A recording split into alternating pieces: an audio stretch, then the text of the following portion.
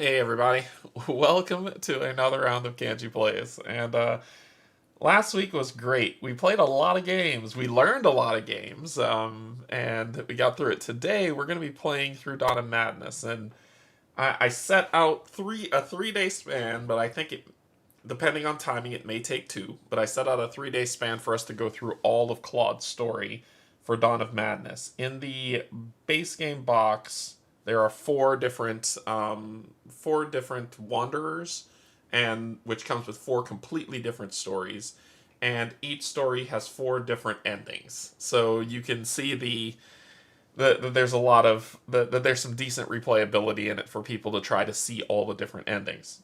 Um, this game's interesting because I don't know what it is about the horror genre I like so much, but I do. Especially around the Lovecraft stories. This is more of a.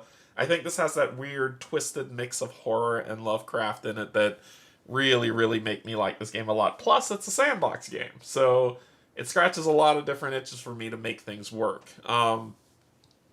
This is by the same company, Dimension Games, that created Deep Madness.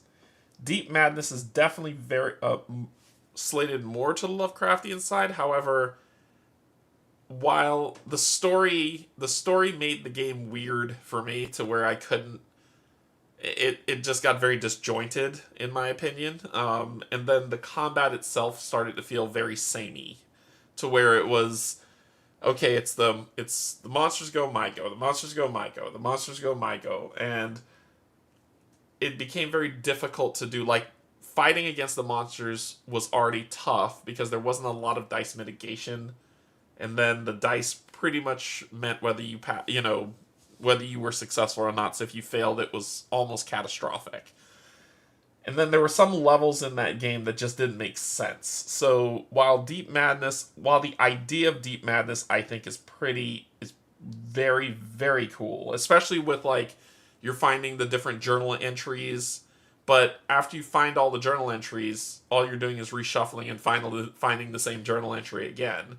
So it's more, that part kind of fell a little short, but the journal entries when you first discover them are very cool, so you can understand what happened in the Kadath deep oil rig, which is pretty cool. Like I said, the idea of it was amazing. I think that Deep Madness would make a really great Arkham Horror LCG fan made campaign. That's where I think it would do its best work. But as a standalone game, it just didn't land for me. I played through it. There's stuff on the channel of on me on the tiny table when I played it. I just if I lost, I just kept going, and I got through all the content, so we saw the entire ending of it. But I died horribly.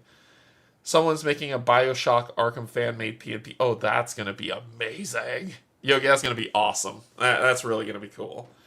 So, but the team that made Dimension Games created this, and they said it's in the world of Deep Madness. So immediately when I heard that, I was like, ooh. But then it's completely different to Deep Madness when they came with Dawn of Madness. It's a completely different game in that they made it sandboxy, and they made it very unique in terms of how things work, the initiative system, four endings for the four wanderers, four endings per wanderer for four wanderers, plus they had the stretch goals come out, was the thing that really sold it. And then I did play this on the channel a while back, a few years back, and I found that I kept thinking about it. I was like, I'm keeping this game because this is what I'm looking for, and it's going to be a lot of fun. Hey Brian, what's going on? Good morning. Can only stay for a little. Have an appointment. Hope you had a great Christmas. I did. It was a good time. Had some dinner. Had some relaxing time. It was great. This game scares the you know what out of me. It's a good game. It's twisted. Don't get it wrong. The game's twisted in its storytelling, but I think that's where it works. Hey Brian, how's it going? Been a while. Hey, Adam. Hey, so glad to catch you live again. Hello, Adam. Good morning. Oh, nice surprise to have an early morning stream show up. Yep. I've been doing early morning streams because I'm off for last week and this week. I'm off of work, so I'm trying to knock these out. And this game is actually going to be a long play. So buckle up. Bring the Funyuns. Grab the Cheetos and some soda.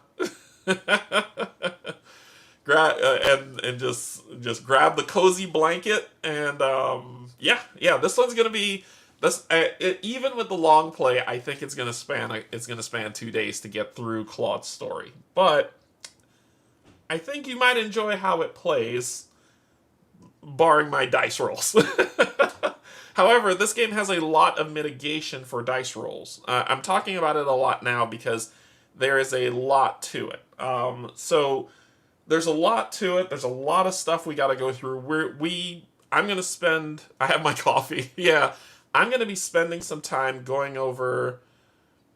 um, going over some of the things that we need to do to set the game up. It doesn't take. It takes. I'd probably say it takes about 10 minutes to set up, but we need to talk about a lot of the mechanisms that in it that deal with the dice, the sentience, the domains, all the different things that go, and all the different ways that they've done things to have a lot of dice mitigation in it.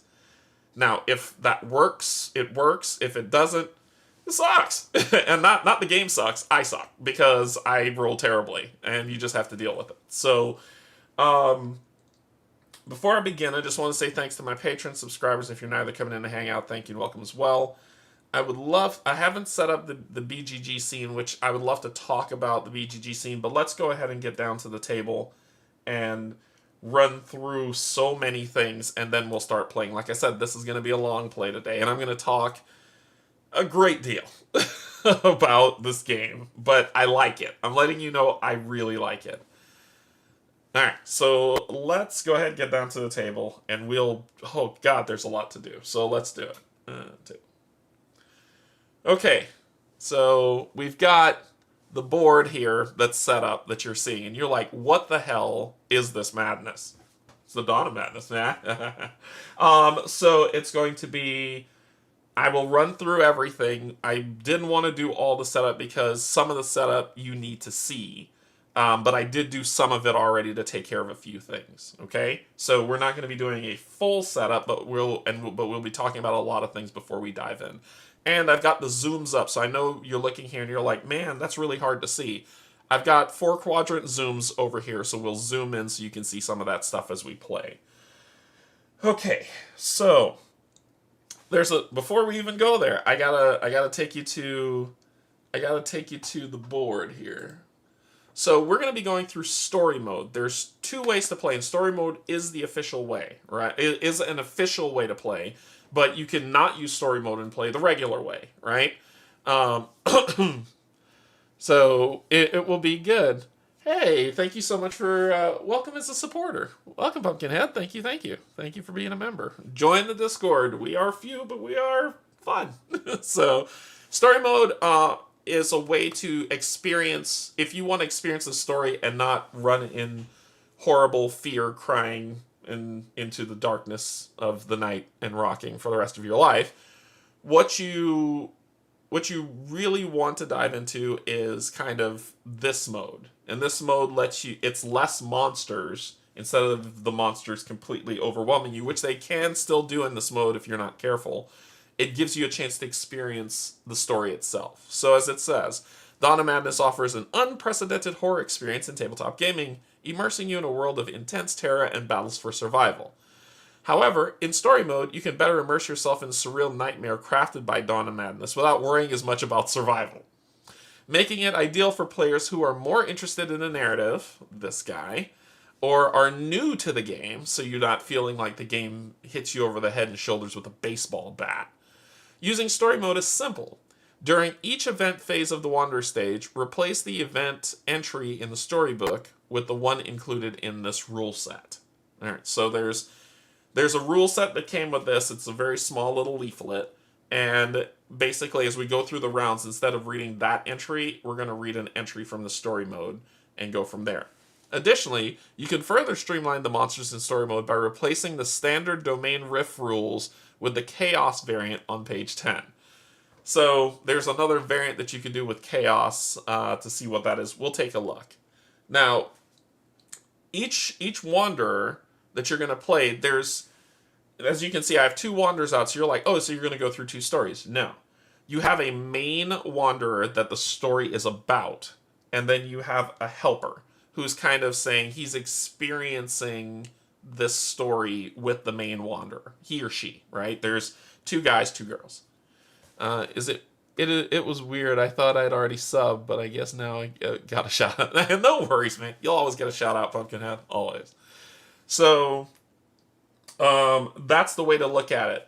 When you determine who you're going to pick, you're going to grab their storybook. We actually have... So this is Claude's storybook, and that's who we're going to be playing, right? The hymn for the lost.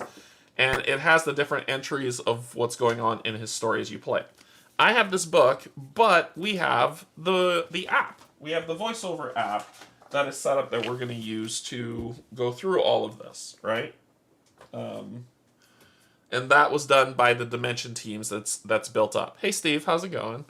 So we're going to use the app for the voiceover. I'm just going to look through and read along as if there's anything I need to do that the voiceover app is not doing. So you're going to get, you're not going to have to listen to my shrill voice this entire time. You'll get some people who are very good at their job that goes through this. So we'll see. We'll see how it sets up. Okay, we were talking about story mode. So in story mode, what you do is, as they said, so if you're using Catherine, entry 10 would start here. But since we're using Claude, we'll go down to the Claude Reinhardt section, and instead of doing entry 10 in the book, we're doing entry 10 event when we start the game as Claude using these rules. Now if we go all the way down to page 10, when there's Emily and then there is Linus, and this is the Chaos Rift variant. So it says place all domain rift tokens into an opaque container during setup. Ignore the standard rules when spawning a monster or refreshing its domain rifts. Instead, randomly draw 3 tokens from the container and place it. So we'll talk about this, what this means. If you're clueless as what this means, we will get into this. We won't be using the Chaos Rift variant, okay? It's a cool way to kind of randomize the game even more, but we won't be using that. We'll be using the regular rules. Did you pledge for the new stuff in the reprint? Yes. Embrace the chaos. Yes, I pledged. I have everything from the first delivery, which I know a lot of people are still working to get that stuff worked out now. But I did pledge for the complete, which I got. I did the all-in for the first one. The complete, I picked up the things that weren't in the all-in, so I should have everything coming. But I'm still waiting for my all-in stuff from the first campaign, which will come with the complete collection. So if someone says, well, I only got the base game, I didn't get my all-in rest of my stuff, and now they have another campaign. The reason why they have the other campaign was so that they can get some more money to deliver everything. And anyone who's had their all-in the first campaign, the only thing they paid for was any new stuff they got. They're still going to get their stuff, right? You didn't have to rebuy the game. You just bought any extras that you wanted, and then you got your stuff. So far, that Cherry and Byron and crew have been doing a pretty good job of posting updates, and it looks like production is complete, and they're into packaging, which means shipment will soon follow, which is fantastic for people who want the deluge of all the stuff that they're going to get. All right. So we're going to go back up to Claude's board, and then we're going to switch over to some setup. All right, let's do this. Okay. Now when we're dealing with setup, this is the thing where I said it's sandboxy. Derek, where can I find the link to the Discord? It should have... You should have seen that. Private message me on Discord, Pumpkinhead. You can find me on the Co-op Guild channel. Private message me and I'll send you a link. But there should be a way to do it in Discord. If you... Oh, I know how to do it. If you go Google link YouTube membership to Discord, it's in Discord how you link it. Because you're a member, the link automatically gets created. So you have to link your Discord to your YouTube and it'll throw you into my Discord. So you'll Google how to do that and it will tell you how to link in and you will immediately jump in. If not though, and you're still struggling, just shoot me a message in Discord and I'll help you out. I hope you don't sell me on this game. I don't care for Deep Madness. I didn't care for Deep Madness either, Pumpkinhead. I'm telling you, I did not like Deep Madness. I like this game. Alright, so these are the location cards. So one of the things that people know, one of the games people know I really like is Gloom and Killforth, where you have locations, you shuffle them up, and then you place them randomly on the board.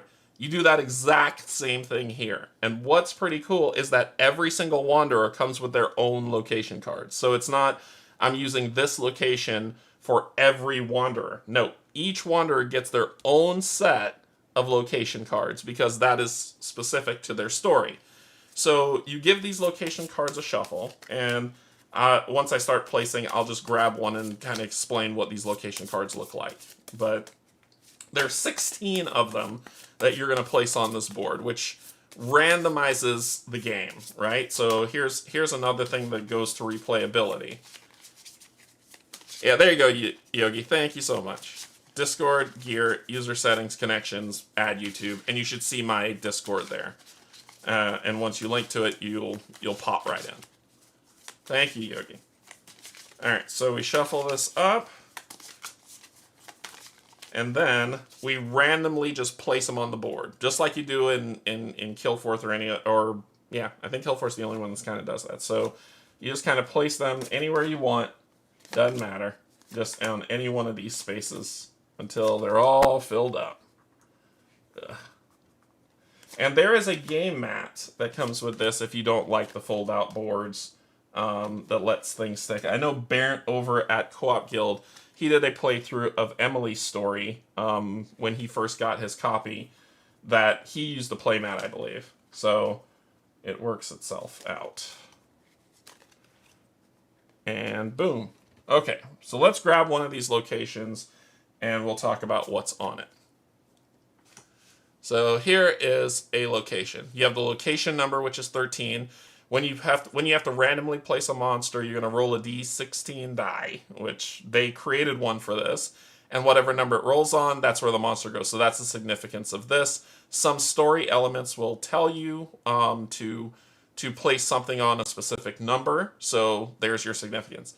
The location itself, the cesspool, who this location belongs to, just in case things get jumbled up. So this is Claude Reinhardt's location. This is the domains the domains of the location. So there's a purple, a red, and a yellow. Don't worry about that. That is a longer explanation we're going to get to. Just stay with me for right now. So this is kind of, think of that as the energy of this cesspool that's there, right? And we can draw from that energy into ourselves. Monsters can draw from that energy into themselves. There's different ways to make this thing work. Into the deep, wet dark. So it says, you hear water dripping nearby as your eye adjusts to the relative darkness. Finally, you make out a large object in the chamber's center. Is that a bathtub? And then you see this number here. If we do I believe it's an explore action, there's so many things you can do that we'll get it right when we get there. But if we do an explore action, we actually explore the location and read the location in the book. And this is saying to read this. And you'll notice that symbol there, that means it belongs to Claude as well. So there's symbology as well as names to help you kind of coordinate where things are. So that all locations have these things. They have these sentient symbols, a number, a name, who it belongs to, some subtext, and an entry where things need to go. So this entire board kind of gets set up this way to do this, right? Once the board is fully set up, so the board's set up for us to go. Now, when we select our wanderers, what we need to do, and we'll flip this over. Yep. So our wanderers have a little backstory at the back. Ignore this for right now because that's the thing. Anyway, it says, everything I thought I knew shattered the moment I received a telegram from Rose. How long had I searched for my wife and found nothing? And now she tells me to meet her? There? In Howson's Creek? The place where I lost my past, the town I had left years before, determining never to return. Of course, I had to go back. Nothing else matters but her. Climbing into my old silver sedan, I took off towards that hellhole that had haunted my dreams for so many years. A deafening downpour assaulted me the whole trip, the sound unsettlingly reminding me of a weeping woman and child. It finally subsided as I parked on a dead-end road, deciding to hike through the forest and up into the town. I figured I'd maintain whatever element of surprise I could, though it was a much longer trek than I remembered. That didn't matter, though. I must rescue Rose, no matter what it takes. So this is kind of an intro for Claude. His starting existence, and I'll show you what existence is in a second, and his starting domain. So we have think of this as starting equipment and a starting spell. Just think of it as that, right? Equipment, and spell. So I start with a 44 Magnum, and my starting spell is in his sights. Hey Alexis, how's it going? Which is pretty cool. So the equipment that I start with, which is his 44 Magnum, it's a weapon type, and it says, when attacking, roll 1 additional sentience die for each targeted domain rift. However, you cannot attack a purple domain rift. So when I do an attack action, I'll roll 1 additional sentience die for each targeted domain rift, which is pretty cool. However, I can never target purple domain rifts with this Magnum. So I can use the Magnum or I could just fight, right? I don't have to have a weapon to do anything. I could just do it. But if I choose to use that weapon, that's how it's going to work. In his sights, which of course, it says signature Claude, as an action, I could spend 1 sanity. So that's what that symbol is. It's hard to read, and I really, really wish. I hope that in the updates that they color code this, or they make that symbol a little bit more bright. It's a brain, but it's 1 sanity. So spend 1 sanity to mark a terror with one of your bullet tokens. A terror may only have 1 bullet token at a time. During an attack action, a wanderer may choose to attack the domain rift shown on the bullet token instead. So that means that, remember, he can't attack purple. So I could put a bullet token on him of a red and attack that red instead of the purple. So this is how he gets around purple domains. The bullet token won't activate the monster's domain rift abilities. So if there are monsters that if you attack that specific domain, it won't. Sorry. If you have a monster that says if they have this symbol, then this ability activates. Bullets don't activate it, just those domains that are on them. After the terror loses health via the bullet token, during a wanderer's attack, take back the bullet. So we can hurt the monster and use these bullets to do it, but only 1 bullet could go on. And this is our starter one, so you see this here? This is the cost to be able to gain these. So let's take a pause here for a second and go back to the table. So this is in his sights 1 spell that we start. He has 6 more that we can get. And you can look at them. It's not a big secret what they are. You don't shuffle them. You can pick the one that you want to play with. But what you'll notice is on these different ones, there are these values. This is how much of these crystals it costs to pay to gain this. So if I want hot on the trail, right?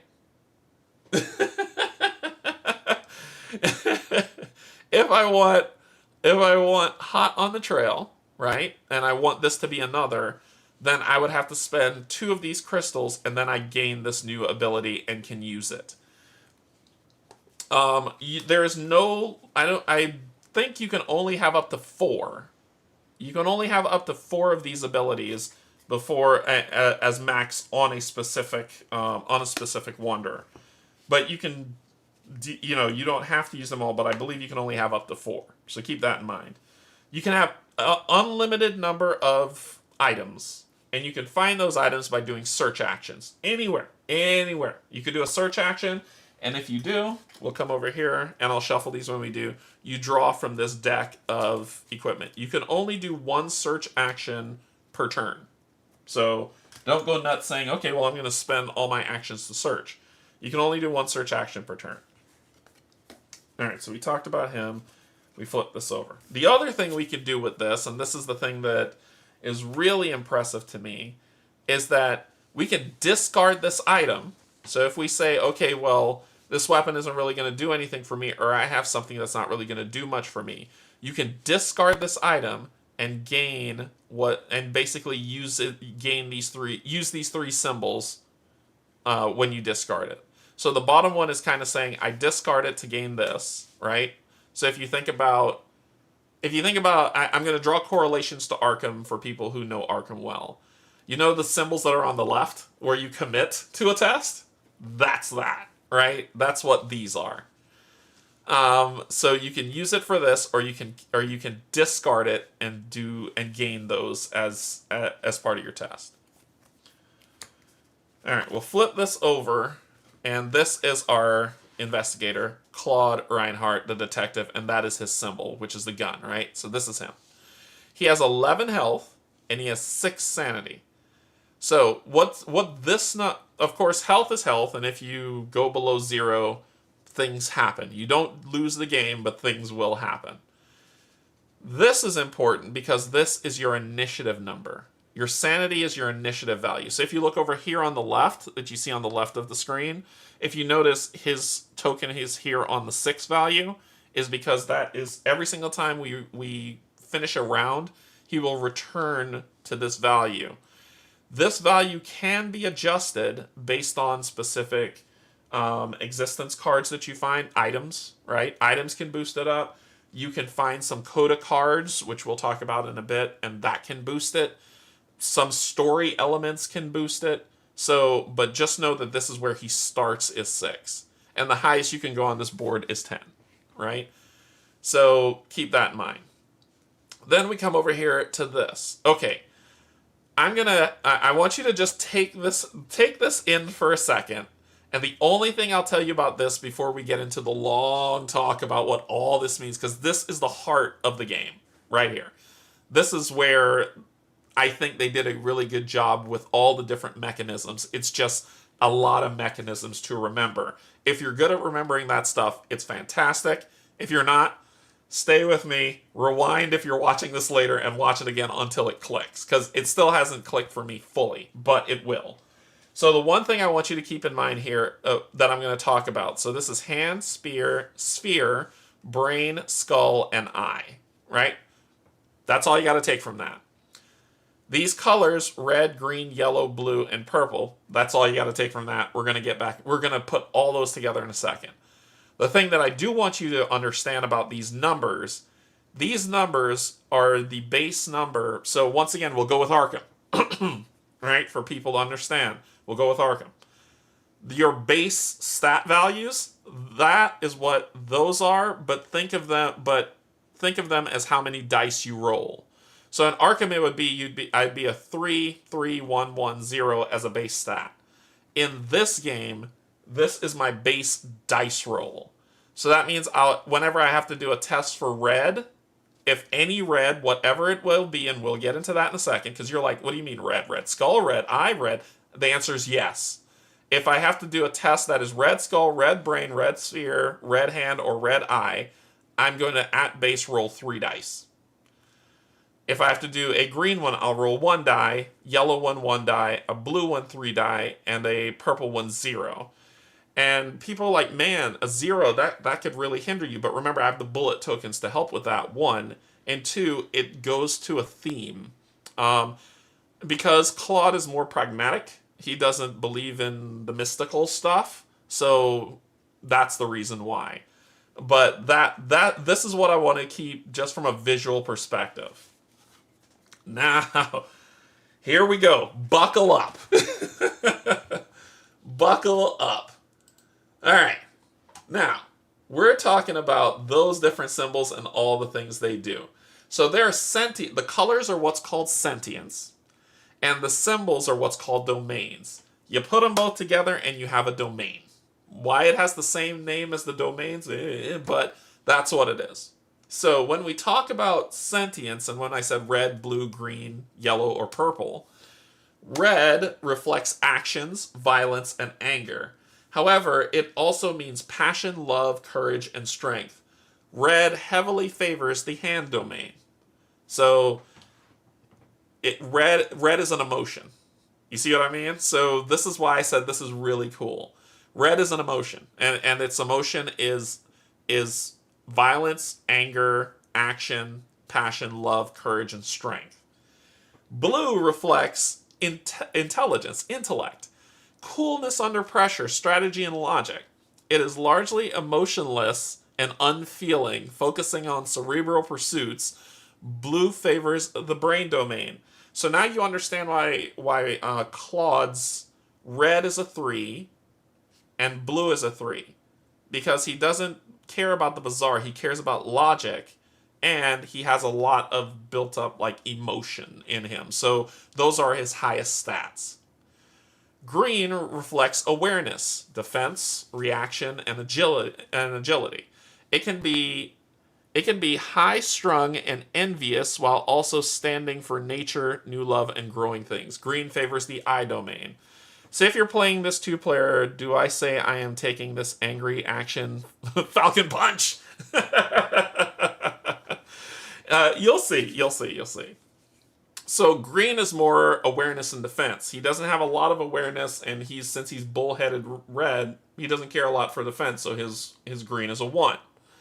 Yellow reflects empathy, joy, caring, and connection. It can also mean fear, cowardice, and the fusion of 2 minds or bodies into 1. Yellow favors the skull domain. So, once again, he does have connection with Rose, and that's who he's looking for. But the joy, caring stuff, he's a detective, he's probably a jerk. So, not a lot, so he rolls 1 die. And then purple reflects the strange, the bizarre, and the other.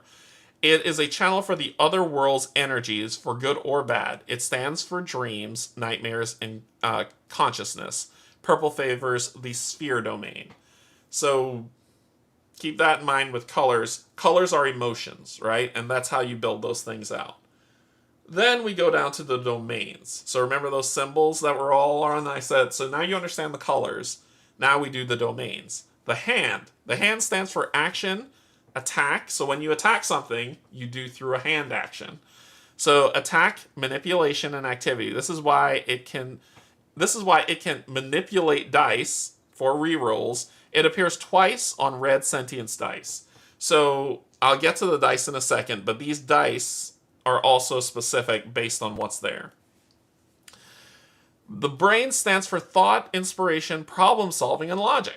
This is why it can be used in place of mental capacity, and we'll talk about that too. It appears twice on the blue sentience dice. The I stands for evasion, awareness, observation, and comprehensions. Evasion, evading getting punched in the face, wink wink. That is why it's used to evade attacks and escape damage. It appears twice on a green die. The skull stands for connection, fusion, empathy, and assistance. It reflects 2 beings fusing into 1. That's why it can be used to assist other wanderers. Oh yes, we can help each other out no matter where we are. It appears twice on the yellow sentience dice. And then the sphere is a wild. So the sphere stands for the other world. The unknown and the inhuman. It's inconstant. What? Should be inconsistent. Uniform nature is why it can be used as any other domain. I must go catch the rest later. All right, Brian.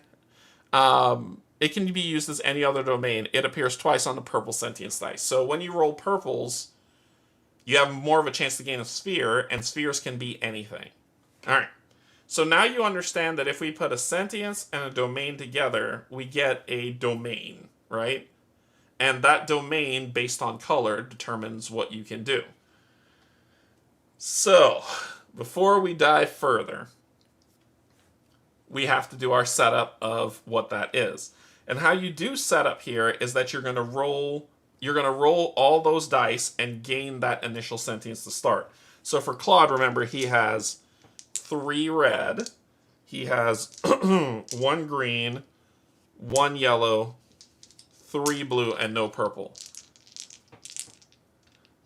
Inconstant. Yeah, it should be inconsistent, but inconstant is a real word. I believe you. So this is going to be his starting. This is going to determine his starting domains. All right. I usually do this on when I do recorded streams, so we're going to see if it'll work here. So we're going to roll all these dice and see what he gets. Okay, so I got the upgraded little token things here. These are my upgraded little token things. So let's see what we got. We got a red eye, a red sphere, a red skull. We got 2 blue brains,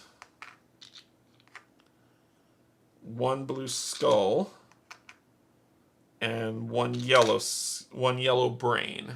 So 3 brains, 2 skulls, 1 green eye, 2 eyes, and 1 sphere. Yep. And there's his setup. Let's see if I could. I don't think I set the zoom down there. So, but there's his setup. So basically what I did was I put these tokens in. These are upgrades. Otherwise they'd be cardboard, but I put them in their location that you saw here, right? So if I have to do a red test for any of these, I can use this sphere as a wild towards that test. I'm really struggling to integrate the symbols. You will. Just stay with me, Steve. Stay with me. Stay with me. You will. It'll all make sense. Trust me. It took me a minute, but it will make sense. Let's put that over there. Okay. So we've put all those there. That's his setup and started.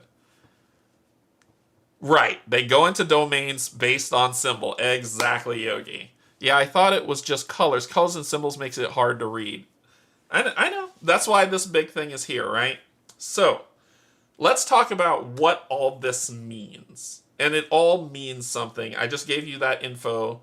Now let's talk about what this means. This all comes down to actions. So, for actions, let's start with the hand symbol.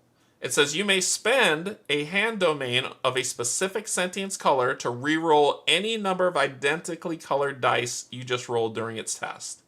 So, if I had to roll, in the example that you're seeing here, if I had to roll a green die and it did not come up with the symbol that I needed on that green die, I can spend a green hand, one of the same color of that die, to re-roll those dice. So hand symbols help you re-roll. That's what that does. So far, so good? So now I've told you what sentients are and what they mean, what the symbols are and what they mean. Now we put them together and talk about how do we use them. So we use them by saying the hand lets me re-roll dice. And the color says what type of dice I can re-roll. Does that make more sense? Yeah, I thought it was just colors. Yeah, so that should help it make a little bit more sense. Once you get into it, it clicks and then it starts working.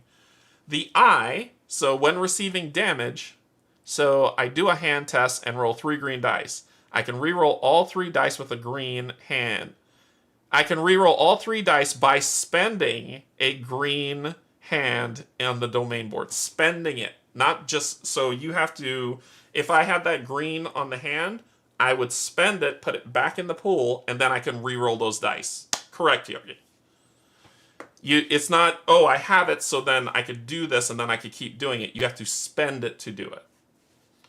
So there's a cost to re-roll, but you have a way to re-roll. The eye. When receiving damage of a particular sentience color, you may first perform a defense test with the color to prevent damage before losing health. Okay, pause here. I just talked to you about hand and how to re-roll and how that works. With the eye, whenever you get attacked, all you're rolling dice, you'll never roll dice for the enemies. The enemies will never say, roll this amount of dice and you take this amount of damage. The enemies are saying, I'm going to deal this damage to you, and then you roll dice to defend against it. Okay? So, let's say here, in this example, I'm going to be attacked by this enemy, and it's going to deal 3 red damage to me. So I look on my board to see how much. I look on Claude's board to see how many dice I can roll.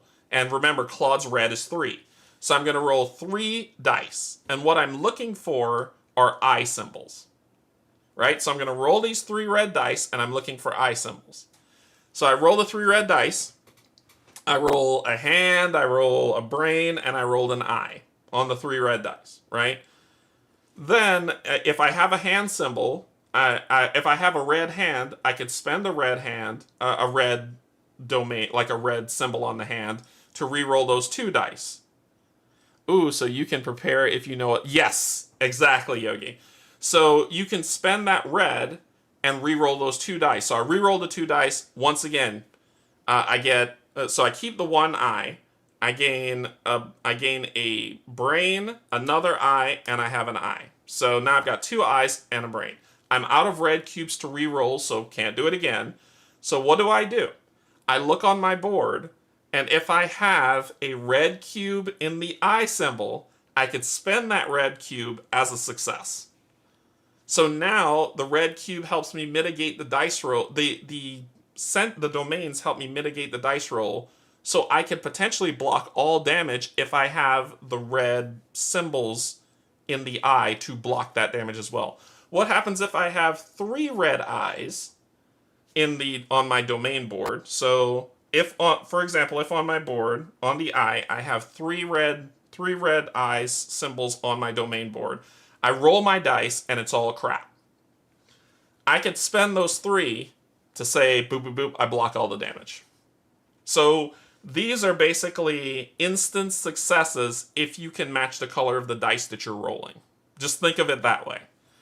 It says, wait, did you get to re-roll the red hand as well instead of using it to re-roll the brain in hopes to get another eye?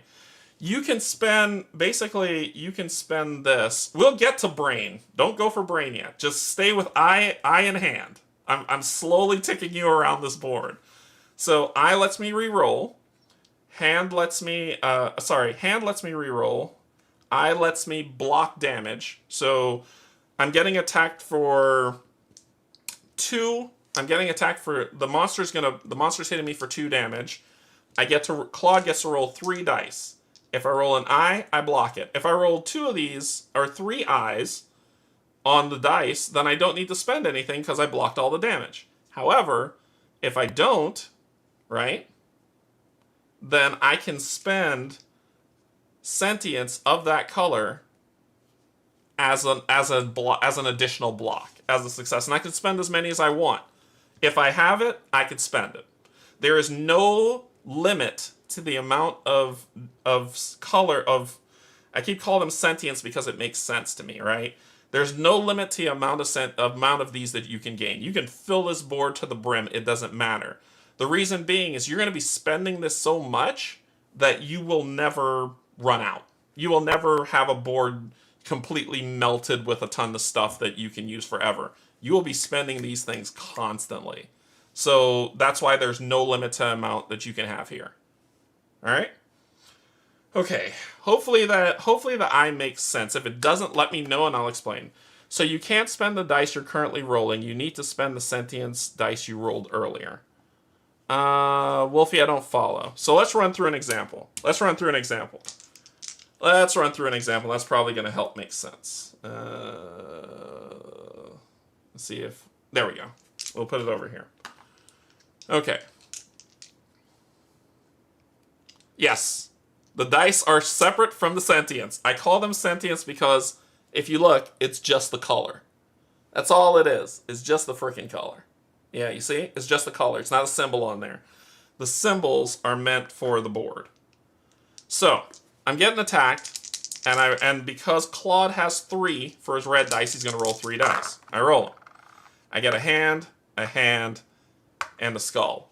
Oh boy, I might end up taking 3 damage. However, if I have on Claude's board, and we'll just run example's sake, on Claude's board, let's say I have a red hand here. I could spend this hand, return it to the supply, and re-roll all 3 of these dice. Hey look, I got 1 eye, a sphere, and a hand. I was waiting to get this to you in a second, but for this example, because if I jump into this, you're going to get confused. But for this example now, I've got an eye, a sphere, and a hand. Well, I've got 1 red eye here. I could spend this to do that. and make that a success. So now this is a fail, but this is a success. Right? I'm going to briefly keep this as a success to say I blocked all 3 damage because spheres are wild, but we'll get to that in a second. Don't let it get convoluted, okay? Spheres are wild. Okay, so... Oh, I see where I got confused. Thought you had dice on the board. Didn't realize there were tokens representing color. Yes. Okay. Alright. So let's get back to that. So now that you understand the eye is for defense and how you can use those sentience colors to help you, let's move on to the next one. Brain. Alright. Brain, when you must spend mental capacity to perform an action, which we'll get to in a second. But when you must spend mental capacity, so any action that you do costs mental capacity. What does that mean? Pause for a second. That means, and let me zoom into the board proper. That means this is your initiative track. All the way down to 0. Zero here at the bottom. You see it? 0. So this is your initiative track. That means that whenever to do anything, to do any action in this game, you need to spend mental capacity. And what that means is each action that you spend has a cost. And let's say that cost to search is 2. If Linus, who's here, says, okay, well, I'm going to do a search, he needs to spend 2 mental capacity to do that search. Then when it comes back, and basically the turns keep going until everyone hits 0, monsters and players alike. When everyone hits 0, the round ends. So now he's done his actions, and he spent that. He's done everything he needs to. He's done his search. He's finished. His turn's over. Now we look and see who's the person above him, and that monster's above him. That monster will take a turn. That monster will spend mental capacity to do stuff and move down. And this is how the turn order works, right? It's basically who's always highest takes a turn until we get to the bottom, until everyone's at 0. So when we talk about spending mental capacity means you're going to spend stuff to do something, right? It's your action cost. I think that's probably the best way I can describe it. It's your action cost. So when you must spend mental capacity to perform an action, which you must, well, not always, but we'll get to that, you may instead spend brain domains of a specific sentience color, 1 brain domain for 1 mental capacity, and you may combine them based on the action types as follows. We're so doomed. It sounds confusing, but this is, once again, this is I like this entire mechanism. You'll say, wait, that is so confusing, it makes no sense. When we start playing, it'll make all the sense in the world, and you'll understand why I love these mechanisms. It fixes the dice roll death spiral problem very well. So when I have to do something and I want to take an action, and let's say, for instance, an action to search costs 2. Perfect example for Linus. It costs 2, right, to do a search, which means boom, boom. But I don't want to fall underneath this monster, and I want to have a chance to go again. What I can do then, according to this, is the search is a blue, right? Which is a perfect example. Well, we know that Claude has 2 blue brains. So I could spend 1 of these, or 2, it doesn't matter, but I could spend 1 of these to plus a mental capacity to say I'm only moving 1 space, and I'm going to spend the other 1 so I can search and stay at that level. So you can actually manipulate the initiative board with that stuff, which I think is amazing. If you want to move, it costs green. If you want to attack, it costs red. So let's say red costs 2 mental capacity. If I have 2 red brains, I could spend those 2 and not move anywhere, and not move at all on the initiative track and face the monster, and then take another turn. So you can manipulate the initiative board with these brain icons, which I think is cool.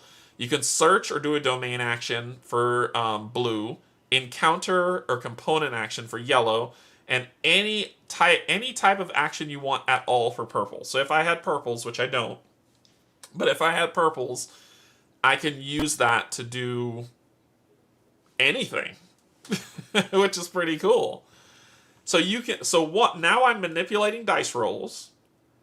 I'm manipulating the initiative track. I'm able to defend against enemy attacks. So far, let's keep moving. We got 2 more to do. The skull. So the skull. You may spend 1 skull domain of a specific sentience color to have another wanderer roll 1 additional die of the matching color during any test, no matter where that wanderer is on the board. So I can spend, let's say for instance, in this example you see, Reinhardt has to roll for defense. He has to roll a defense die, and he's getting hit for 4. Well, he rolls 3 dice. That one other one, and I'm out of red eye, so I can't make it a 4th. So in here, Linus has a red brain. He spends that, and he gives me an extra die to roll. sorta, but he gives me an extra die to roll during that test. So no matter the color, remember I have 2 blue, 1 yellow. So if Linus has to roll a yellow test, he only has 2, right? I can spend that. Oh, sorry, this is skull. I've got 1 red and 1 blue. If Linus has to roll a blue test of any type, I could say, okay, Linus, you only have 2 dice. You need 2 to pass. Let's help your odds. I'm going to spend the blue skull and give him an extra die, and now he's rolling 3 dice. So now we've learned to re-roll dice. We've manipulated the initiative track. We've learned to defend, and now we can help each other roll more dice. Yeah, it's like bardic inspiration. And then finally, we have the sphere. The sphere is wild. It could be anything. It could be anything you want it to be. It says you may spend domains either as domains or as any other domain type of the same sentience color. Domains are treated as wilds. Whether they are spent to pass tests, trigger a different domain special effect, or trigger other game effects. So now, we've taught you to do all that stuff, and here is a wild thing that you can do. And if you notice on Claude, he has 1 red. So basically, if I have to do anything for a red, I'm guaranteed to pass it with that. Because it's just wild. It can be anything. It can be anything you want it to be. It can be a red hand, a red eye, a red skull, or a red brain. It doesn't matter. As long as it matches the color, that's how it's set up. So this mechanism, like I said, this is the core of the entire game, and this is the reason why. This is one of the reasons why I really like this game. It gives me a lot of manipulation. 1 time, yes, 1 time. So this can be a red. So basically, let's say I get attacked. Let's say Claude gets attacked and he's going to take 2 damage. He rolls 2 dice. The dice is a hand and the dice is a brain. He can't re-roll it because he doesn't have any hands. So what I can do is I can say red eye, no damage. So that's how you can do it. Right, 1 time because he spends it. That is correct. So I think that is freaking cool. I just think that is amazing. That this is a really well thought out board, and I like it. Okay, we've gone through all of what this means because this is very important, and I have it over here because I'm not going to remember it all. They give you a reference sheet when you play the game that talks about what they do when like over here, the special effects. And then we talk about our actions, which we'll get into. But they break it down all here in the small little thing that is here. Right? But they only give you what the brain does. Yeah, they only give you what the brain does. It doesn't give you kind of that full breakdown like in the rule book. So I have the rule book up on the side because I prefer that. Hopefully all of that makes sense. I know it sounds confusing. Trust me, when we start playing, it will all make all the sense in the world. Okay, we've got a location set up. We've got our initiative board set up because we know that Claude is 6, so we put him here. Linus is 7. We need to roll Linus's domains. So let's roll his domains. So Linus has, everything is 2. Everything is 2 for Linus. He's the most even balanced. 2 yellow, 2 red, 2 blue, 2 green, and 2 purple. Oh, that fell out. There we go. So let's gather the Dragon Balls here. Wow. Okay, so wow. So he has 2 red. I'm just gonna go with 2 reds wilds, 1 purple wild, 1 purple eye, 2 green eyes, 1 blue skull, 1 blue hand, 1 yellow wild, and 1 yellow brain. It's actually a pretty good mix out. So 2 greens, 2 yellows, 2 reds, 2 purples, 2 blues. Alright. So let's grab this. Bleh. So we got that. Move that over there. So we've got him fully set up here. His board looks pretty beefy. And because we're going through Claude's story, I'm not going to really talk much about Linus. When we go through his story, we'll talk more about him. But he has 8 health, and his sanity his initiative is 7. His sanity's at 7. His board's fully set up, and he's pretty even keel around the board for rolling 2 all over. So as you can see, I filled everything up with what I just rolled. Sentience on domain, which is fine. However, he does have equipment that we need to talk about. He has the purifying sensor. At any time,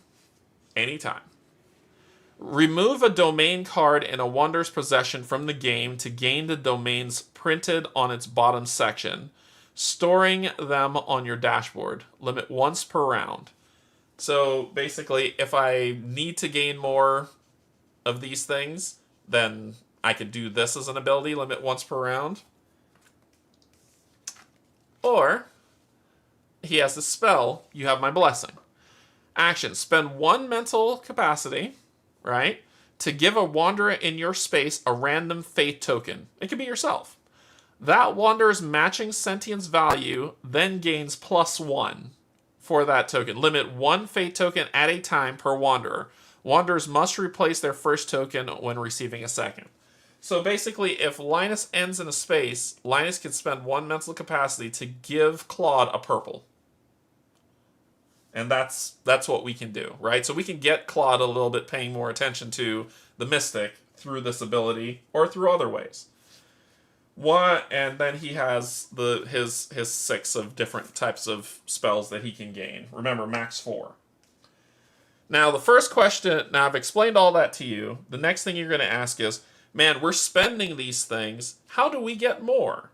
Simple. There's an action that you can use to get more that's called a domain action. And what you do is, and let me grab a good one. I'm going to grab this one. You look on the location that you are, you look here, and then you roll the dice to see how much you get, to basically gain all that back. So remember I told you that this is the energy of the location? If you want to get more sentience for your domains, you pull that energy into yourself with a domain action. Let me go to those actions, and I will tell you each one of them in turn. I don't want to lose this page. That page is super important. Alright. So, on our board, the different actions that we can have, right? And I'll just kind of put it here for reference to start. So you see Wanderer actions. Move as a move action. Spend X mental capacity, so move down on the initiative track, to move X spaces along the same board's path. X is no more than 3. So basically, one space costs 1 mental capacity. Attack. Spend 2 plus X to attack a terror or malformation within X spaces. X is no more than 3. When they so you can attack a target further away from you, but it costs the distance from you plus 2. So if a monster, I haven't put anything on the board, so let me use them as an example. If I'm here and a monster is here, it costs me 2 mental capacity to fight it. If I'm here and the monster is here, these are the connectors between locations. He's 1 space away. It costs me 3 mental capacity to fight him. If the monster is here and I want to shoot it, it will cost me 1, 2, 3, 4 plus 2. So it will cost me 6 mental capacity to attack the monster all the way over there. That's all that means. The X is the distance. Put this back over here.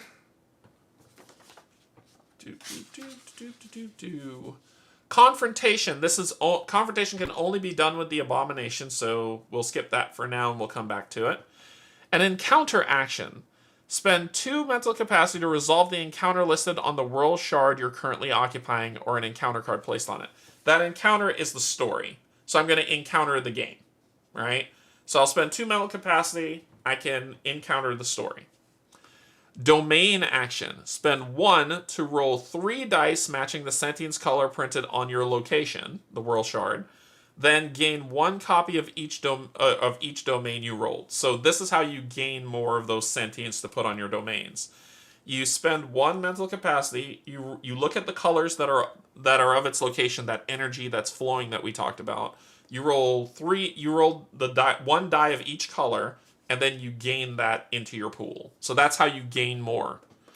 You could do a search action, spending 1 mental capacity to gain a domain card, limit once per round. So any location, you could do it more than once at the same location, but over a series of rounds. You can only do it once per round. Does that make sense? So you can say, this round, I am searching this location. Spend 1 mental capacity, draw 1 random, gain that item.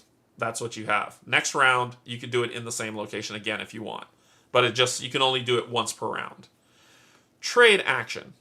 Choose another wanderer in your space and trade any number of domain cards with them. So we can give items to each other. Existence actions. Choose a card from your own existence deck.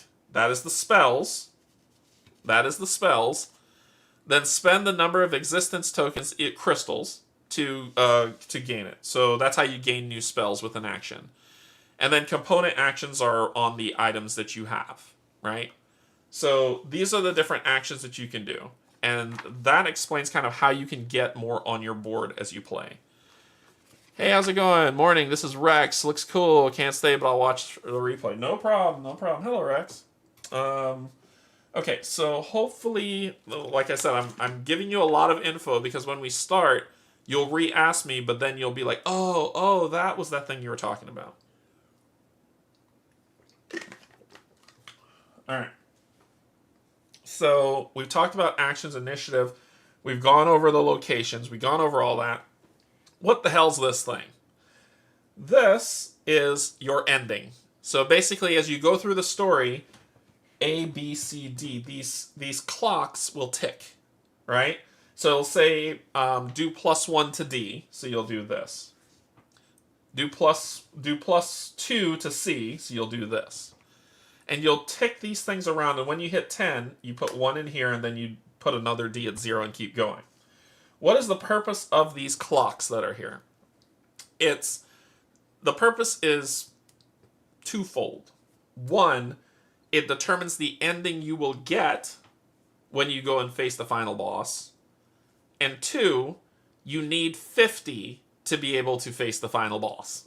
So you need to build up a score of 50 total. 50 total, not 50 each, 50 total. So once you have out of these 4 slots, once you hit 50, no matter where the tickers are on each one of those, then you are halfway to facing the final boss and ending the game. It talks about how much, but this is your ending. And your ending, there are 4 different endings for each wanderer. And this will help determine which of the 4 endings you will get. Okay, so if that's half, what's the other half? When you start the game, you select an abomination, right? And the other half is you kill the abomination. The abomination starts on the game board, and you have to kill it, right? So once you kill the abomination and you have 50, you trigger the end game. And what that means is you face off the final boss, and then you get the ending that you're supposed to get. Game over, it's done. And you can wrap it up, re-rack it, start a new story, start over to get the different ending, whatever you want to do. But that's how you win the game. You beat the abomination and you gain 50. Simple, right? Easy. Easy. We'll talk about that guy in a second. So I've talked about this entire board, save for this. This is your round tracker. You have 10 rounds to beat this game, to basically beat the game or you lose. And these symbols, this 10, 20, 30, 40, 50, 60, all the way to 100, those are story events that are happening to you as you're going through. So you've got 10 rounds, not turns, rounds to beat the game, or else game over, you lose. The other way that you lose is if your character dies 4 times. So if your character dies once, a very terrible thing will happen, and I will talk about what happens when that occurs, because I'll read through line by line on what happens. But then at the refresh phase, your character will come back. If your character dies 4 times, the game is over, you lose. So that's another way that you lose the game. If any character dies 4 times, you lose the game. So keep that in mind. Okay, now let's talk about, we got 2 more things, well, we have 4 more things to do and then we can play. Now, another way this game helps you out is it gives you, if you're playing solo, you have to play with at least 2 wanderers. You can play solo 2, 3, or 4 player. It's up to 4 players. And I think the Kickstarter thing gave you a 5th player. But if you're playing solo, you're like, man, I have all these things that I can do, but the action economy might be a little bit tenuous for us to play. So how do we make that work? Simple. The game gives you these. And what are these, you might ask? These are freebies that you can do. You can flip this card to perform a move or search action without using any mental capacity. You can flip this card to perform a search, domain, or confrontation action without using any mental capacity. You can flip this card to perform an encounter or domain action without using any mental capacity. You can flip this card to perform a move, encounter, or attack action without spending it. And you can flip this card to perform an attack or confrontation action without using any mental capacity. You're like, man, they give you so many ways to take actions that it seems like, okay, why wouldn't I do all of these before I even take a single turn? How they mitigate that is they say you can only use 1 between actions. Not per turn, not per round or per turn, between actions. So, for instance, if Linus wants to do a domain search and he spends he'd move down, he could potentially move down 1. Before he does that, he can actually say, okay, well, I want to do a domain action. I'll spend this for free, flip this over, and do that. And that's free. It doesn't move me anywhere up and down this track. And then I gain another action. He can't then say, okay, well, I'm going to flip this move 1. Instead, what he has to do is he has to take an actual action to move. But you can manipulate that, right? You can manipulate that by... If I had a green brain on any one of these, which I don't, I can say, okay, well, I'm going to do a move. I'm going to spend 1 green of these to so that I don't move on the track. I'll move, and then I'll spend another one of those. So you can use these, but you can only use one, then you have to use an action, then you can use another, then you have to use an action. So it kind of helps you, gives you more action economy if you need it. And that's what those are. Where did I put the domain tree? So this is also a big help, which is what I really like. Alright, so that's 1. We're down to 3 things left to go before we play. Next, we're talking about monsters. So, when you start the game, there are these cards once per game, or can you get them back? Sorry no, good question, Adam, and I thank you for reminding me. You get them back at the beginning of the next round in the refresh phase. So every round you have these cards fully ready for you to use. So basically, 1 round you get them, you flip, they are taken away from other, and then at the end of the round, when you go to round 2 on the refresh, you get them all back. So it's not a one and done, it's a once per round effect. Good question, Adam. Great question. Alright. Abomination. Abomination! When you start this game, you get to pick an abomination. I think there are 7 of them. There are 7 of them that you can pick. And you pick. It doesn't matter. You pick. But whatever you pick will be the abomination you have to face and defeat as part of you completing the game. Because Claude is all about bullheadedness and upset, I gave him the abomination of aggression rage, which is what this monster... Look at this thing. Actually, I don't even want to hold it up. Look at that bastard. Good lord.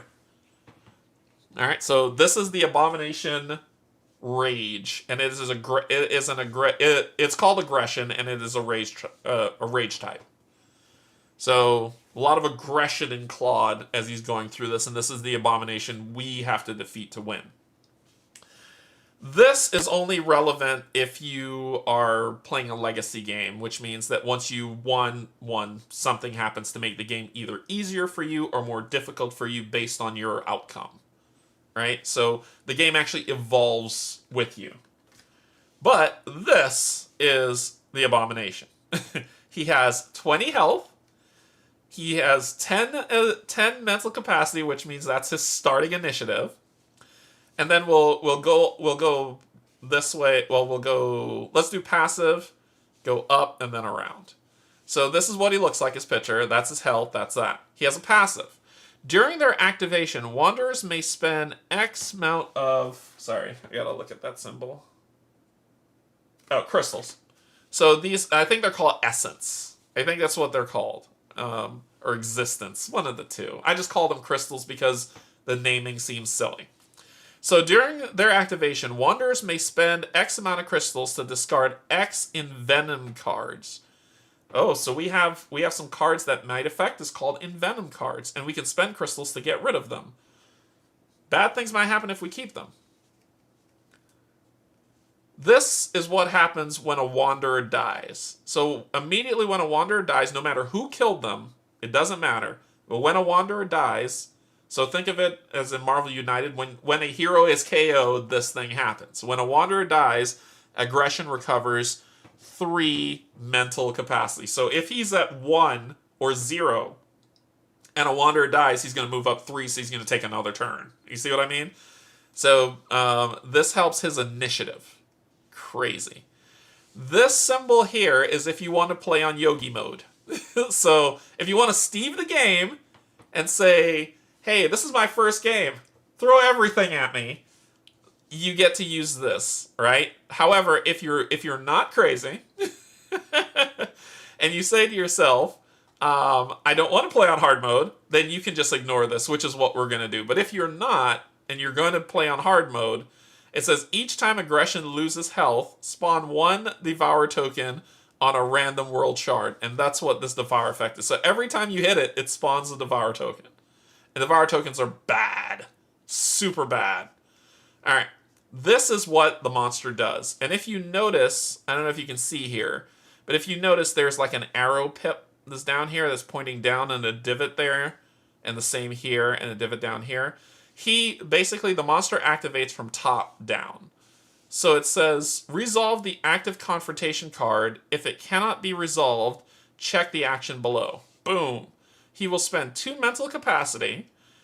If there's no wanderer in his space, then he will move up to 2 plus X spaces towards the wanderer with the most envenom cards. X equals the wanderer's total envenom cards.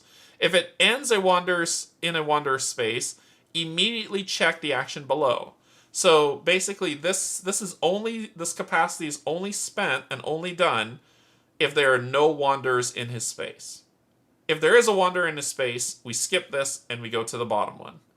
If there is no wanderers in his space, or if there's no wanderers in his space, you'll spend this and come down. Oh, actually, I lied. I lied to you. I just told you a big old fib, because this should have had a number 2. No, whether there's a wanderer in his space or not, he's going to spend 2. If there's no wanderer, he will move. But if he ends in a wanderer space, then he will do the action below. A wanderer in his space, resolve the active confrontation card if able. So no matter what, he's going to do this. When he gets to you, he'll do this. If he starts if he starts in a location with you, he'll spend 2 and do this. So that's kind of what he does. So sorry for that lie. I read the card wrong. Okay. So that's where he starts. This is his mini. The minis are pretty twisted, as you can see. Yep, those are legs. Those are human legs that it's going around with. I plan to paint these, but I'm waiting until the game arrives in full, because they updated the art book. With these images, I can't really tell what the colors look like or what the monsters look like, because it's not really well defined. I think Byron said that they, in one of the updates, that they updated the artwork so you can actually see what it is, and then I can truly paint this monster. So that's him. Okay. The last thing to go over is when he talks about confrontation cards. That's this. You see these lovely deck of cards here that says Rage Aggression on it? So you shuffle these up, and you draw the first one. So you know what's coming. You always know what's coming. So you shuffle these up, and then you draw the top one, and you take a look at it. All right, couple things to go over. 1, if you successfully complete this card, you will gain this much crystals. All right, so this is how you gain crystals. How do you complete this card? This area here is what I need to do to damage the monster. So in one attack action, I need to be able to do 2 red hands, 2 yellow brains, and a green sphere. If I'm able to roll all of that, I will effectively damage the monster for 4 damage for the number that's down here. So if I'm able to do that, I will do 4 damage to this monster, and this card will get discarded, and it'll go into the discard pile. But right now, this is the active card. On the monster's turn, when it says resolve, it'll say, okay, well, I'll spend 4... I will spend 4 mental capacity to transport aggression directly to the Wanderer space, who has the lowest health. It then deals 3 blue damage to that Wanderer, and we talked about how to guard against damage. And then after it does this, it will discard this card and show the next one. So basically, how do I harm the monster? I need to do this to do this much damage, which is here. If I do not harm the monster, this monster will do this, spending this much mental capacity, discarding it, and drawing a new card. When the deck is empty, it'll reshuffle and start again. And how do I not have to face that card? I complete this, do the damage, gain the crystals, and this is discarded, and we see the next card. So that's how you kind of deal with the monster. Okay. Wow. I spent an hour going over the rules with y'all, and that was pre-setup. There are wandering monsters that are out here. This is here because the game will tell us to set it up. I just got it ready for us. And we're ready to begin. An hour in, we're ready to begin. Oh my gosh. Hopefully... Hey, Cynthia, you came just in time. Okay. Hopefully y'all are still with me, and we can dive into this thing. I knew this was going to take a long time. I knew me running through everything with you would take an hour. I didn't go through everything, but I went through enough so you understand how to really get the game started. So, we need to determine where we'll start, and we'll do with Linus. This is a D16. It really is a D16. And what we're going to do is we're going to roll that D16 to see where Linus is going to start. What world shard he'll start on. Alright, it rolled to an 8. So he's going to start on world shard 8. So we'll find... He will start over here at the boys' dorm. A priest in the boys' dorm.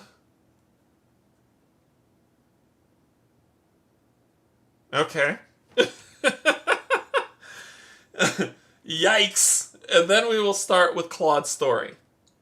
So, this is we're doing the app that was created by Dimension Games. We're going to be using that, and I hope to God they don't have music with it. So, if they do, they're going to demonetize me, and I have to make them not do it. So, here we go. All right, I need to mute myself and turn...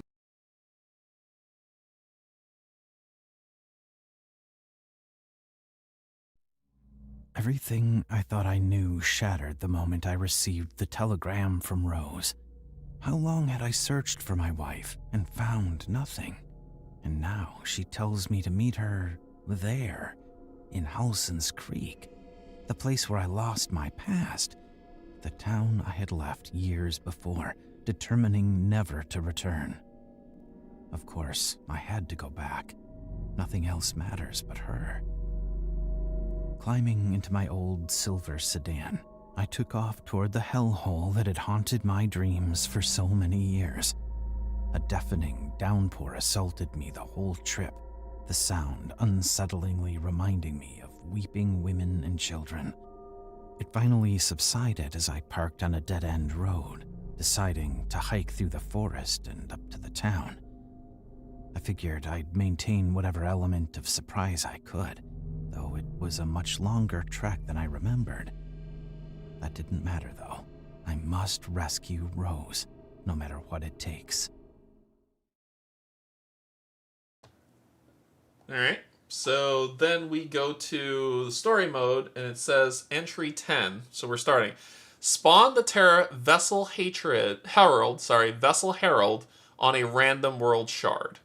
Then the Wanderer Claude immediately turns to entry 1 in his book. Alright, so... Hey, look, I got something set up for you. So we have Herald Vessel. The woman strides towards you, her hands running through her long, untamed mane. However, you quickly realize her hair doesn't simply flow through her fingers. It waves and dances in the air, slithering like tentacles. Something else disturbs you about her, though something you don't see but sense. I am the herald of the newborn pantheon, the woman says. Even through the shadows, you notice the mass pushing out of her back. It squirms and gurgles with new life, its meaty tendrils slapping the ground as something wriggles in the woman's belly. Join me, supplicant. Let us welcome them in wonder, fear, and trembling. Lord. Yeah, she's crazy. Okay, so she has 5 health. She has 6 on her mental capacity, so that's where she's going to start. So you notice I already got her here. And if we defeat her, we'll gain 1 crystal. Her passive. Every living terror restores 1 health at the end of the action phase. So she's got to die. Now, when in order, so she'll spend 2. No wander within 1 space. She'll spend 2. Otherwise, she'll do a wander within 1 space. Herald deals 2 damage to a chosen wanderer. The damage color matches the wanderer's lowest sentience value. And you see this here, this yellow? This yellow comes from what we have over here. Now, you can't really see it here, or barely you can, and this art is super dark. But if you see a red circle here, there are 3 of them. They're here, here, and here. You can't really see them, but the purpose of those is where the world shard, where they pull it to come into being. The theme of it is to come into existence. She has to pull energy from the world, from the location, to exist. And so what we're going to do, if we were going to play the chaos variant, we just grab tokens out the bag, and those will be the 3 that she pulls from. But we need to determine where she's going to show up on the board, and that is the sentience she's going to pull into herself, which is a little bit more thematic. It can be a little bit harder, but it is what it is. So she is going to show up in World Shard 3. Alright, so World Shard 3 is this one, and it has a green, a yellow, and a red sentient symbol. So let's pull this back down. Yes, I do all this when I'm recording too. And we're going to roll these 3 dice. And, okay, no eyes, thank God. So she is going to have, and I gotta pull these out because we're not doing the chaos variant. We're not doing the chaos variant, so let's pull all these out. So we're gonna do red skull, green skull, and yellow wild. Yellow wild. Let me see if I can find it. Yeah, here we go. All right, so she's gonna get those symbols, and those symbols. I'll put this back over here. Those symbols go on her card, which is what we just rolled for the world shard that she appears on, which is 3. How do we attack her? We attack her with those symbols. So if we're going to attack a monster, I'm going to say, okay, well, I'm going to test yellow wilds, and I roll to see how many of those I get. If I do this, I will attack with red skull, and I'll roll red dice to see how many red skulls I get to deal that much damage to her. Now, this symbol says that if any of her 3 domains is an eye, she'll deal 2 damage to every wanderer within 1 space instead, with the color matching each wanderer's lowest sentience value. So if this is ever an eye, now you're like, oh, well, you're lucky. She'll never do that. Incorrect. Because what's going to happen is, as soon as I say I'm attacking with red skull and I roll the dice, when I hit her, this goes away. And then she has 2 left. When I attack the next one, this goes away. And then she has 1 left. When I attack this one and hit her, this goes away. And then we have to re-roll to see what new sentience energy she's pulling into herself. So there is a chance that she can get that eye, but you have to clear all 3 of these first. Alright, so I'm going to put her over here. She spawns on 3. This is what she looks like. Which, let's see if we can make it zoom in. Because she is... And I really do want to paint all these because the things are really cool. So that's her. Naked. Yes, she is naked. I mean, they're covering her bits, but she's naked. And then behind her is all that. So it's wild. So that's her. Like, you can barely see her face. That's her hair. And then that is whatever's coming out of her back, which is nuts. So she goes in spot 3. Then we're going to read for... Now we're going to... So now that we spawn the Vessel Hatred out of random world shard, the Wanderer Claude immediately turns to entry 1 in what he has. So entry 1. So I'll make sure this thing works. It does work. More story. Here we go.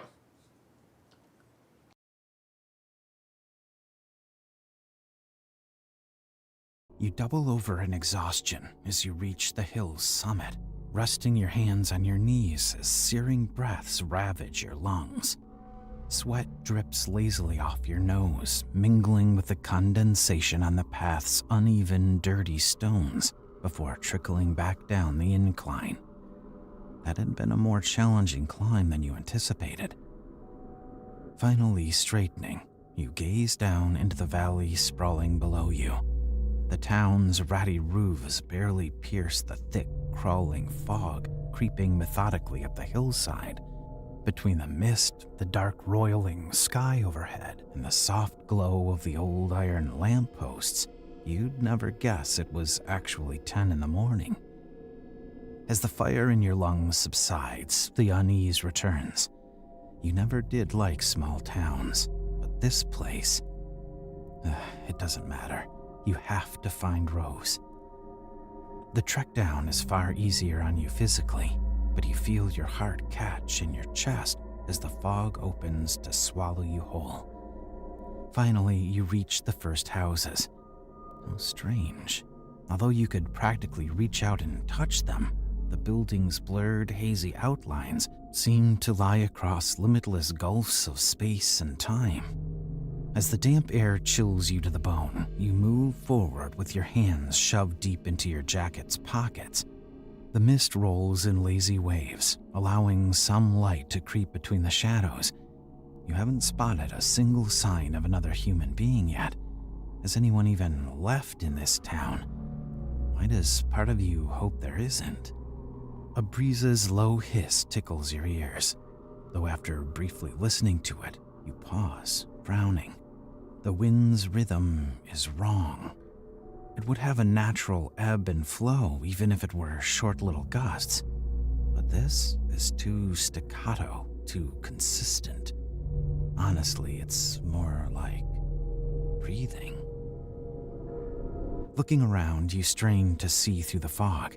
Suddenly, you can't shake the impression that everything around you is moving. Vertigo hits you upside the head. It feels as if the city is rushing forward while you reel back. Your arms shoot out to stabilize yourself as you almost lose your balance. This cancerous place is alive. Well, well, well. All right. So before we do this test, and I'll check with the book, but I think that tells me where I need to be. Well, let me check with the book.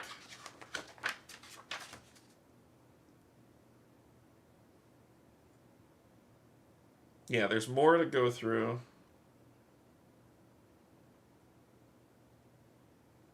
Okay, there's more to do. Alright, there's more to do, but I have to do my test first. So it says, try to keep your balance. Test red for brain and blue for brain. If you fail, lose 1 mental capacity. So I have to test red for brain and blue for brain. But remember, Claude rolls 1, 2, 3 red and 1, 2, 3 blue. And I just need 1 success. So let's see how we do.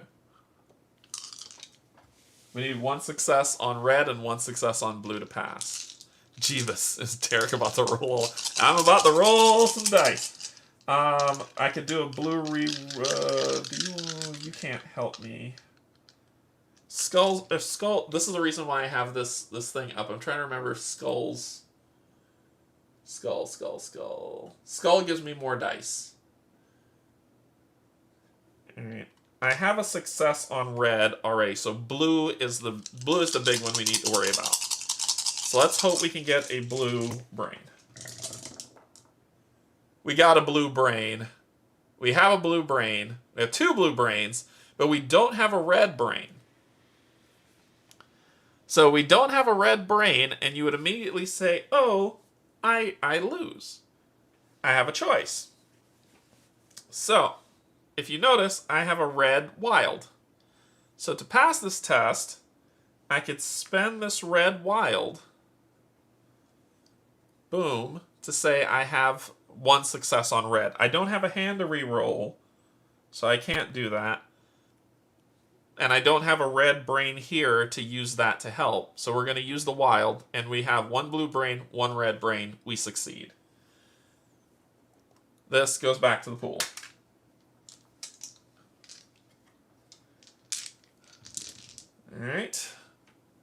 to the story. So we passed. We don't get anything for it, but we passed. Alright, so let's go here. And then we'll do this and that.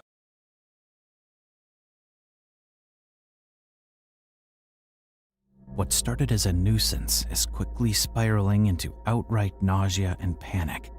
You stumble backward until your shoulders smack into a wall. Then, looking up, you see long, rattling tree branches clawing out of a fog, their leafless, dried edges curving like a crone's crooked fingers. You train your focus on the waving limbs, finding the dizziness waning as the mist recedes and the illusion it caused fades. Finally, looking down again, you see you're facing the town square. You shake your head with a shallow chuckle, silently reprimanding yourself for being so childish. Then, taking a deep breath, you set out along the square's rim. Lumbering along the sidewalk, you glance around at your surroundings. The mist still chokes most of the square's center, but you sense something's in there. You can feel it crouching just out of sight, watching you. The hairs on your arms and neck bristle. You pick up your pace, your left hand hovering near your pistol. The visibility is better to your right. Looking across the cracked street, you count 8 old peaked houses that seem to have slouched out of another time. Vines wind through their peeling paint and over their moldy walls, up to their roof's broken tiles. Half the houses have wooden slats nailed over their tall doors and windows, while the other half are as dark as tombs. A small building catches your attention on the next corner. It seems to be a more recent construction, but is just as battered as the others. A stained, ramshackle sign identifies the place: Helson's Creek Police Station. Reaching into your trouser pocket, you produce a folded piece of wrinkled brown paper. The telegram that brought you here. It's funny, you didn't know people could even send telegrams anymore. You reread the message just one more time for good measure. It remains unchanged, as has the sender. Rose. Your Rose. The date hasn't changed either. It still says May 9th. Today is May 12th, 1978. Which means it took you 3 full days to work up the courage to come out here. Now you'll be celebrating your 45th birthday in this hellhole tomorrow. Huh. Happy birthday to you. Maybe you should head to the police station. If there are any clues as to what happened to Rose or how she sent you the telegram, it could very likely be in there. However, you still can't shake the feeling that something is watching you in the town square. It may be a bad idea, but should you really leave that place unexamined? Sorry, I had something in my eye for a second, so I had to scratch that. I had an itch on my head. Hello, Brian. All right. So, we're going to spawn the encounter, the derelict station on the police station, and the murmuring fountain on the town square. Okay, let's... This game comes with encounters, which are these. So you'll say, okay, so this is for everybody. No, this is half of what's just for Claude. So it's this, and there's another deck right there. That lets you know how thick and dense this game is. And what you're gonna do is you're gonna look for the derelict station, and these are in alphabetical order. Thank you so much for doing that. The derelict station. That's that one. And this will get spawned if I show you this. So it's the derelict station. Stepping into the police station, you hear creaks from the upper floor. Is someone up there? And there's a story element. So this can be an encounter that we do. And this is going to get spawned... The derelict station on the police station. And the police station is here. So this is an encounter that falls here that we can do. Hey Greg, how's it going? Then we're also going to do the murmuring fountain.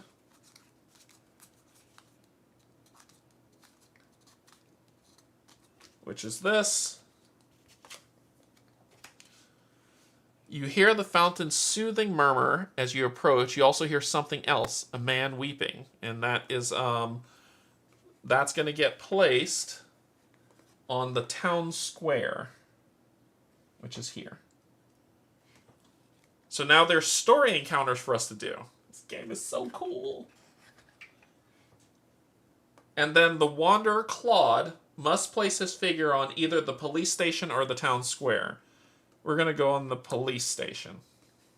Oh, I didn't spawn this guy yet. I need to spawn this guy. Where are you going? Die. 5. You go on 5. You are here. He will be spawned here. He starts on the board. Sorry, I forgot to spawn the abomination. So I'm either going here or here. And I'll start... Yeah, I'll start here at the police station. Alright, so we're completely on opposite ends of the board. Okay, the action phase begins. Return to the game. Now we're ready to play. So, Claude, your main character, the person who the story is about, will always start... will always have the story will tell you where to start them, but you randomly place the others. Now, this is an interesting piece. There are 2 different types of encounter types, right? Encounters are story moments. They're green, and then they're some other color, blue, yellow, whatever. Green basically has to do with the him. It has to do with Claude. That doesn't mean that Linus can't do green. It's just basically Linus is experiencing Claude's story with him. So, but just to let you know when it's like, well, what does the green and what does the blue mean? Blue is any person will see this. Green is Claude's perspective as the story unfolds. And then we begin. So we begin the game. The first thing we have to do, look at the initiative track, and let's get some zoomies on that. Look at the initiative track. And the person at the top will go first. Well, the person at the top is this big old bastard. And so we take a look at what that thing does. So it's going to none of these happen, so we go here. Resolve the active confrontation card. If it cannot be resolved, check the action below. So the active confrontation card says, transport aggression directly to the wanderer's space who has the least health. It deals 3 blue damage to that wanderer. It can do that, and it's going to cost 4 mental capacity to do it. So it's going to tick down 1, 2, 3, 4. And then it's going to do this thing. So it's going to instantly transport you to the person with the least health, which would be Linus. Bada boom. And then it's going to deal 3 blue damage to Linus. And then we discard this card. So Linus needs to defend. Linus rolls 2 dice. 2 blue dice, according to his board. His board says he rolls 2. So he'll roll 2 dice. He needs eyes to defend, remember. I have a blue brain. Not brain. Is it brain? This is the thing I always get screwed up. No, it's not brain, it's skull. Skull gives dice. So Claude has a blue skull. He's going to spend it to give Linus another die. So Linus will have 3. So now instead of... Okay. And we need 3 blue. I don't have any blue eyes. I don't have any blue wilds, so it is what it is on what I roll here. So let's see how we do. Let's see how we do. And we need eyes to block. 1 eye, so I block 1 damage, and I'm taking 2. All spheres, let's go!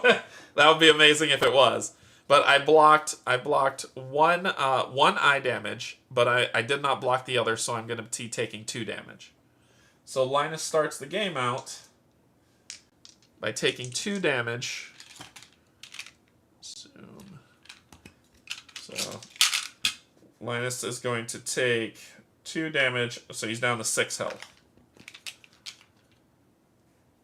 And that is the monster's turn. We need to reveal the next aggression card.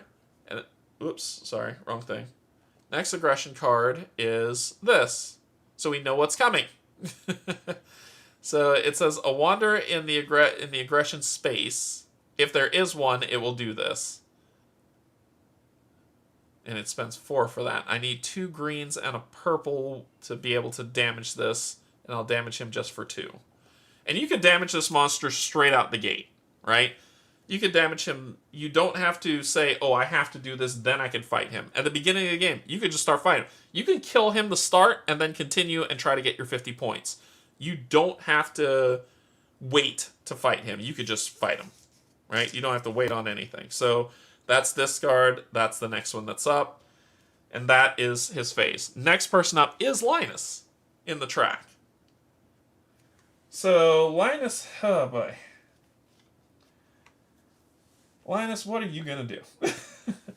What do yellow brains do again? I could do an encounter or component action. So that's all I could do there. I think Linus needs to move. I can do an encounter. I can encounter here.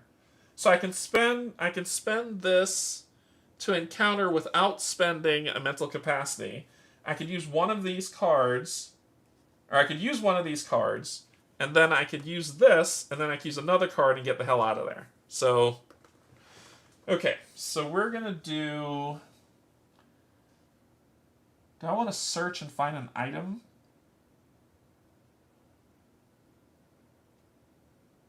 Or I can... No, let's do the encounter in this... Why don't we let the priests do an encounter in the boys' dorm? Sure, that's a good idea. So let's flip this card. Oop, this card, like you can see.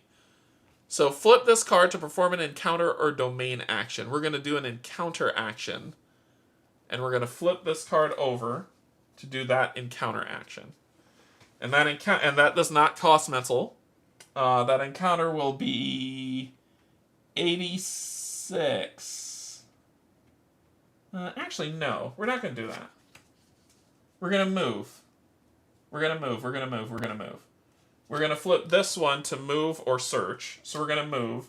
And that lets me move 3 spaces. That card lets me move 3 spaces. Is there a reason you want to encounter the spot you're currently on instead of moving to the story space and do it? Which is what I've changed my mind. So we can move up to 3 spaces with this. And I'm going to move here to this space, and then I'm going to spend 1. I think to encounter it costs 1, right? Where's my cheat sheet?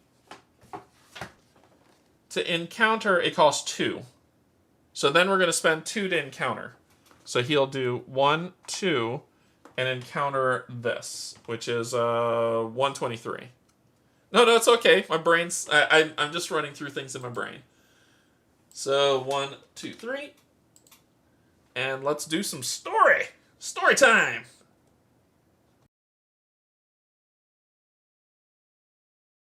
Following the uneven sidewalk, you stride deeper into the town square. A heaviness settles upon you like an unwanted coat as you move onward. Maybe this was a mistake. Observing your surroundings is growing harder as the fog constricts around you. Dense bushes and shrubs rise out of the mist like primordial sentinels, their towering forms looming over you. Shifting uncomfortably, you walk onward. Something moves in the fog, didn't it? You have a hard time telling for sure. Snapping to a halt, you search for the figure you thought you saw. You wait, watching the mist drift forward, then back. The haze twists restlessly, even though you still don't feel any breeze to move it. Finally, you start shuffling onward again. You feel like you're losing touch with your senses of direction and distance. The town square wasn't that big, was it? How long could it take to cross it? After another minute or two, the little lane widens, fanning out into a broad, rounded, paved area. You stand there until the fickle mists part enough to reveal a structure ahead. Slowly, You approach the looming form until it finally takes shape. It's a large, ornamental fountain. Several further steps reveal the fountain's carved marble edges and ornamentation. Finally, several connected shapes rise from the basin's center, though they're still hard to discern. They almost look like people, perhaps 3 of them. The curved shapes suggest the figures are women. You can hear the fountain's soothing murmur as little streams pour into its depths. You can even see part of the ornate backdrop behind it now. You think you should almost be getting close enough to see the fountain's centerpiece, which is why you're so surprised to see it shrink into another shape that looks more like a man. The new sculpture seems further away than the original form you saw, and it's moving. You jump, your hand dropping toward your pistol, and you hear the man's murmurs waft toward you through the fog. It doesn't seem like he's noticed you. Tentatively, you step toward him, trying to parse out his words. Okay, so try to overhear the man's whispers. Test yellow for skull. If you fail, lose 1 mental capacity. Alright, so we need to test. This is still Linus. So he is going to roll 2 yellow. And we're going for skull. I only have a blue skull, unfortunately. And oh, wait. Oh, nope. I only got a red skull over here, so I can't give him anything. I do have a yellow wild. So Linus does have a yellow wild, which is here. So I have a success if I need it. If I need it. So we're going for yellow skulls. Nope. Nope. So we're going to spend the yellow. We're going to spend our yellow here, wild, to say that we succeed. So we succeeded in it. We don't lose anything. Back to the story.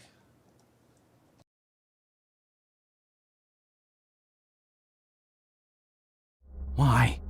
Why him? No, it should have been me. Why not me? The mist parts slightly, and you can make out a few of the man's details. He's a redhead, middle-aged, tall and spindly, wearing a nondescript smudged shirt and the sleeves rolled halfway up his biceps. His head is lowered, his hands covering his face, and he's sobbing. Moving your hand away from your pistol, you clear your throat. Maybe some empathy could help you both. Hey, are you okay? The man's right hand clenches around his left wrist.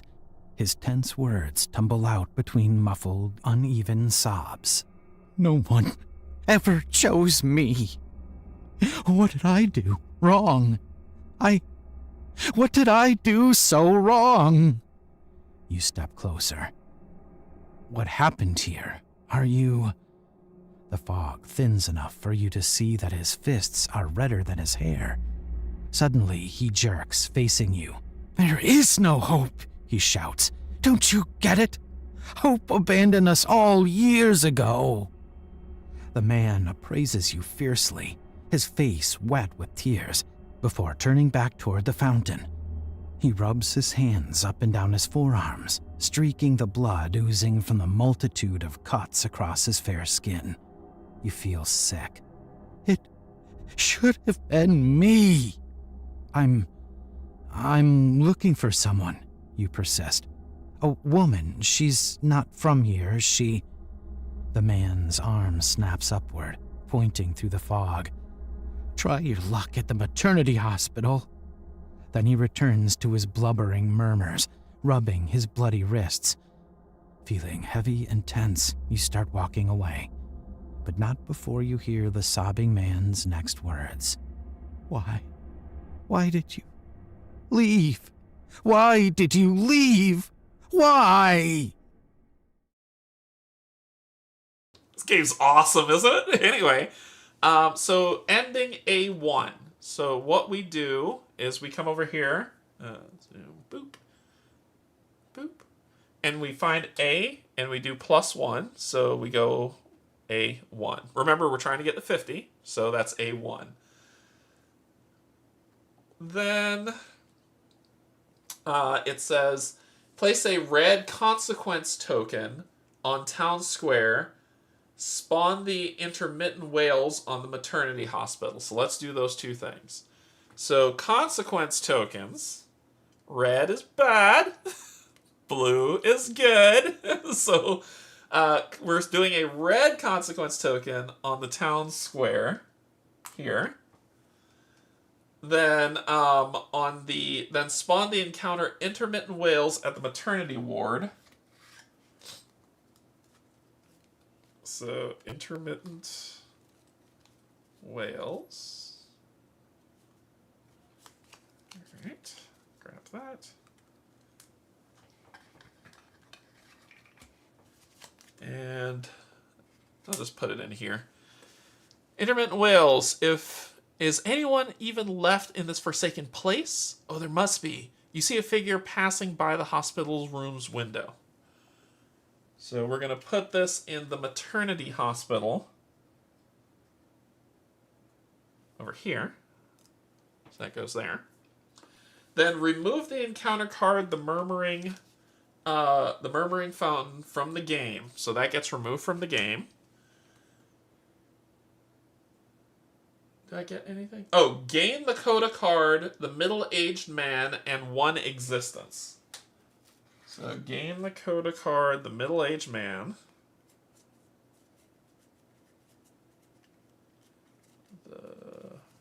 Thank you so much for putting this in alphabetical order.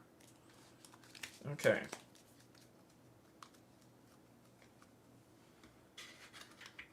So we gain this coda card. Coda cards are important. The middle-aged man. So now we've boosted our existence from our red existence from 2 to 3, but we subtract our yellow existence from 2 to 1, right? So this is pretty cool. Also, these things can be used if you flip them over. You see this? I can use them to... I'll have to read precisely what it says, but I can use them as a one-time burn to get all of this. So it's a way to fight the final boss. It's a way to fight the abomination. But once you use it, it's gone, right? But I can use it for that, for a one and burn. Or this coda that's here, I can use this to gain that, which is what I'm going to do. So basically, for Linus, he gains that.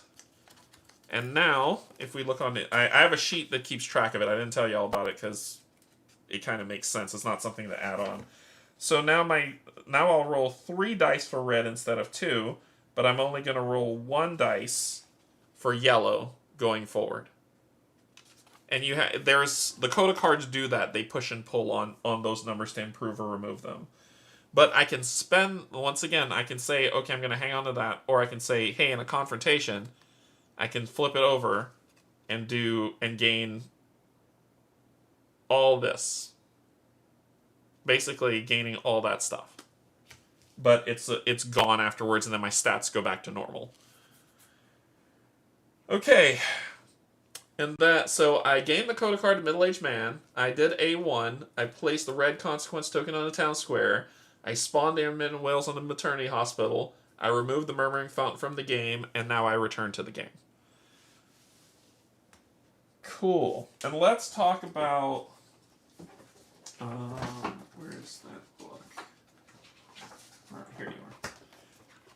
You're going to have questions about consequences, because I know you're all inquisitive folk who are super intelligent and smarter than me.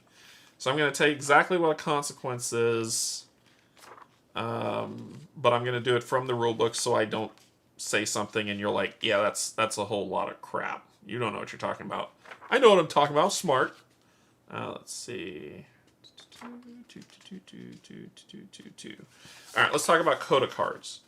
So during the Wanderer stage, Wanderers will obtain coda cards at the ends of many encounters, which usually alter their sentience values. Codas represent the story's outcome impact on you, for good or bad. When a Wanderer's sentience values change, don't forget to record the new values on the sentience sheet, which is what I did.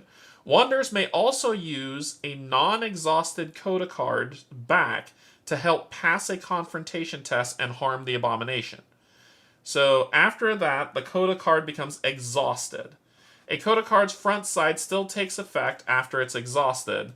In this way, the story's fragments aid the Wanderers in their fight against the all-consuming abomination. Important, Wanderers cannot voluntarily discard or trade coda cards unless a specific game effect instructs them to do so. So, you don't throw it away, I was wrong, you just exhaust it. Which means you can't use it again. But it will help fight the dude. Alright, and then we're looking for... I said we were looking for consequence, right? The consequence tokens. So that says void tokens. Where are the consequence tokens? Consequence. Confrontation test, confrontation cards, actions, conditions. What about tokens? There's nothing about consequence tokens on here. I believe consequence tokens... It's been a while. It's been a while. Let me see if I can find it. They have a negative effect when you go back to that location to do something. So there could be another card that has me put something here, and that consequence tokens impacts that card. I just have to remember what it does. And that's what I don't recall. I'm sure someone who is way smarter than me is looking that up right now. Let's see.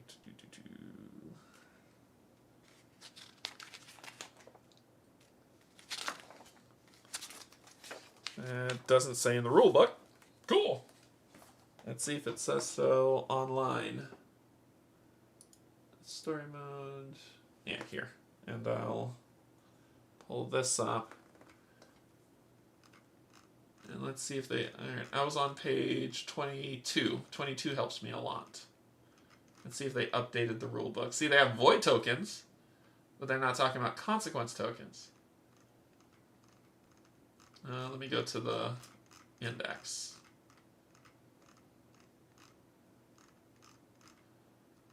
Setting up final stage, running the final stage, playing the final stage. Come on. Yeah, you can do it. There we go. Yeah, it's the same as the book. They don't say, in the index, it doesn't say consequence. I believe that the encounters have something to do with consequences. So, but we'll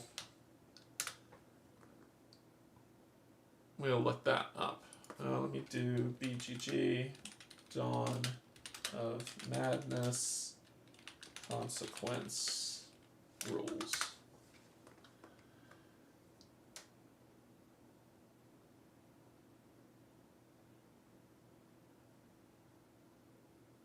Sure. Let's see. Let's say consequence tokens.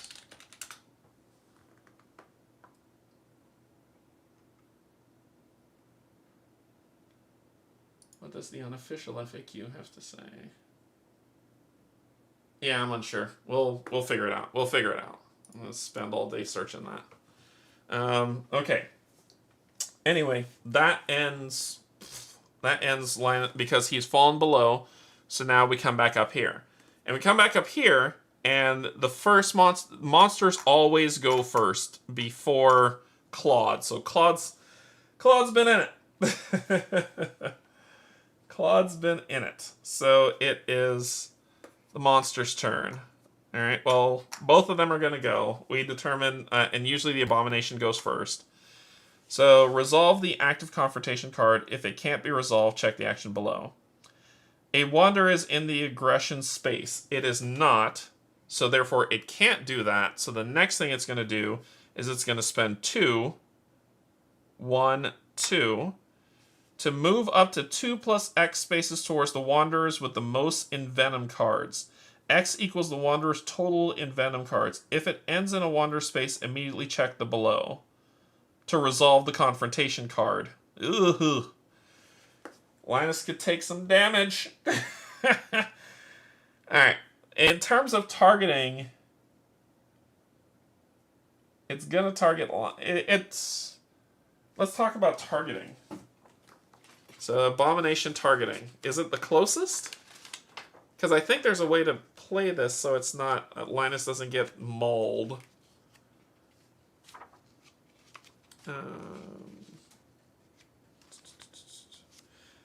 When it is the Abomination's turn to activate, always keep in mind the entire action sequence on its card. The sequence's top actions have the highest priority. If a higher actions condition is met and the Abomination has enough mental capacity, that action will be triggered, ignoring those below it for activation unless otherwise stated. If the action sequence instructs you to resolve the active confrontation card, follow the game effect of the current confrontation card's bottom section. After resolving the confrontation card's effect, reveal a new card from the top of the deck and place it atop it as previous, which is what we did. If the deck is empty, shuffle the cards to form a new one and reveal the top one. If the Abomination cannot resolve the game effect on the active confrontation card, move to its sequence and follow if able. Do not reveal a new card. If the Abomination cannot perform any actions in its action sequence, reduce its mental capacity directly to 0. But it doesn't say about targeting. Now we would think that that would mean the closest person, but not necessarily. Because it's saying, who is its target? It doesn't say. It doesn't say. It says a wander in its space or a wander in its space. A no wander in its space. Move up to 2 towards the wander with the most envenom cards, which would be its target. Neither one of them has it, so therefore I get to choose who it's going to target. And it's not going to target him. So it's going to move towards that guy because there's a tie. And I don't see anything in there about breaking ties or targeting. Yeah, there's nothing about targeting or ties. So therefore, I get to choose. And it's going to go after him. So it's going to move 1, 2 to go here. If it ends in a wonder space, immediately check the action below. It does not, so that's the end of its turn, and it moved 2 down. Your turn. Alright, so no wander within 1 space. There is a wander within a 1 space. So then it's going to spend 1 to deal 2 damage to a chosen wanderer.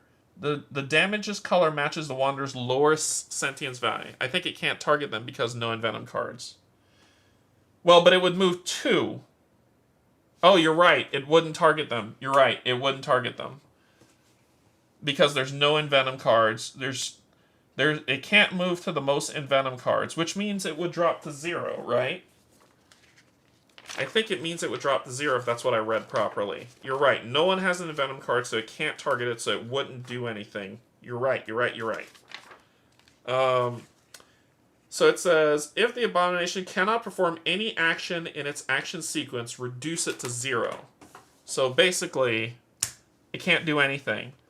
It can't move to... No one has an envenom card. It just shoots to 0. So it stops there and it's dead.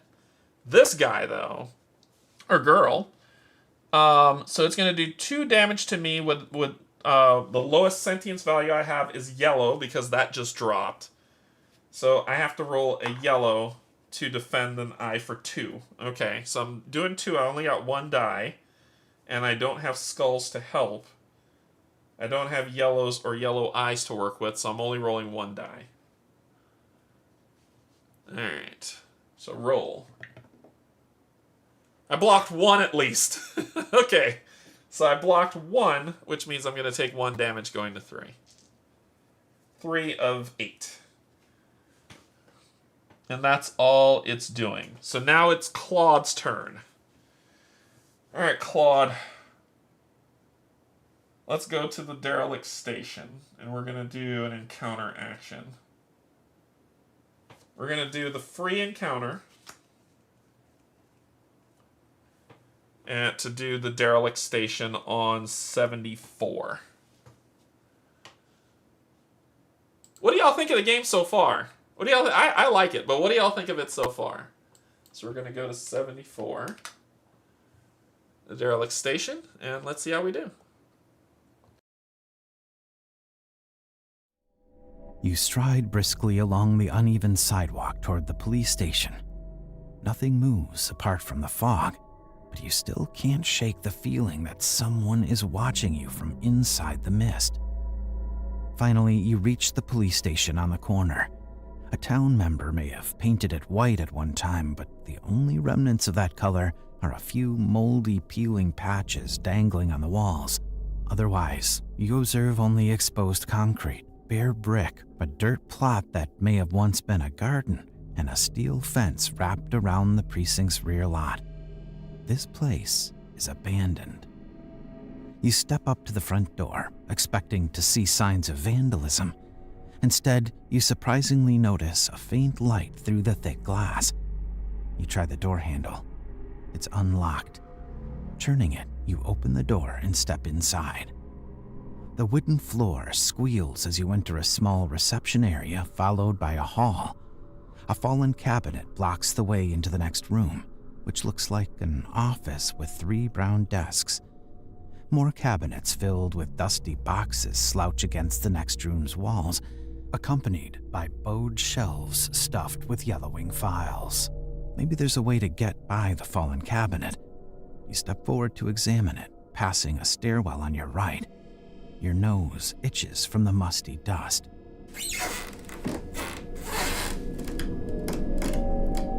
You freeze, your eyes widening.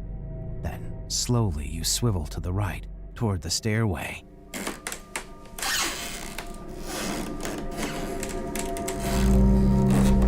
Tensing, you slowly, quietly draw your magnum. You take deep, measured breaths as you raise the pistol.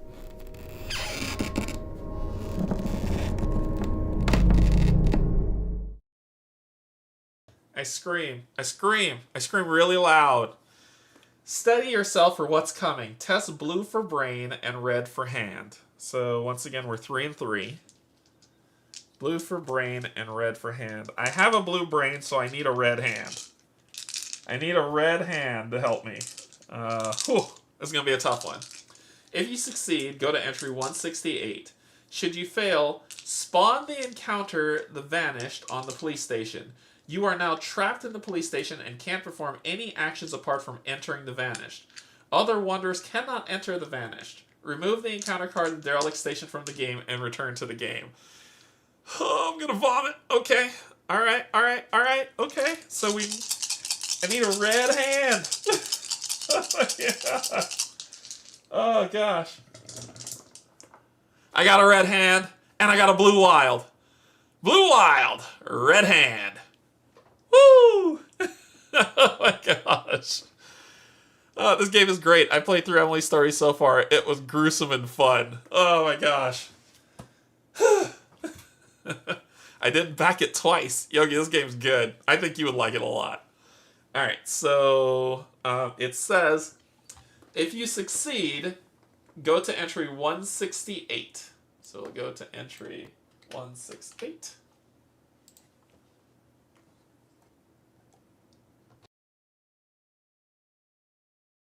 Black boots come into view, then tan pants. You lower your pistol. It's a police officer. The man steps to the floor before returning to appraise you. You do likewise. He's young, probably in his early 30s, and not nearly as unkempt as the building around him. He looks professional, and as serious as a heart attack. The officer presses his lips into a thin line, then offers you a brief nod. "You're looking for Rose, aren't you?" he says. You frown, taken aback. "Ah, as a matter of fact," you reply. "Do you know her?" The officer doesn't reply immediately. Instead, he turns to stare at a corkboard on the wall. You step up beside him to see what he's looking at and feel your body growing even tenser. Missing posters fill the board, each one revealing a different face. All those eyes seem to stare right into your soul. Noticing the picture in the board's center feels like taking a punch in the gut. The woman looks so much like Rose, almost too much. Alright, try to brush off the sudden rush of old memories. Test green for skull. If you succeed, gain one random purple domain. Roll one purple sentience die to see it. So we just are testing green for skull to see if we get a purple. Alright. My green is 1, and it says green skull. I don't have a green skull. I don't have a wild. And Linus doesn't have a 1 to give me another die. So this is just a straight up roll. And I don't have a green hand to be able to re-roll. So we're going for a skull on just one roll. What? We got it! Oh my god, we got it! We got it! Alright, so if you succeed, I gain one random purple domain. Alright, so we'll roll the purple die and see what we get. We got a purple wild. Oh, I will take that all day long. Purple wild. Awesome. Ermagerd. Alright, let's continue.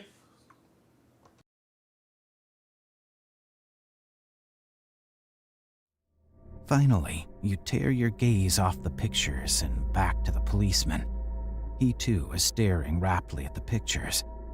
You don't know why, but something about him seems strangely familiar. Did you know him as well? Maybe at some point long ago? You should talk to Lady Mary, he says, breaking your train of thought. She knows all the women in town, especially those who, The officer glances away, swallowing. You can find her, Lady Mary, I mean, in the ceremonial hall beside the orphanage. A lump forms in your gut, conjured up by his words. Lady Mary, the orphanage. Those names stir at your memories and send a chill creeping up your spine. The orphanage is on the edge of town, the officer says. Go out the door, turn right, and keep walking. You'll get there eventually. Then he turns and starts climbing the stairs again, disappearing around the bend. Your gaze returns to the missing people's pictures and those staring eyes. Anguish floods your chest, clawing its way up your throat. Why does looking at them make it so hard to breathe? Finally, you leave the police station and stumble onto the foggy sidewalk. A wave of faintness seizes you, dropping you to your knees as you press your palms against your eyes. You notice your hands are wet as you pull them away. Stupid mist gets on everything. Alright, so we're doing... I gotta do this in order. Ending B+1. B1. Then you are no longer trapped if you were previously. We weren't. Gain the coda card, the police officer, and one existence. Oop, wrong thing. I gotta do this. Sorry, that. And I gotta do this. And then we're gonna gain... Oh, the coda card. Those aren't codas, those are story. These are the codas, I believe. The police officer.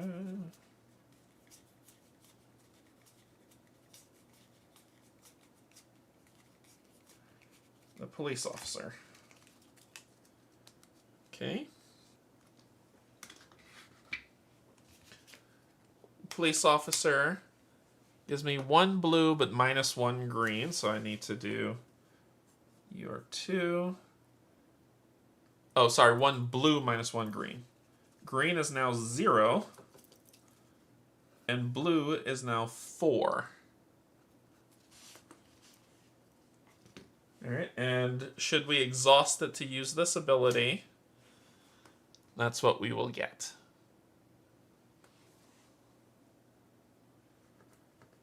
Alright, and that goes to you.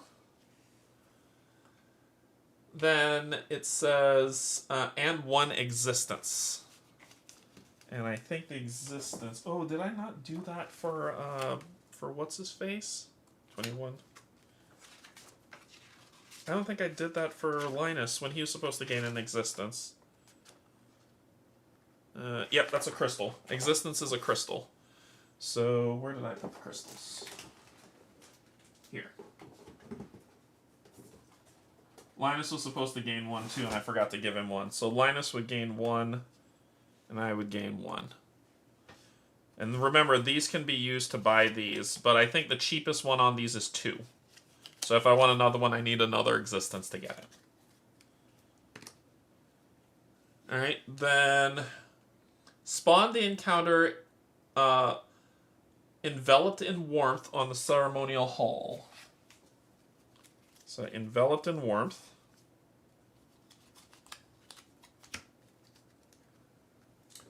This right here for now.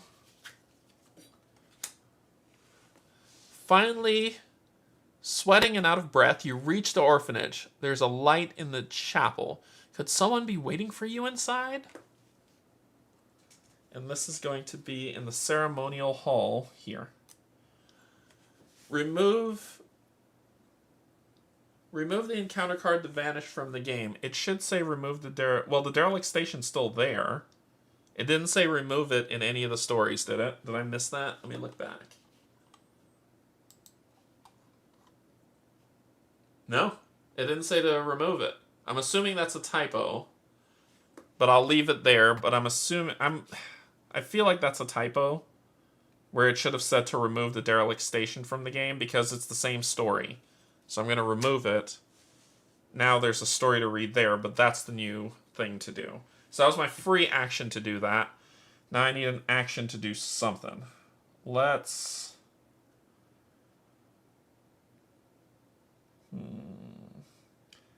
the green is to move, I think, for... I could probably do a free action. What can I do with the brain? For blue, I can do a search action. So let's do that. I'm going to spend... how much... Let's see.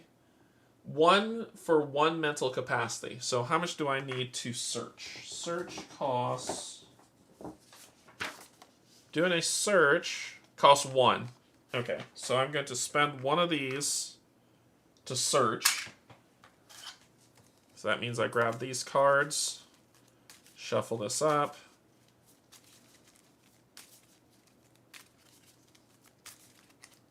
And then I draw 1 and see what I get.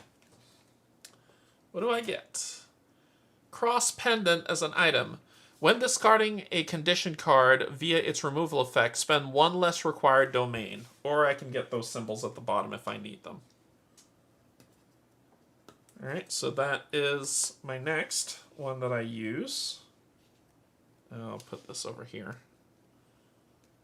So I got the cross pendant item. That was that action. I could use another one of these if I wanted. I'm going to save the move for him so he can run away.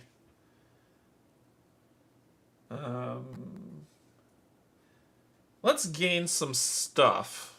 I can't gain purple, so that probably won't work for me. I've done my search, so I can't search anymore. I could do an encounter here. Attack, confront, search, domain, confront, or move, encounter, attack. So I think I might have to just encounter this location at the police station and see what I found. Or let me move. I'll move. Alright, Jade. So I'll spend... And moving is... 1. 1 per space. So I'm going to spend 1 to move here. And that's his turn. Alright, now it's your turn again. And unfortunately, she gets to... No wander within space 1. There is a wander within space 1, so she'll spend 1 to attack him again for a yellow. For a yellow... what? Yellow damage. So I need yellow eyes. He's gonna kill Linus, I swear to God.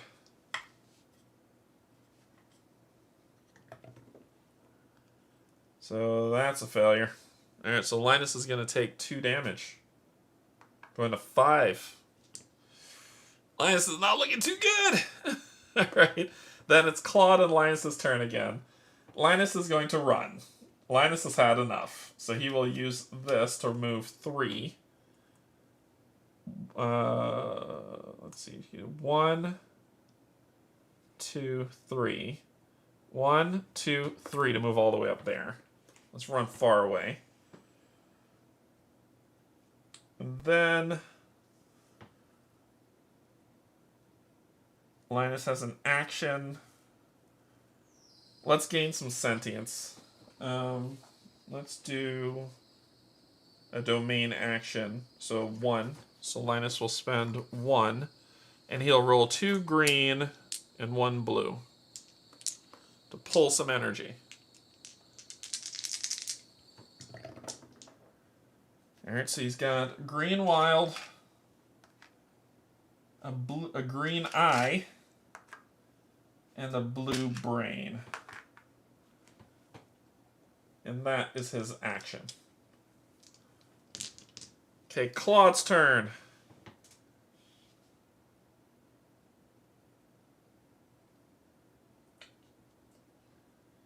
You could do a domain action.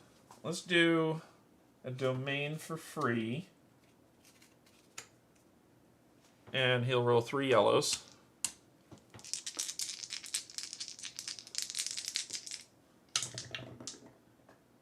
Brain, brain, eye. Alright, so yellow, brain, brain, and eye. Then, what can we do with yellow? Yellow is encounter. Oh, we could have encountered with you. That's okay. We'll encounter with you. Claude's just scared. And an encounter is 2. So I have to spend 2 yellows to encounter here for 183.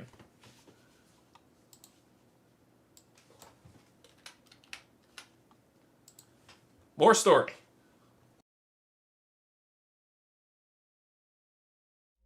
As you finally reach the orphanage's grounds, you realize you're sweating and out of breath. You huff to yourself, wiping your forehead. What are you, some felon running from the cops? Why are you pushing yourself so hard? Straightening, you turn and appraise the orphanage. The spacious, multi-level house rises to dominate your sight from behind its wrought iron gates. The road ends here, at this place. Hopefully, your search will too. Shoving down the mixture of feelings swelling inside, you push open one of the gates. You notice there seems to be a light on in the chapel or ceremonial hall, lying off to the left of the main building. So you swerve and head toward its front doors. Strangely, each step you take seems to add another year to the structures and grounds. They seem to become more decadent.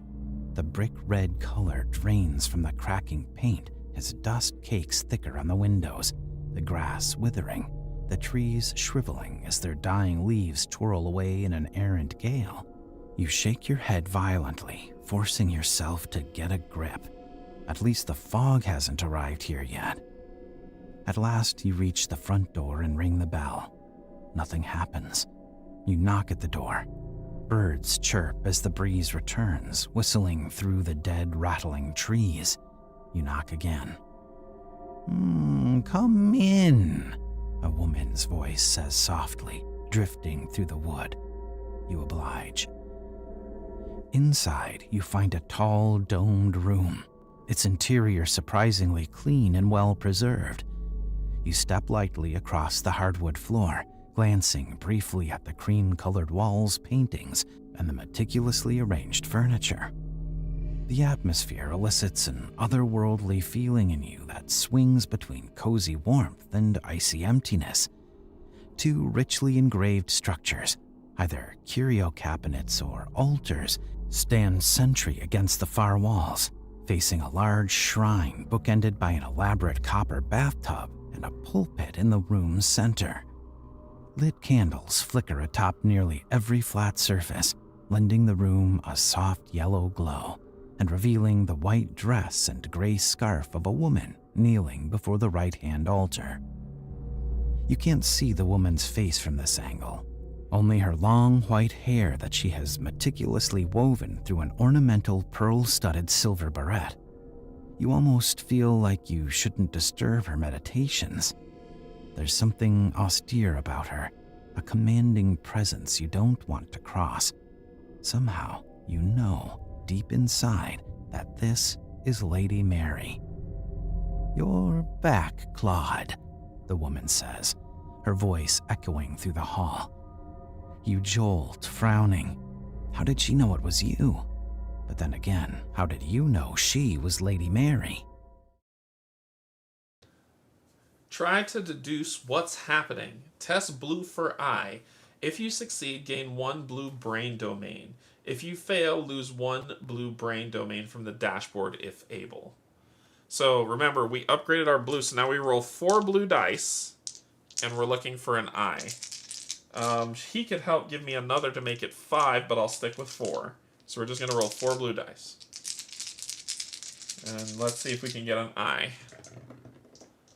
We got a wild. We got 3 wilds. So we're good. We can use the wild as an eye. We're perfect. So we will gain 1 blue brain domain. So 1 blue brain domain. And we continue.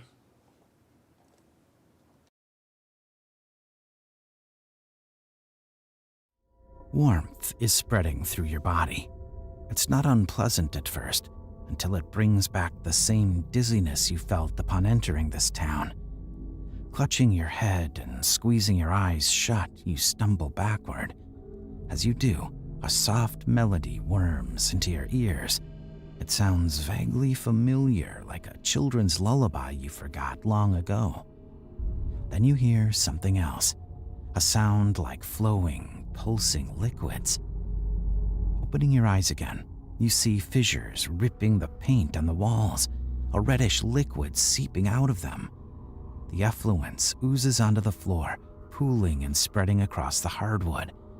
It pulses as it spreads like a living thing. This can't be happening.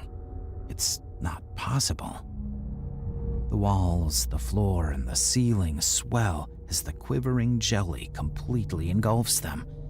They don't look much like wood or plaster anymore. It's more like they're living tissue. You stagger backward, fumbling for the doorknob with desperate fingers. However, all you feel is wet, spongy flesh, your fingers slipping and sliding uselessly over the moist, warm surface. No. No. No. No. Sweat soaks your shirt collar as a twisting, slithering organ presses out of the tissue, snaking through the air toward you. It moves closer. Closer. It's right in front of you now, searching for your navel, pressing wetly against your shirt as it writhes in the air. You begin to hyperventilate as you realize what it is. An umbilical cord. Finally, the cord works under your shirt and adheres to your skin, the ethereal children's melody growing louder as it does. You want to scream, but the placenta is pressing in around you, constricting. As the wet walls press tighter, you feel the amniotic fluid rising, pulsing with your heartbeat, covering your mouth and nose before completely immersing you. You can't breathe. What? Oh my god! That is nightmare fuel. I had the hole in my stomach when they talked about that. Alright. Try to break free from from this waking nightmare. Test blue for eye and green for eye. I can pass a green. And I can give myself an extra blue die if I need. Okay. If you succeed, gain 1 random blue domain. Purple domain. Roll one purple sentience die to determine domain. If you fail, gain one disoriented and ending A+1. Okay, so we need to test blue for eye and green for eye. Okay, cool. Well, our green is now 0, but I have a green eye I can use, so I'm okay. So we need a blue eye, which is what we're going to roll this for. And 4 dice, I'm going to hope I can do it in 4 dice. Oh my word. I have a blue eye right there. So I got a blue eye, and then off my board, I'm going to use the green one to pass. Oh, God. What type of nightmare fuel is this? Okay. So if we pass, if you succeed, gain 1 random purple. Okay, so let's see what our random purple is going to be. It is a purple skull. So we're going to gain a purple skull. We didn't fail. Spawn the encounter visions and half-truths on the ceremonial hall. Visions and half-truths. Okay.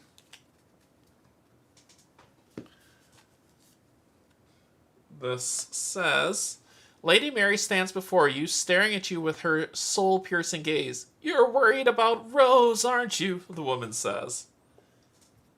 Nightmare fuel! So that's coming on 6. So I put that, zoom in.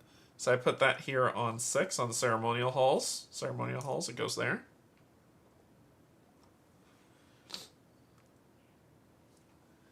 You are now spawn the encounter visions and half-truths in the ceremony. You are now trapped in the ceremonial hall and can't perform any actions apart from entering the visions and half-truths. Remove the encounter card enveloped in war from the game and return to the game. So this gets removed. And this becomes the new thing. And that was, I used the free actions on my board here to do it, so which means I still have an action, which I'm going to use to do that. And it encounters 2 brain to do it. Actually, yeah, I can't do it. All I can do is attack. So I'm going to do this. I'm trapped, and I'm going to do 2.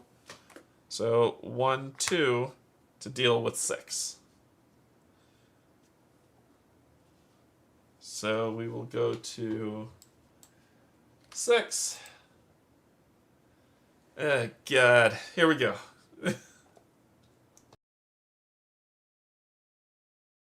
At last, you squeeze your eyes tightly shut again.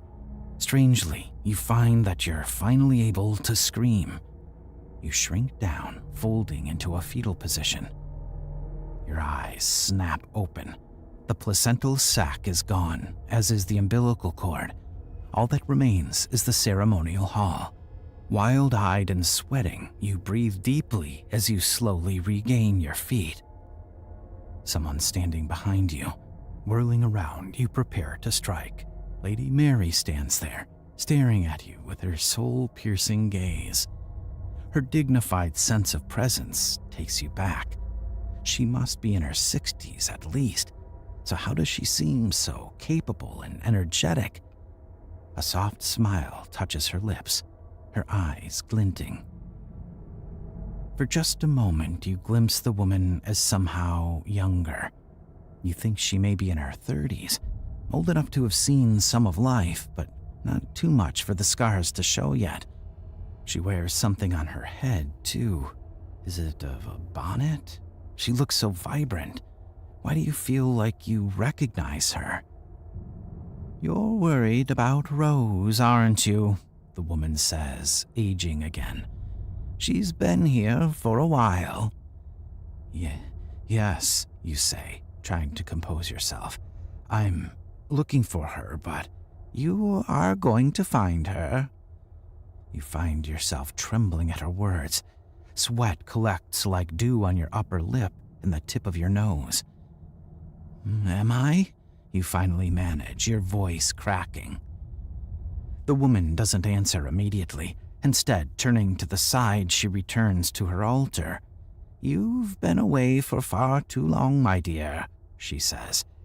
"You will find her, but first, it may behoove you to familiarize yourself with the town again." Lady Mary kneels, closes her eyes, and resumes her murmured prayers. You turn back, thankful to find the door and not some unholy living tissue in its place. You leave the hall, mulling over the old lady's words. You think her few sentences are already beginning to haunt you, and you're not sure why. Find her. Familiarize. Again. This game's cool. Alright, so ending A+1 and ending C+1. So let's close that. So A goes to 2. C goes to 1. Okay. You are no longer trapped. Gain the coda card Lady Mary and 2 existence. Okay, so coda card Lady Mary. Mary. Ooh, that's actually it's a pretty good card. I'm not mad at that one. I'll put this over here. +1 red, +1 blue, +1 purple, -1 green, and -1 yellow. So my +1 red goes to 4. +1 blue goes to 5. +1, this goes to 1. -1 green and -1 yellow. So I'm at 40051 for Claude.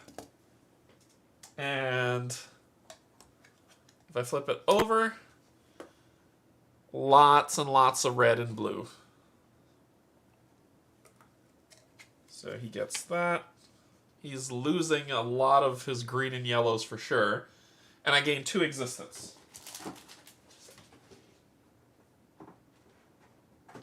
Come on.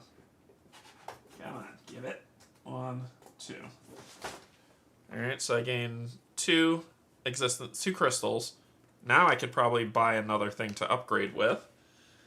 Okay, spawn the encounter past reflections on the orphanage classroom. So, past reflections. On the orphanage classroom.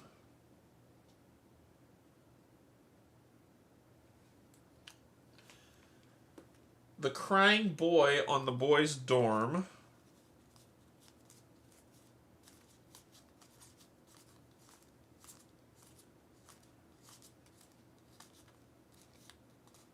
The crybaby. This is the crybaby, but we're doing the crying boy on the dorm. And the woman in the bathtub in the cesspool.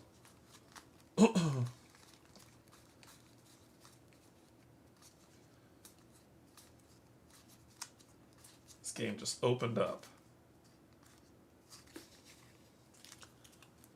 Okay, and the woman in the bathtub in the cesspool. Okay. Get rid of half this. And return to the game. Alright, so we've got many things to do, but it's not our turn. It's this thing's turn.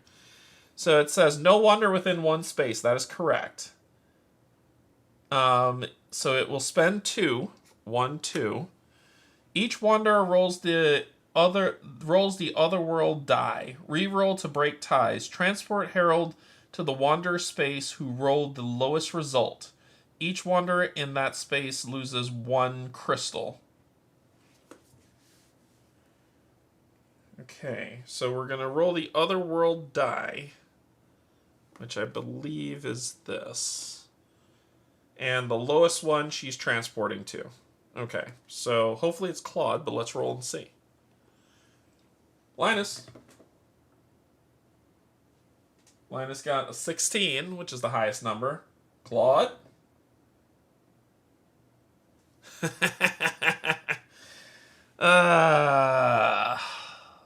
Crap. Reroll to break ties. I just want to give you the Linus. And an 8. And a 13. Alright. We're gonna take you here. Because that's where you go and you steal one of those. I want her to go to him. He can handle her. Anyway. Okay. What are we gonna do? So that's her 2. So now it's Linus's turn. Linus, you should just fight her. This is getting dumb. Let's see. What can you use for that? We can attack with red, with a red brain. We can move with a green. Yellow is just an encounter. So, Linus, I think you might just have to run.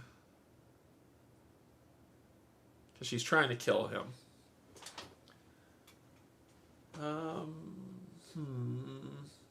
You can attack her. I mean, she has 5 health, though. So we can do... What can you attack her with? Yellow's not great. You can do green. I have 1 wild, so I could at least do 1 damage to her. I have 2 wild reds. I think we're going to attack her. So let's spend this to attack her. So we're going to spend this, and Linus is going to attack her.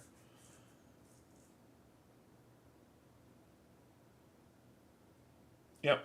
So you're going to attack red. You can't see. He's going to attack red, and he's rolling for red skulls. Well, red means he's going to roll 2.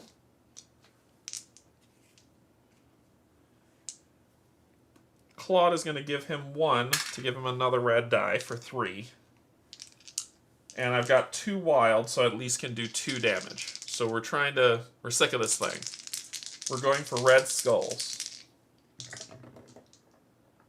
I got 1 wild, plus I'm going to spend these 2. Boop, boop, boop. So I will be doing 3 damage to it. So that's 3 successes, that's 3 damage. So this thing will take 3 damage, and we'll pull off a red. So that was the free action to attack.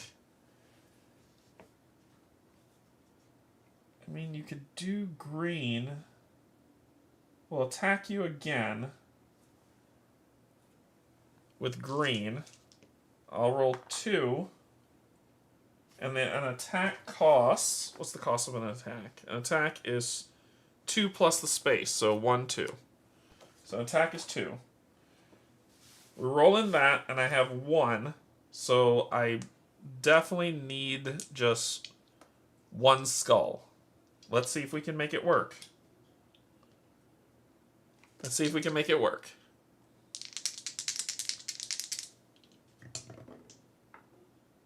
Ugh, that sucked. But I will spend the green... actually, maybe not. What's your lowest stat? Your lowest stat's yellow. Yep, I'll spend the green to do 1 more damage. So you'll go to 4. So close, and this gets moved off. So close! 1 health left. And I'm out of actions. He might die. Alright, it's Claude's turn. I'm out of the free stuff. I don't have green moves. Ugh, barf. Claude needs to face off against this. I could do an action to try to get another ability. What's the other ability? My domain card limits increase by 1. Each time you gain a coda card, choose a world shard and place a clue token on it. A world shard may only contain 1 clue. If one ever contains more than 1 clue due to your malformation 2's ability, take back the extra token. When resolving a test on a world shard containing a clue, a wanderer may roll 1 additional die of any sentience. You cannot voluntarily take back a clue token. Okay. Choose a clue token on a game board and move it one space. Gain a brain domain of any sentience at any time, limit once per round. Each time you gain a crystal, during an encounter, confront or encounter shard containing a clue, gain one additional. If a clue token's on your space, you may perform a free attack action. Ooh. But I need a way to put clues down.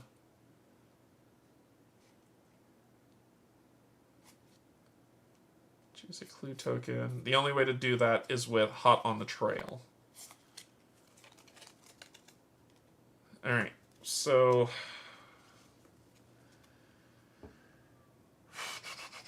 Actually, wait a minute. That was a green, right? No, I'm not spending that to do that. And those are purples. Let's... Yeah.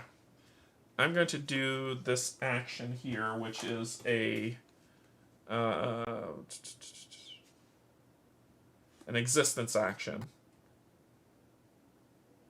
Existence action. Choose a card from your own existence deck, then spend the number of existence tokens equal chosen to acquire it. This doesn't... I don't lose any mental sanity for this, so I just get to do this as a free action. So I'll spend 2 to gain Hot on the Trail. Okay. And then I'll move...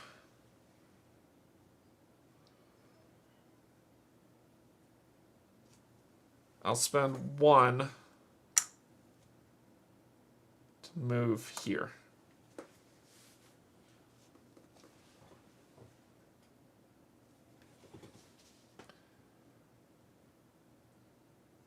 And that's it. Your turn. God, I could have killed it. Pisses me off. You're going to spend 1 to hit me for 2. I'm only rolling 1 yellow die. This sucks. He's going to... Alright, so I blocked 1. So I'm only taking 1 damage, so I'm at 6 of 8. And that's it. Linus.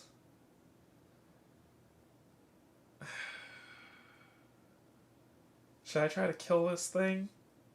I only have 1 action to do it. I only have 1 action to do it, or I could run 2 spaces.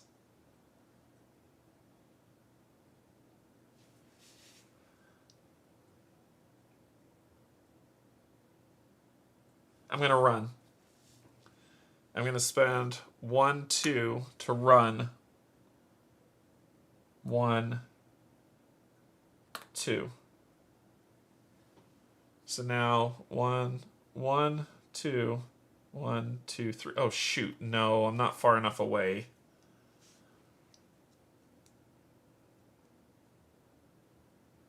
Nope.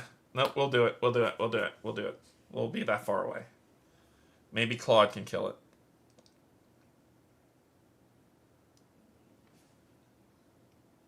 Claude can't kill it. So I'm going to run away. Alright. Claude's turn. To do that confrontation, to do the encounter costs 2. So Claude's going to do 1, 2 to do past reflection.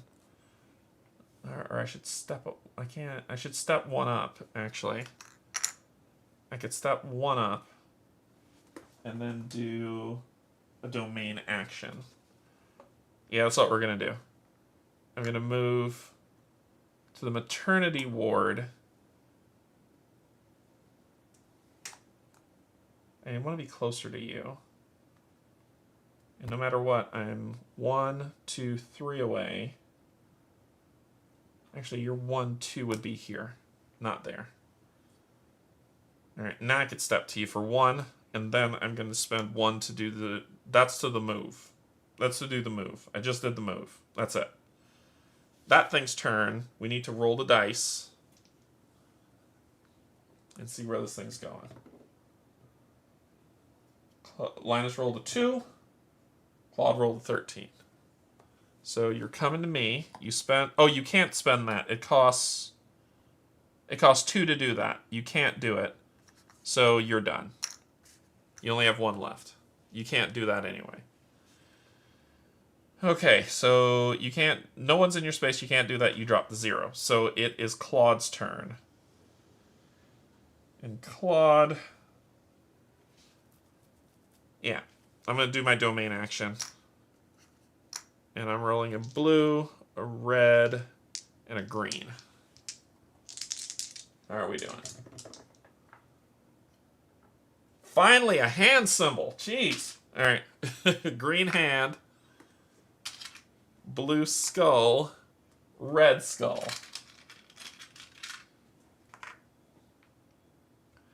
Okay. And we just finished a round. It only took us an hour. we just finished a round.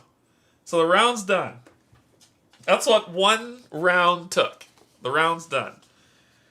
Whew. Okay, once it's done, check the Wanderer's stage winning conditions. We don't have 50. I think our score is 4. Respawn dead Wanderers. If they were dead, they would respawn with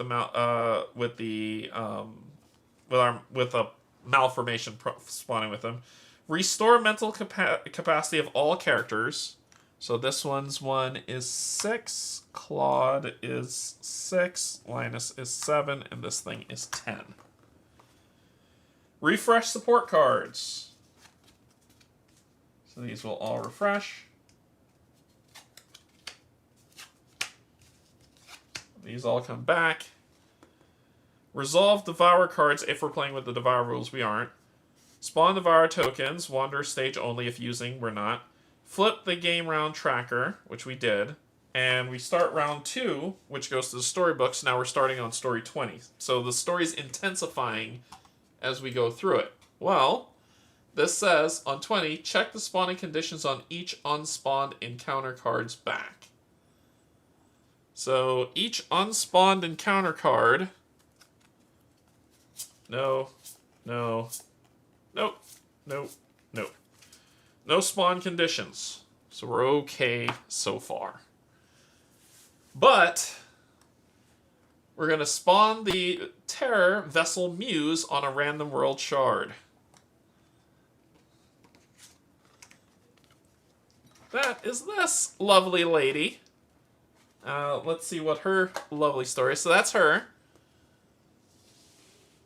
And Vessel Muse. The woman lounges before you, languidly stretching her legs as her spine arches.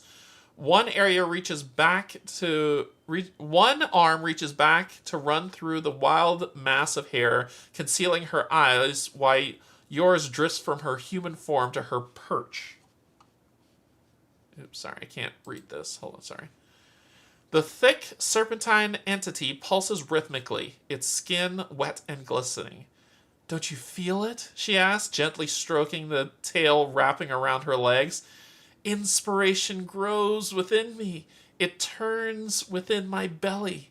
Soon I will give birth to magnificence. Then it will be my child, and I will be its muse. As she says this, you notice the thick, muscular being coiled tighter beneath her. Is it preparing to spring? The actual hell. 5 health, 6, and every living terror restores 1 health at the end of the action phase. Oh, I forgot to heal as this was going for the passive. So it's this, the muse is the same as the herald. Yuck. All right, so let's move this up. This here. Where is she spawning? She's spawning on 4. Where's 4? 4 is the old house. So she's spawning there, but let's do a red, purple, and green. Red, purple, and green. So she's going to get red skull, purple and green brain.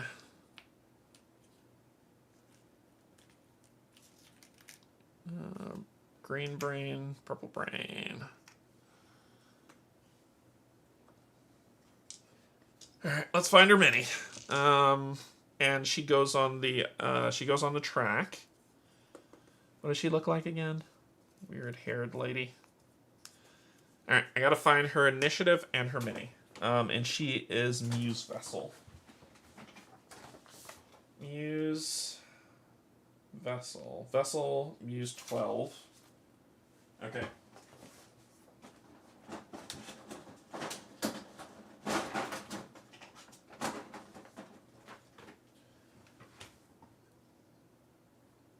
So, let's see if I could show this. So this is her. She's sitting down with her legs crossed, and some weird thing between them, as you can see. Ugh, gross. And let's find her initiative card.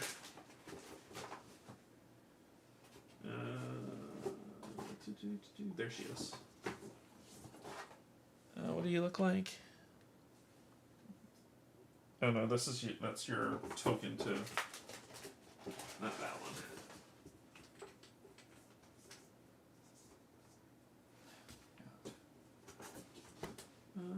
Where is she? Where is she?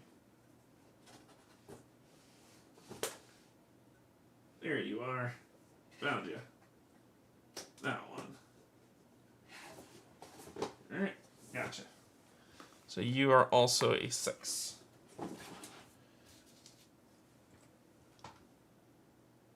Yeah, that's what happens.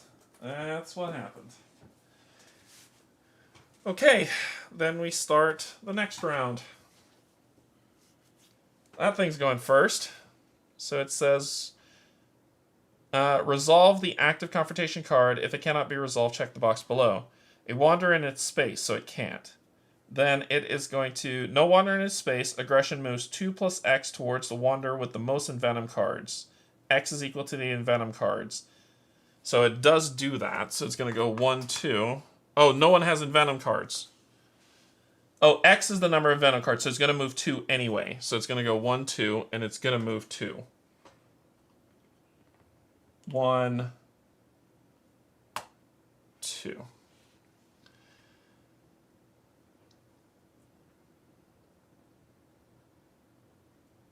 If it ends in a wander space, immediately check the action below. So it spent its 2, no wander in its space. It moves 2 plus X to the wander with the most envenom cards. Oh, we talked about this already. No one has envenom cards. If it ends in a space, so to the wander with the most envenom cards. No one has any. So I think it should have moved 2. I don't think it drops to 0 because no one has envenom cards yet. Does it start moving when we get envenom cards?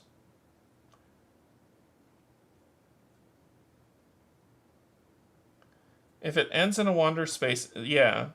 So to the most envenom cards, no one has any, so it wouldn't move. So I don't think it can fulfill its density.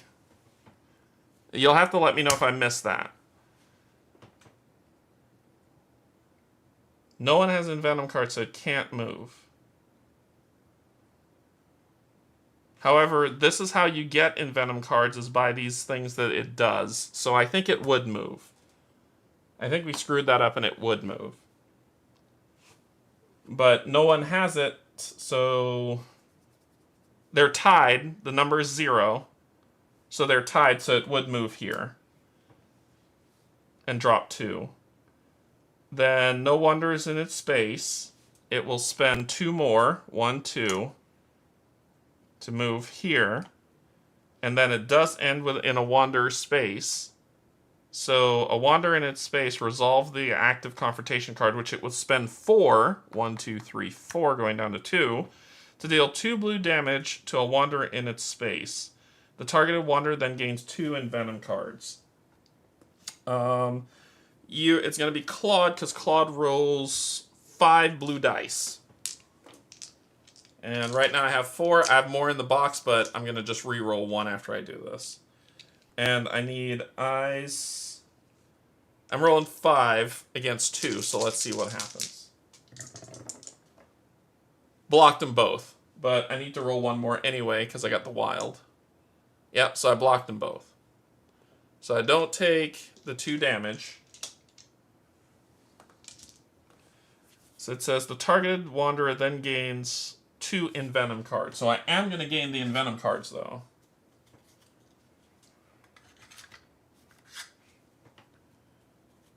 And there are different styles, so we need to shuffle these up and take one. They're not all the same. So we'll shuffle these.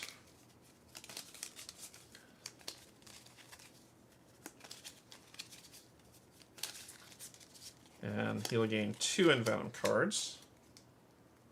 Put those over there because that's probably going to be happening a lot. And we've got roll 1 less red and blue die each during a defense test. And roll 1 less die for each sentience during a defense test. Yuck. Okay, so he gains both of those. You go down there. It's Linus's turn. Linus is going to activate his ability. At any time, remove a domain card in a one. Nope. This action, when it costs 1, to give a wanderer in your space a random fate token, which means we get +1 for that sentience. We're gonna give Claude a purple faith. Before we do that, though, what are we gonna do? That's gonna be our action. Let's see if we're gonna do something before that. I think it. Methinks it might be time to run away.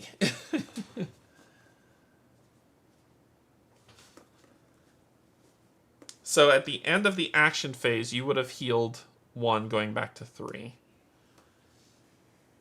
Claude might bounce. Claude might bounce as far away from those 2 things as he can go.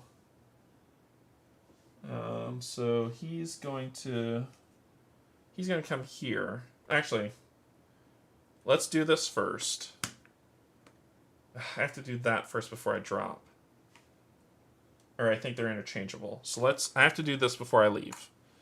But I'll also do one of these. No, I won't. Yes, I will. Because that's going to suck. Let's do this move. And then he's going to run 1. He's going to run here. He would do 3, but he'll go there because it stays close. Okay.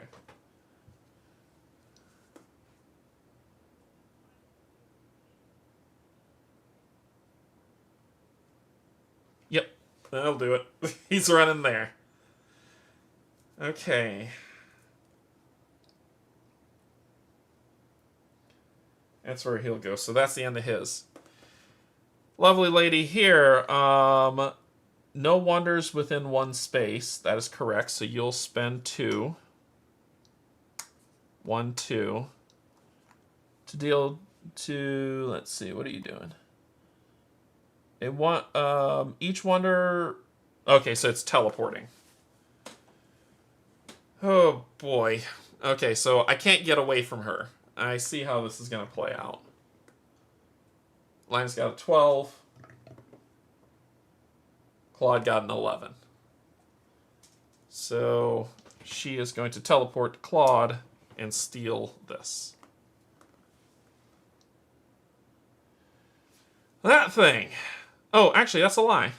Yes. Nope, that's right. That thing is within range 1.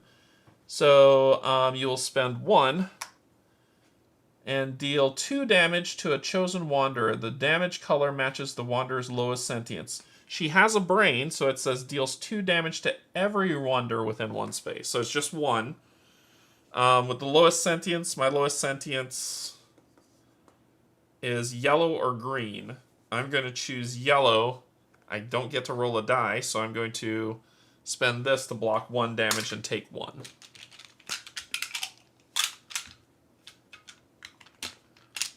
And take 1 damage.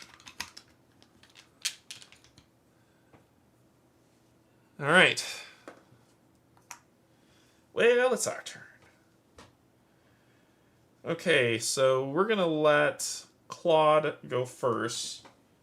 And Claude's going to attack for free. Claude is going to attack. Ooh, yellow sucks. I can't kill that thing. I should have given him a yellow instead.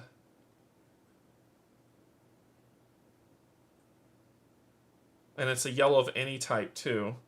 I'm going to retcon this and say it was a yellow. Because I should have been paying attention to that. Because we want to kill that. I went purple for this, but I didn't need it. I needed yellow. So we're going to do yellow. And it could be anything yellow. But I'm only rolling one die. So whatever I roll, plus something else.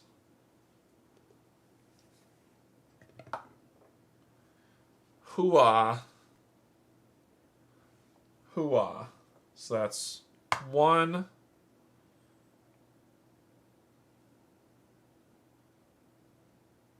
Oh, I forgot about my gun. When attacking, roll 1 additional sentient dice for your targeted domain rift. So I get to roll another one. Skull.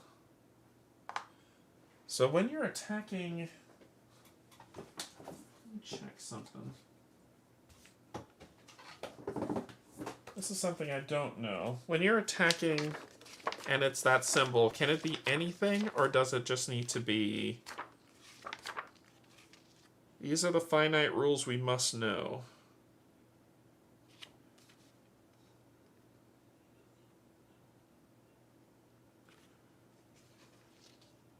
Can it be anything when it's a... You cannot directly attack the abomination. You may only harm the abomination via confrontation. I get that. That makes sense. I'm assuming it could be anything when it's that color. It doesn't have to be the wild. That's my assumption. Is that it could be anything when it's the wild. So if that's the case, then it would take 2 more damage going to 5, which would kill it. And this would come off, but it would die. So it dies. I gain 1 of these. And you are defeated. So this goes back to the pile. Or goes to the bottom of the pile, actually. Okay. So that leaves you. You are defeated. So you beat it. We gain that. Then I will... This thing says, during their activation, Wanderers may spend this to discard an Envenom card. We're going to discard this 1. And that'll get discarded. Then I have an action to do. And this would come off. Which one died? This one died. Okay, so what do we want to do? I could try to... Oh, you did this, so that goes away. The new one that comes out is 2 yellows and a green. A wanderer within 2 spaces of aggression. Okay, that's gonna suck. He can't do that, so that'll drop to 0. Okay, we're okay. He can only do... Yeah, he's done for the round. He's not going to bother us, because he can't do either of those things. But we could put some hurting on him. Let's... She's going to go next, and she's going to cause me some problems. So I think I need to move 1 space. And we'll spend 1 to move here. Then it's Linus's turn. Linus will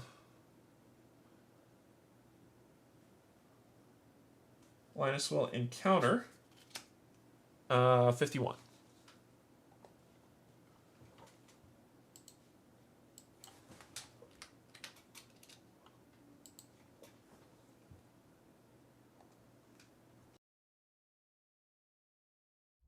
You shiver as your footsteps echo across the orphanage's hard floor. This place feels haunted. You can practically hear the children's shouts as they race through the facility, which somehow makes the utter stillness even more alarming. It's as if they just left yesterday. A passage opens on your right, leading into a large carpeted room. Shelves line one wall, a blackboard dominates the other, and dirty windows occupy a third. A cramped collection of wooden desks fill the room's center. The air grows colder as you enter the space. A frigid breeze whistles through the cracked window pane, causing you to draw your coat tighter around yourself. Looking out into the garden beyond the building, you almost fancy you can hear the high-pitched voices of children mingling with the wind. Turning your attention back to the room, you see cartoonish drawings on the blackboard. Someone made them with colored chalk. They're simple, stick-figure drawings, but they clearly convey several kids holding hands. It seems like a child scratched them onto the board mere moments ago. The stick-figure children are looking at something upward and to the side. Curious, you turn to follow their gaze. You couldn't see this wall upon entering the room. Now you notice that a sizable corkboard covered in children's paintings occupies its center. The pictures mostly depict simple chicken scratch cartoons like those on the blackboard, but they're all smeared with paint. The long, harsh brushstrokes look entirely intentional. The aggressive markings have even ripped some of the pages. As your stomach churns, you realize only one picture has evaded the violent vandalization. Reaching out, you unpin the image and examine it closer. Two stick figures holding hands dominate the painting. One is smaller and wears a baseball cap. A triangle dress covers the larger person's body as long lines portray her. At the bottom of the picture, written in a strikingly adult hand, are the words, "My mom." Cool, we've stepped into deliverance. Alright, try to identify why you suddenly feel so strange. Test red for 2 skulls. If you succeed, gain 1 purple domain. And this is Linus, and he innately rolls 2. However, the middle-aged man gives him +1, so now he's at 3. So he's going to roll 3. And Claude is going to give him another one to make it 4. So he's going to roll 4. And let's see if we can get 2 skulls. We got all hands. No go. Wow. That's a thing that occurred. Okay. Let's keep going.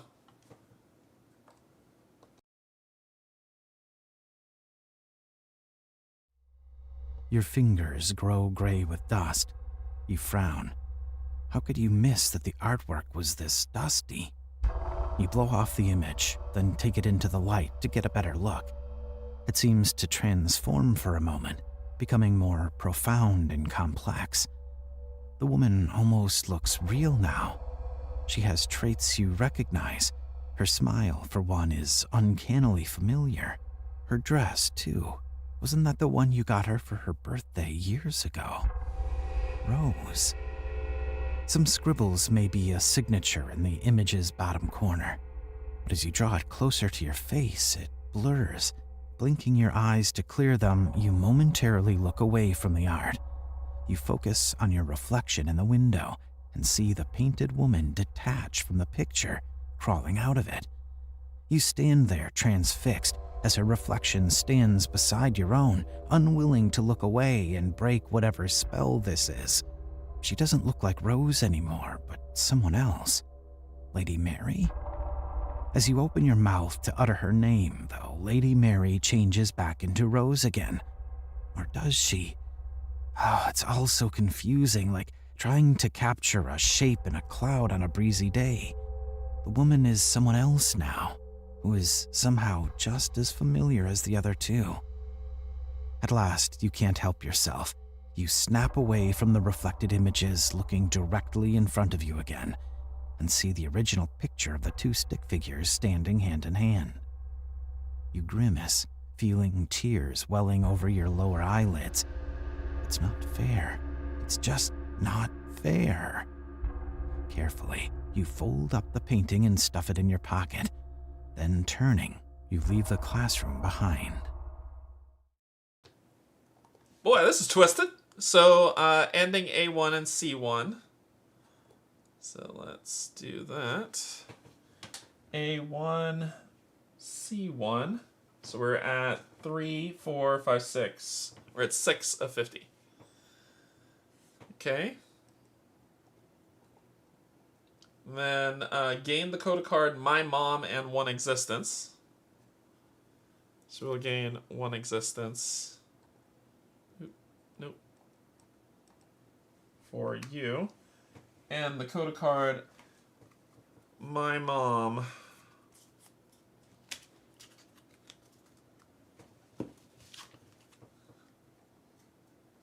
Which will give me +1 yellow and -1 red. They kind of offset each other. That's interesting. So I'm back down to 2 red and back up to 2 yellow. And that's what I would get if I choose to exhaust it and use it. So that goes to you. I get an existence, and then I remove this past reflections from the game. Alright, then I have an action, and I'll spend... I'm not going to move. I'm going to do a domain action. Domain action's 1. So I'm going to do a domain action to do blue, red, red. Let's gain some stuff. So lots of brains. Red, blue brain. And a red wild. Okay. Got all that. So red wild, red and blue brain. And that ends you. It's her turn. So wander within 1 space. Nope. No wonders within 1 space. We need to roll. Oh, and she's taking sanity. She's not taking crystal. She's taking sanity. He should have been here when she... Oh, no. He hit her. She hit him. He wouldn't have moved. But now she's going to take sanity. Okay, this sucks. So she'll do... 1, 2. And then we need to roll the dice and see. She's coming to us. It doesn't matter. But it matters on who she's going to hit sanity for. 13 for Linus. 5 for Claude. So Claude's going to lose 1 sanity. So it's Linus' turn again. Linus, what can you attack? What's your numbers? It's all 2s now. So we can hit her purple.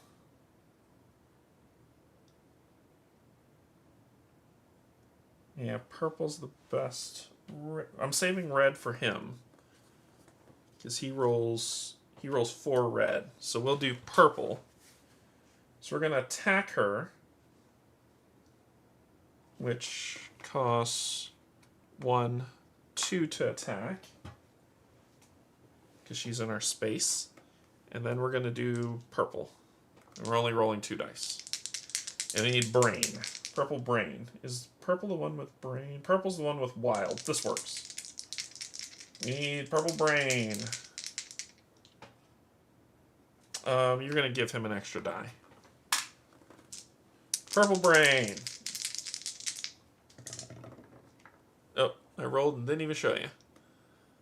Nothing. That's what I rolled. Absolutely nothing. That sucked. Okay, that sucked. Oof.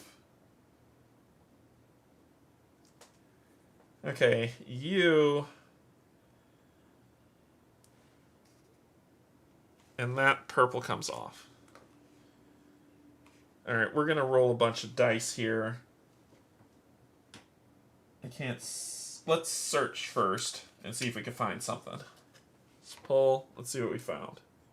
Search for free. What do we find? Oop, it's upside down. That's what we found. The old-time radio.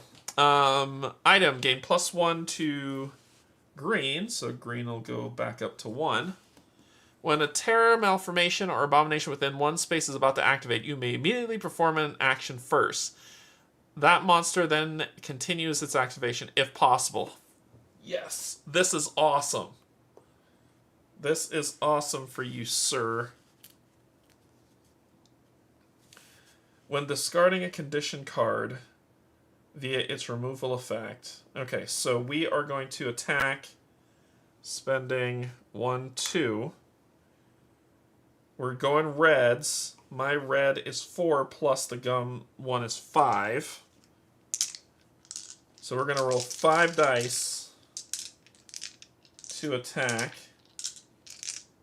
And that's what we're going to do. So we're going to attack for 5. And that is brain, too. So that's 1, 2, 3 that hits you. So we're going to hit you for 3. And I get to roll 1 more die. 3. So we're going to hit her for 3 damage of her 5. And anything else I can do? Nope. I'll be able to attack her again, though, which will make me happy. So that ends. Then it's her turn, and it says, when a terror, malformation, or abomination within one space is about to activate, I may immediately perform an action, so I'm going to spend 2 to attack you again for 5. Oh, wait. Red goes away. It's green. My green is 1. So I'll be rolling 2 green.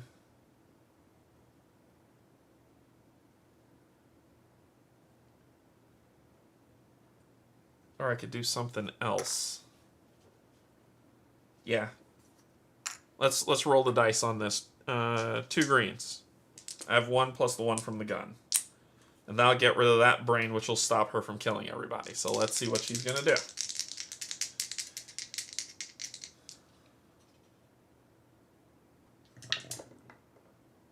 Nothing. Absolutely nothing. But this goes away. And now she needs to get back blue and 2 reds. Wild, wild eye. Alright, so she'll get eyes red, blue wild, red wild.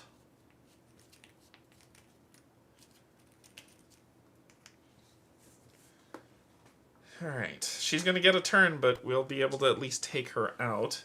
And she doesn't have a brain anymore, so a wander is within a space. So you'll move here. Deal 2 damage to a chosen wander, which will have to be him or else he'll die.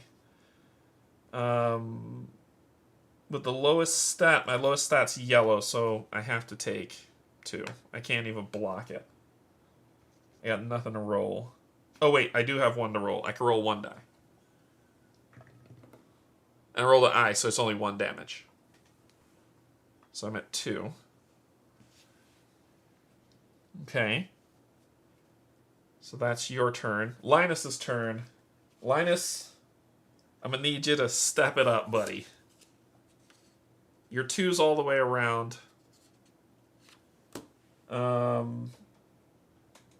We have enough. So we're going to go for the wild one. So you're going to roll 2, and hopefully we can kill her. Yep, so those are wilds that I'm going against, which would be enough, because anything 2 will hit. And that's the 2 taking you to 5. She's dead.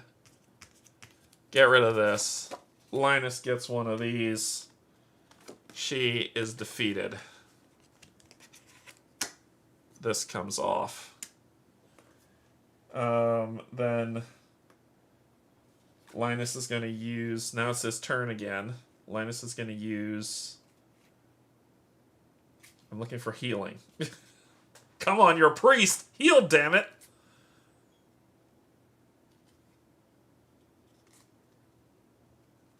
You may spend...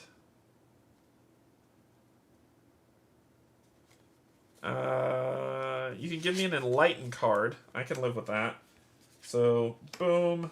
You'll spend that. Gain it. So it says a deeper walk. Spending 2. And it says spend 1 sanity to give a wanderer an enlighten card. Can be yourself, limited once per round. So I'm going to spend 1 to use that to give myself an enlightened card. I'm going to be one of the enlightened. So we'll shuffle up the enlightened cards. This game looks really overwhelming to... Yeah, it's a really good game. It seems overwhelming, but it's very simple. It's actually a very simple game, which I really like. My sanity goes up by 1. Lose 1 health at the end of each action phase. Ooh. Claude will give that to you. Okay. That was my action to do that. It's the Abomination's turn. He can't do anything else. No wonders are in... It's not that. And when he goes to resolve that, it's 4, so he can't. So he's done. So it's all... She's gone. So it's all Linus's turn. I really wish I had something to heal with.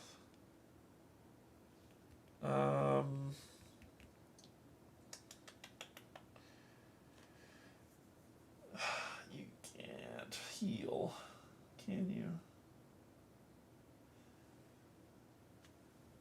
Let's get Linus to spend 1 to give himself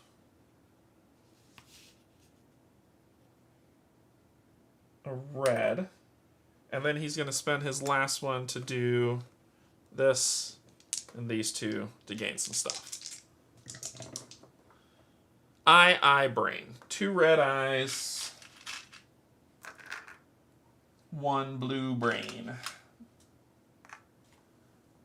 So 2 red eyes, 1 blue brain. I'm really stacking up here, which is good. I'm building up the eyes for defense. Alright. That's it. That's the end of the action phase. He would lose a health. And then we go to our cleanup. We didn't win. No, remove mental capacity. Restore. So you would be at 6 plus 1, 7. So you'd go to 7, you'd go to 10, you'd go to 7. Refresh all sport cards. Ooh, I could have encountered something too. Try to always use these. If you ever see me not using those and it's getting close to here, tell me. You should always use all of those before the round's over. Then we flip the game tracker. We're only going to here for today. Today we're going to go here, and then tomorrow we're taking it all the way to 100. So we're getting closer to end of our playthrough for today, but let's do that. Then we go to the story mode. Thank you, Yogi. Alright, so check the spawning conditions on each unspawned encounter card's back. Spawn the terror, vessel wound, and a random terror from the terror deck on different world shards. Okay, so we're spawning the womb, which is this madness. 5 health, 6, so let's find your nonsense.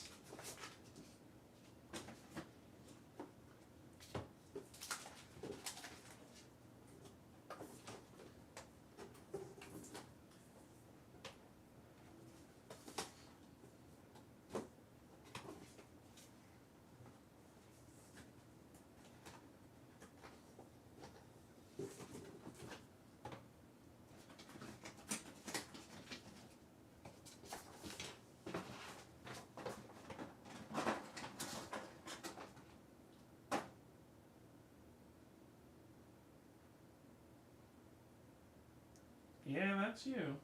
Good Lord. Whoever wrote this needs a hug. Alright.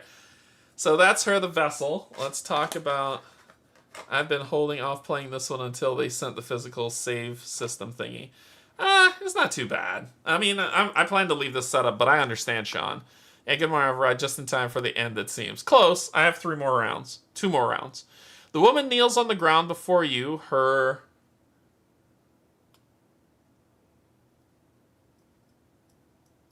Yeah, the woman kneels on the ground before you, her long hair thick cascading over her body. I am to give birth to the multitude, she says. Don't you see? They come even now. Unnerved, you step backward as something pushes through the woman's long locks. It unfurls like a vile flower. It shoots, becoming meaty tendrils ending in humanoid hands. Those appendages reach for you, beckoning. You grow dizzy, staggering as the thick fingers draw near. Every mother has high hopes for her children, the woman says, but truly mine will remake the world. Don't fight them. Give yourself to them as I have. Don't you see how they long for you? Christ, no! Alright, 5 health, 6, and 1, and restore 1 health. But they're all dead at the end of the action phase. This is her. She's at 6. And this is her mini. I have to find... Okay. So, let's see if we can do it. So I can explain what you're looking at. This is her kneeling on the ground. That's her hair. And her elbows are protruding, as you can see her elbows protruding through her hair as she's kneeling on the ground. And these are the things that are hands reaching for you. This is like Silent Hill. It really is. It really is. So she's spawning on shard 6. Please let that be far away. It's not far away. And then we're getting one random one, which is... Now we're getting into the nasty guys. The random one is the flagellant penitent. The faces moan as they press against the bulbous mass, their hands trying in vain to push through the thick, rubbery flesh sack that traps them. The beast totters forward on its inhuman legs and long, misshapen arms. Its bulging skin strains against the chains digging into its round body. Oh, good. The being's mouths lament as it rears up on its spindly legs. Then its suddenly flaccid arm snaps backwards, whipping against its top and rear sides. The faces wail louder. Bringing its arms forward, it flagellates itself again. You see its skin bruise and swelling as it punishes itself for past sins. What will happen when the damage is too much? That's what it looks like. Nightmare Fuel. It's got 5 health, 4 sanity, and 1. When the flagellant dies, it distributes damage among all wanderers as evenly as possible. Each sentience marker on this card becomes 1 damage of that color. Ugh! Alright, so that comes out. And that is this on 4. And I need to find your mini. So people are wondering what a flagellant is or how it latches. If you remember, like back in the Dark Ages, there'd be people walking around with whips, and they would keep slapping themselves and ripping away skin and saying that they're punishing themselves for the sins of man and hoping for these Dark Ages to end. That's what a flagellant is. And so that's what this creature is doing. It's like walking around and slapping itself and ripping up skin doing stuff. Nightmare Fuel. Alright, what are you? You are a penitent. Penitent 26. 26. Okay.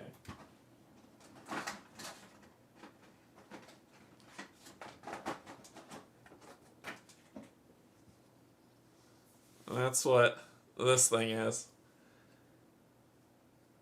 Like I said, once he comes out with the book that shows them better, I will paint these. Because, look at that. Ugh. Alright, where are you going?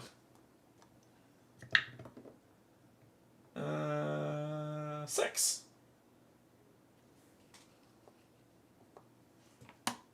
Because the game hates me. Cool! Cool. Cool. Alright, so, you go first. So let's resolve the active confrontation card. A wanderer is within 2 spaces. Yep, so you're going to spend 4. 1, 2, 3, 4. And deal 2 blue damage to each wanderer within 2 spaces. Each wanderer then gains X in venom cards. X equals the amount of damage the wanderer lost. I don't have blues to block. The blue is 5, but I roll 1 less defense die, so I'm only going to roll 4. So I'm rolling 4 defense dice against 2. 2 blue damage. I'm going to have Linus give me my 5th die back.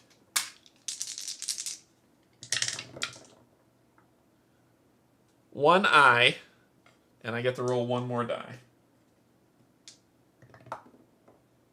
So I take 1 damage, and I gain an envenom card, which is roll 1 less green during a defense test.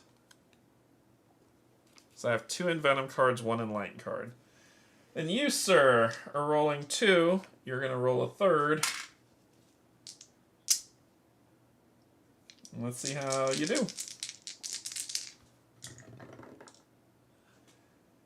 Not good. Not good. I think he dies. Oh wait, I have a blue hand. I'm rolling 1 die. I get to reroll all of them. Oh my gosh, thank God. Blocked them both. Woo! Blocked them both. Oh my gosh. Oh, that was close. I had a hand. That was close. Okay. I was like, oh no, I'm dead. Okay. We're gonna run now, if that's alright with you.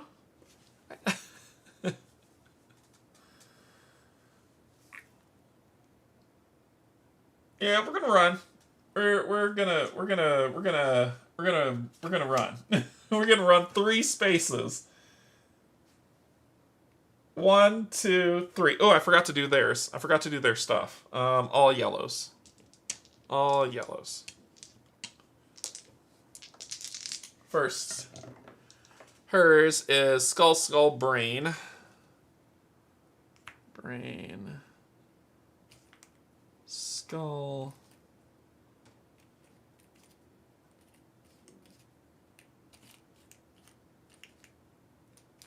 Skull. And then his will be... Let's see, we've got skull, hand, and eye.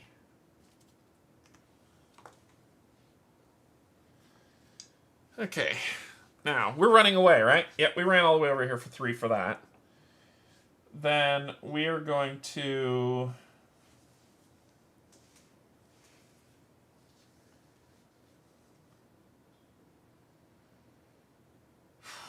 We're going to do the woman in the bathtub, which will cost 2. 1, 2. 25.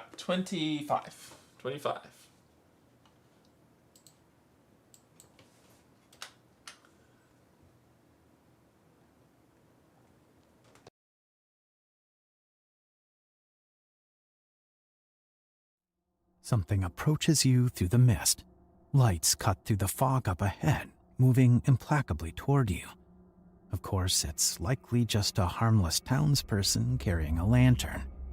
So why do you feel such dread seize your heart? You pause, considering what to do. Then fear overtakes you, and you run. You race through the oppressive mist, the clinging haze smothering your senses.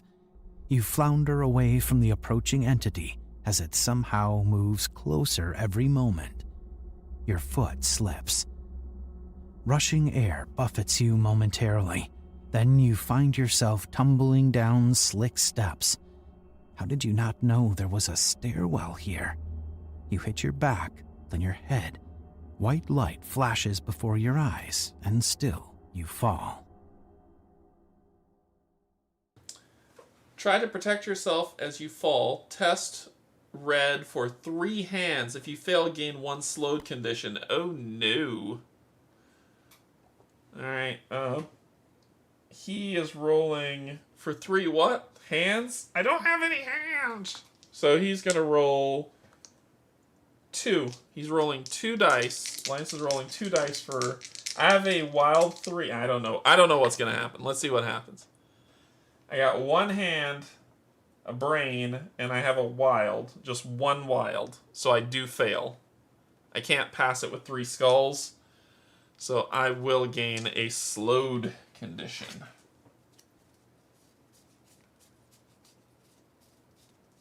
Where is that?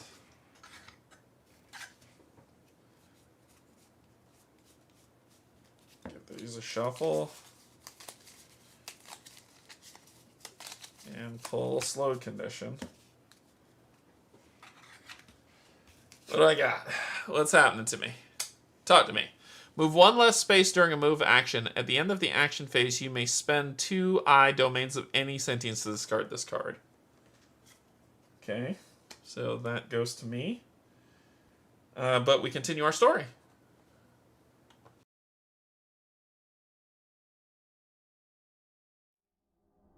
Finally, you roll to a stop on a hard, wet floor.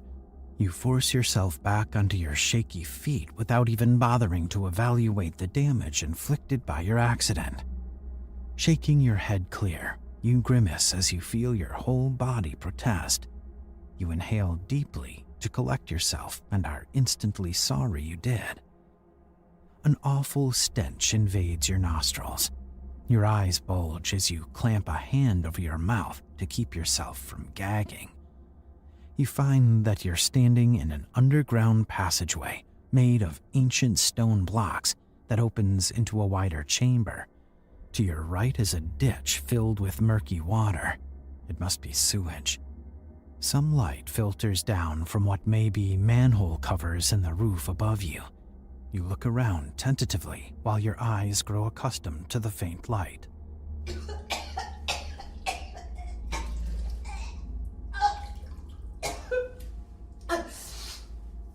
A sudden guttural sound echoes from the room ahead of you.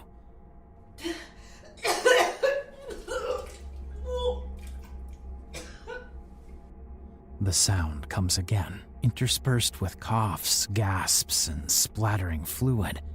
You grit your teeth as you realize what's happening. Someone is throwing up. You hear feminine moans accompanying the other noises now. Slowly, you advance into the expansive chamber. In a poorly lit corner sits an old enamel bathtub. Inside, slumped against the bathtub's edge, you see a woman wearing a long coat. Her body violently jerks as she vomits again onto the ground beside the tub. Her back's to you, concealing her face. The whole situation turns your stomach, and not just because of the smell or what the woman's doing. Slowly, you step toward her. Maybe you can help her. Maybe. As you approach the tub, the chamber's corners grow darker. You halt briefly. Tentatively, you take another step, and the room grows even dimmer. It doesn't matter. You need to reach the woman. You owe her that much. Slowly, you continue your advance, the space getting darker and darker around you. Finally, you reach the tub's lip. The room is almost pitch black now. You stretch your hand out toward the woman. The last of the light winks out.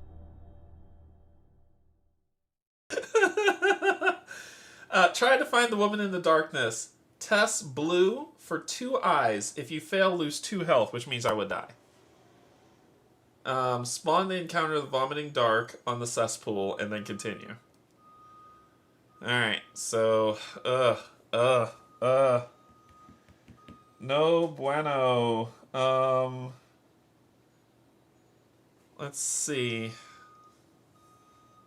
And this is Linus, which is awful. Linus just has 2. And we're trying to get eyes. I have lots of green and red, but not a lot of blue. I could give myself another die, which I should. To give myself another die.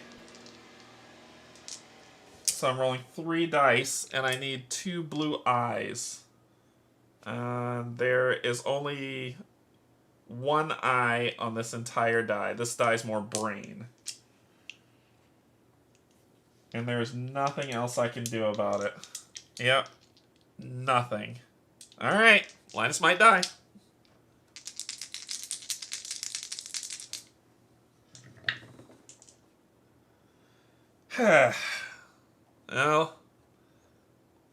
Well, there it is. So he will take 2 damage, which will kill him, so that's 8. We still finish what's happening, but this will go to 0. But we still finish what's happening. So let's do this in proper order here. So we'll do... This is 8. So he's out. And spawn the encounter the vomiting dark in the cesspool. I'll read if we read on if he goes down. I think we finish the story. It's like he finishes the story and then he passes out.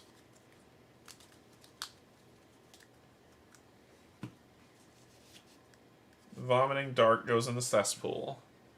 But let me check and see if I have to stop when you die during story moments, or if you... I think you finish the story. But let's find out. Death.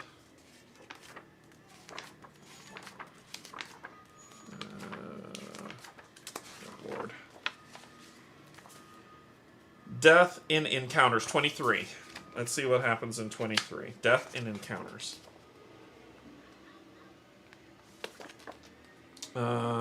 You may die in an encounter due to adverse game effects. When this happens, the current encounter action ends and you exit the encounter as soon as you resolve the current effect text block. Any of the encounter's game effects that took place before or immediately following your death remain valid, but no subsequent effects will resolve at this point. Usually, you or another wanderer may enter an encounter you died in later or to try it again. So, in some rare cases, game effects can instruct a specific wanderer using Central Wanderer to enter an encounter while that wanderer is dead. Should this happen, the dead wanderer should enter the encounter as usual, being treated as a living wanderer until the end of the encounter. So, yeah, so it said, you may die in an encounter due to adverse game effects. When this happens, the current encounter action ends, and you exit the encounter as soon as you resolve the current effect text block. Any of the encounter's game effects that took place before or immediately following your death remain valid, but no subsequent effects will resolve at this point. Usually you or another wanderer may enter an encounter you died in later to try again. See page 20 for more on what happens when a wanderer dies. Alright, so 20. When the number of wounds the character has taken equals or exceeds its maximum health value, it dies. When this happens, apply the following game effects according to the character's type. Wander stage only. Tip over the wanderer's figure to indicate the wanderer's death.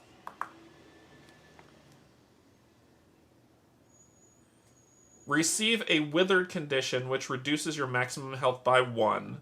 Then remove excess wound tokens from your dashboard, leaving enough to equal the wanderer's new max health.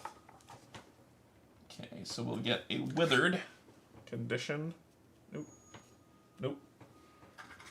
That would be here. Sorry, health goes down by 1, which is what it says. It says health down by 1. Max health reduced by 1. Okay. And remember, if we get a 4th, game over. Alright.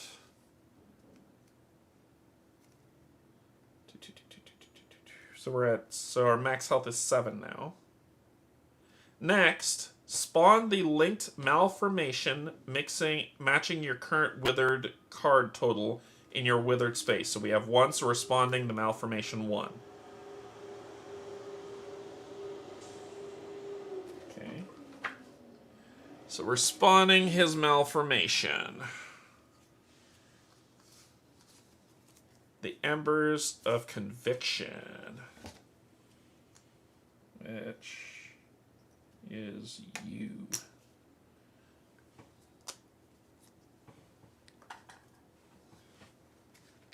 More fun. We get more fun. Embers of conviction. That's what that thing looks like. Malformation 1. You feel something stirring in your bones as the secret writing's lofty words whisper in your mind. How fortunate you are. Finally, the knowledge that has always hovered just beyond humanity's understanding is within your reach. No trial will stop you now. Let me move this up. No shackle will hinder your thirst for truth. Wisdom's call comes from within yourself, her voice emanating with power. It feels like her might is bursting right out of your very flesh.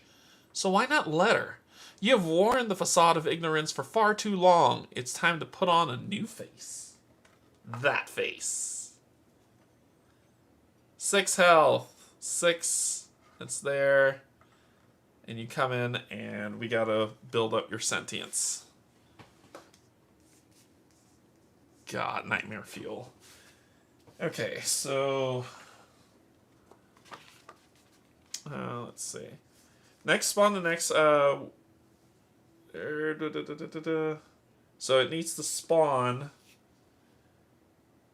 where you died. So it spawn on your space. Okay. We need embers of conviction, mal terrible thing 1.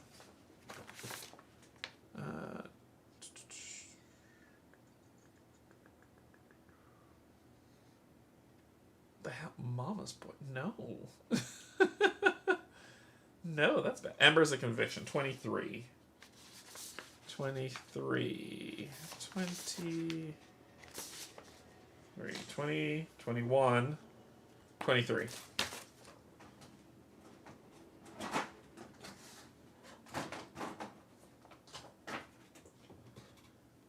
That's fun. So that thing comes there. Okay. Spawn the withered condition until is, for example, spawn the malformation if the wanderer has 1 withered card. Second one for so. So it spawns where you died. And it has 6.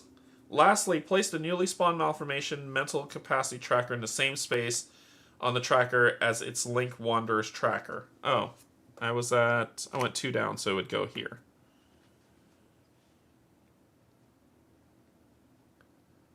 Lastly, place the newly spawned malformation's mental capacity tracker in the same space on the track as its link wanderer's, rather than in the space matching its maximum.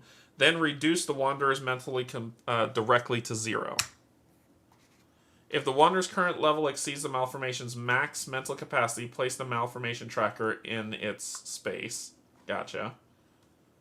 In its maximum space. Makes sense. Malformations. Important. When a wanderer dies, the wanderer is treated as being temporarily out of the game.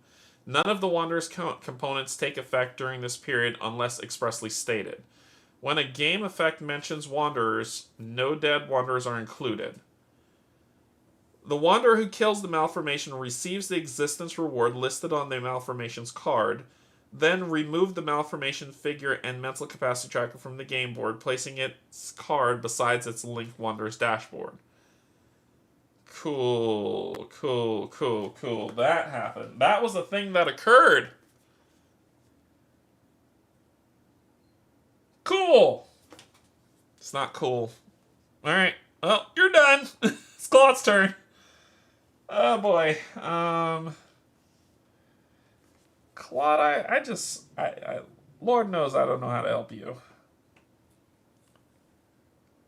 We're gonna move. We're gonna move very far away. Oh my gosh. Claude's job is to run. That's what Claude's job is to do, is to run. Or should we just go fight? Yellow is like your bane. You have 0 yellow. Fighting those things is pointless for you. So this is where something like this is where the chaos variant comes in, because you'll never run into a case. Your percentage of running into a case like this is greatly lowered. I mean, I could go ham on the big guy. And I think I will. I'm going to go all in on the big guy. So we're going to do a move. I'm going to move here. Then we're going to confront that guy. So we're going to... A confrontation action costs 2. So 1, 2 to confront him. And I'm going to exhaust both of these to confront him. So we're going to get... In addition to... Let's see. Confront. And let's do confrontation to say exactly how I'm going to confront this bastard. Confrontation. Oh, we're going up against... Nope, we did this one already. We should have gotten a new one. So we're confronting this. So we need eyes of every color. Ooh, I don't know if I want to spend both of these. I need the purple. We'll exhaust the police officer.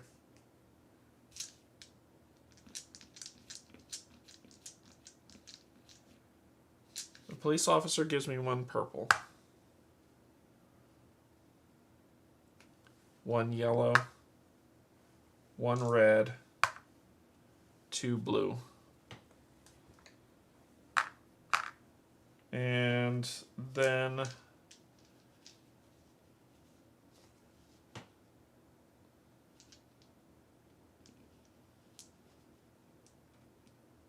I get to roll the dice based on what's there. So then I get to roll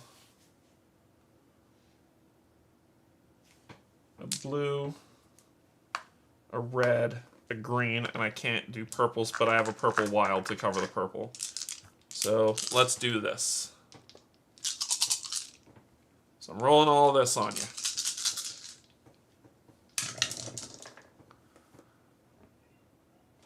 So I have a red, a green, a blue, and a purple. Boom! So I hit him. And I hit him for 3 damage. Take him down to 17. And I gain 1 crystal. And this card is discarded. We flip over a new one. Okay. You go first. So resolve a wanderer is in my space, so you're going to spend 1, 2, 3, 4. Gulp. And then deal 2 blue. I roll 5 minus 1, 4.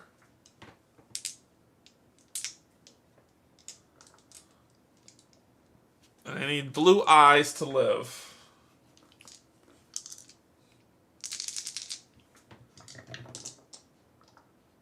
One, 2, blocked them both. Don't take any Envenom cards.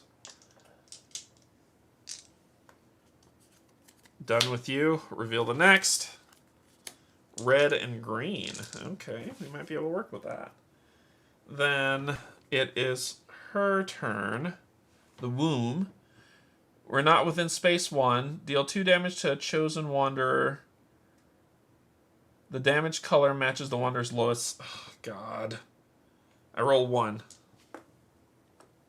She's just going to kill me straight up. Yep, I'm taking 2 damage. So I go to 6 for you. And you will spend 1 for that. And then she gets to do it again. Oh, no. No. That's within space 1. It was 2. She would do 2. Sorry. Making things harder on myself. Then I forgot to roll for your crazy sentience, which would be purple, red, and yellow. I wild. Okay, so purple wild, red eye, yellow brain. Yellow. Oh, yellow skull, sorry. Not yellow brain, yellow skull.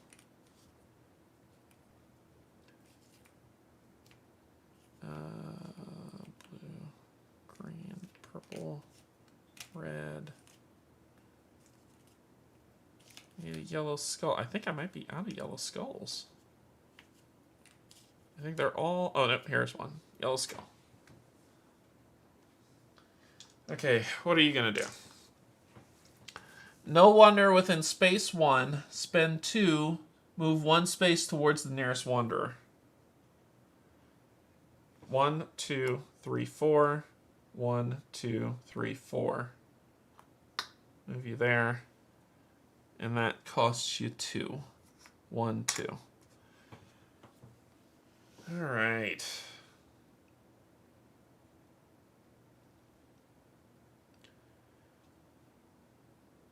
Two red hands. And a green. It's almost not worth it, huh? Let's do this to do a confrontation. Which will be...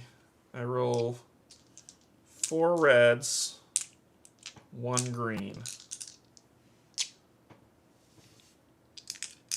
And I have a green reroll if I need it. And you need a brain on green.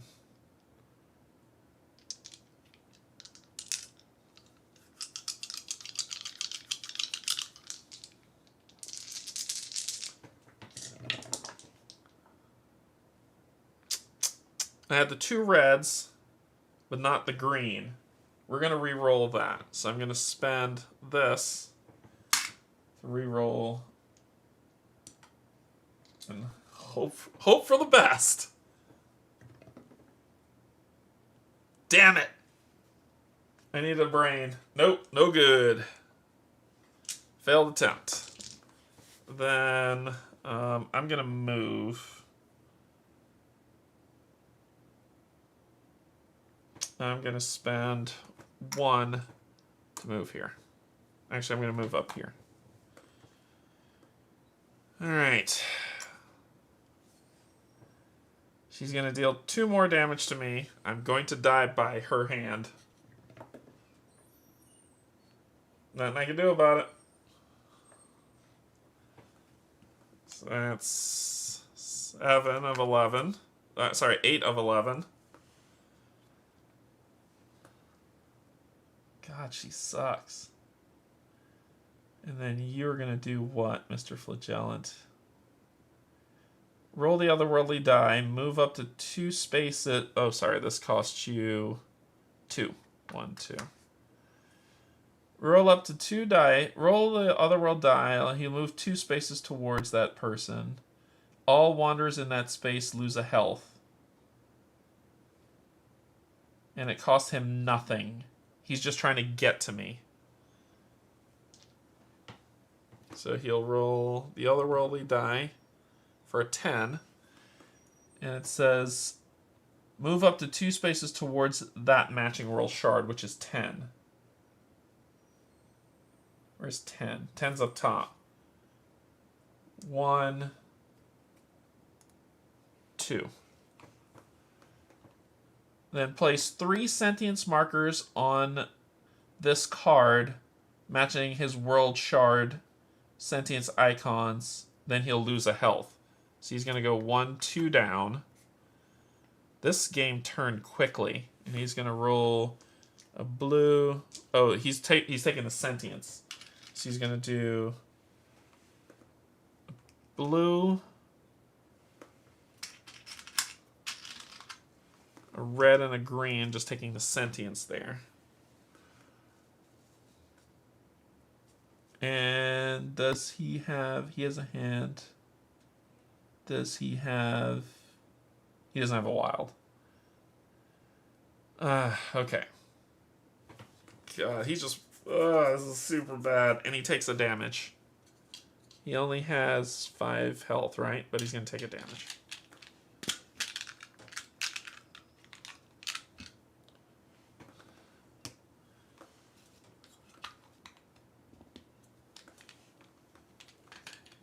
He's basically beating himself to death and then going to explode. Cool. Ah, damn.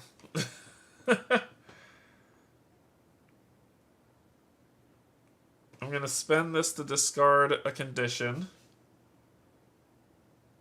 When discarding a condition card via its removal effect. Oh, via its removal effect. Oh, and he's within 1 space to activate, and I could act, but I'm not going to. Let's get rid of this one. Okay. Oh, crap. Let's search. Maybe I can find something that'll be helpful. Unknown injection. Consumable, 2 charges. Spend 1 charge to restore 2 sanity. Use at any time. Cannot disrupt actions. Limit once per round.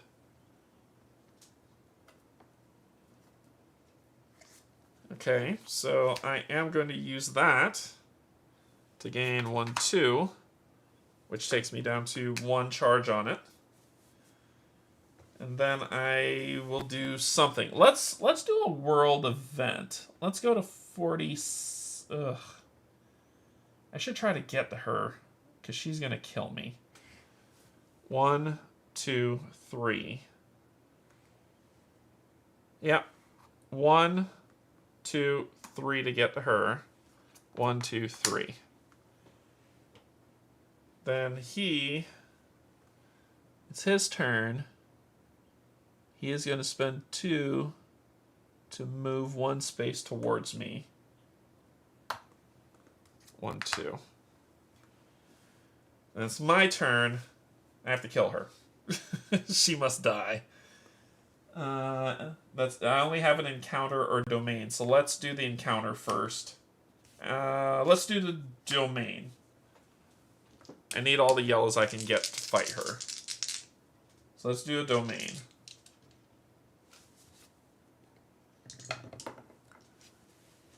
Three skulls. Jeez.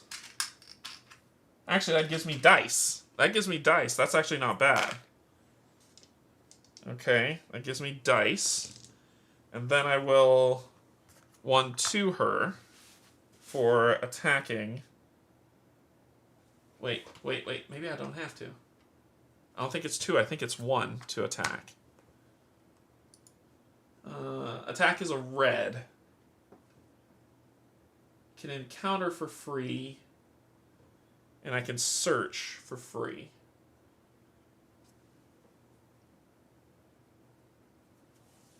What's this one? This was encounter.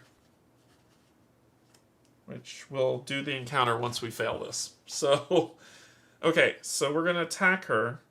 I got 1 die. And then I'm going to give myself 3 more. And skulls is what we're going for. Actually, we can make this 3 successes. I don't have to roll for it. We could just make it 3 successes. I'm just going to roll this. 1 die, sorry. 1 die.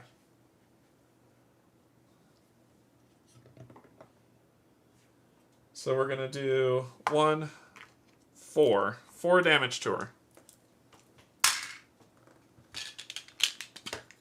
Can I inflict 1 more somehow? Yes, I get to roll 1 additional die with the magnum.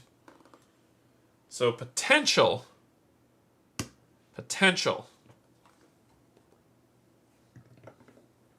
Yes! 5! Boom!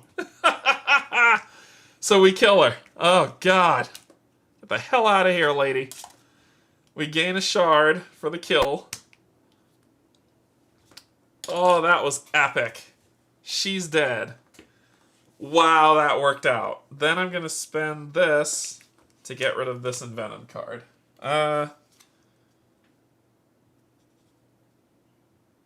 Ooh, do I want to ditch the... Let's ditch the enlightened card. The enlightened card is nice, but it's hurting us. So we'll ditch the enlightened card. Keep the envenom card. Okay. Then we will use the encounter action to go 176. That was amazing. 176.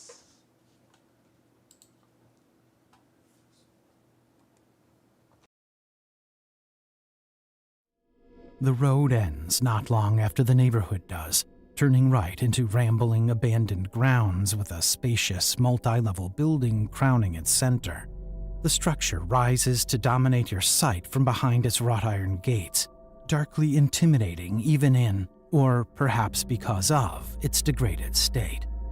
Glancing right, you see a tarnished brass sign nailed into the mossy bricks rising beside the gate.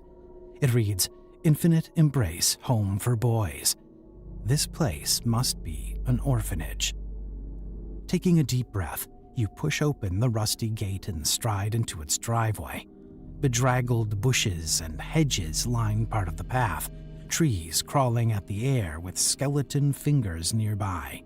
The building's paint may have been a brick red color at one point, but now it's cracked, faded, and peeling. The windows are thick with dust.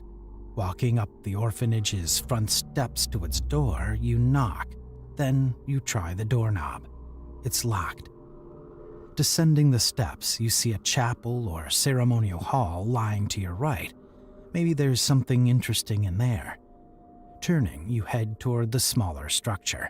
You knock here, too, also trying the doorbell you notice nearby. Birds chirp as a breeze whistles through the dead, rattling trees. Finally, you twist the door's knob and the door swings open. Inside, you find a tall, domed room, its interior surprisingly clean and well preserved. You step slightly across the hardwood floor, which gleams as if freshly waxed, glancing briefly at the cream-colored walls, paintings, and the meticulously arranged furniture. Two richly engraved structures, either curio cabinets or altars, stand sentry against the far walls, facing a large shrine bookended by an elaborate copper bathtub and a pulpit in the room's center. Unlit candles litter almost every flat surface. Running your fingers across the bench, you marvel at how dust-free everything is, as golden fabric ornaments hanging between the pictures catch your eye. Then, pivoting toward the shrine, you observe its candelabras and vases. The candles look like no one has ever lit them, and fresh, clean water fills the glass vessels as if they were waiting expectantly for flowers. Meanwhile, the bathtub's metal is ornately engraved, its surface buffed and gleaming. After seeing so much desolation in this town, to find someplace that still seems so well kept is surprising, almost shocking. Someone must still use this place, and potentially regularly by the look of things. And upon looking at several of the sculptures adorning the cabinets, you're unsure if you want to meet this person. What was this building's intended use? What is its purpose now? And what's with the weird metal bathtub in the middle of the room? Once you've wandered around a little longer, your gaze focuses on a door standing ajar to your left. You think there may be a small office lying behind it. Meanwhile, another larger exit looms in the room's far right corner, but it's closed. Could it lead outside? Or is this place bigger than you initially suspected? Alright, so we'll gain 2 purple brain domains. 2 purple brains. Then we will spawn the encounter to Exalted Circle and behind the black doors on the ceremonial hall. Place a completed token on the ceremonial hall. So this is something a little new because we've been doing main story.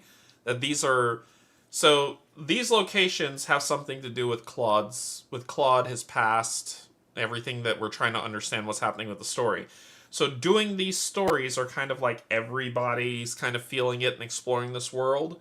And you gain a lot of benefits from doing that story, which procs other stories. What are we doing? The Exalted, behind the behind the black doors, which will go in the ceremonial hall, and the exalted circle.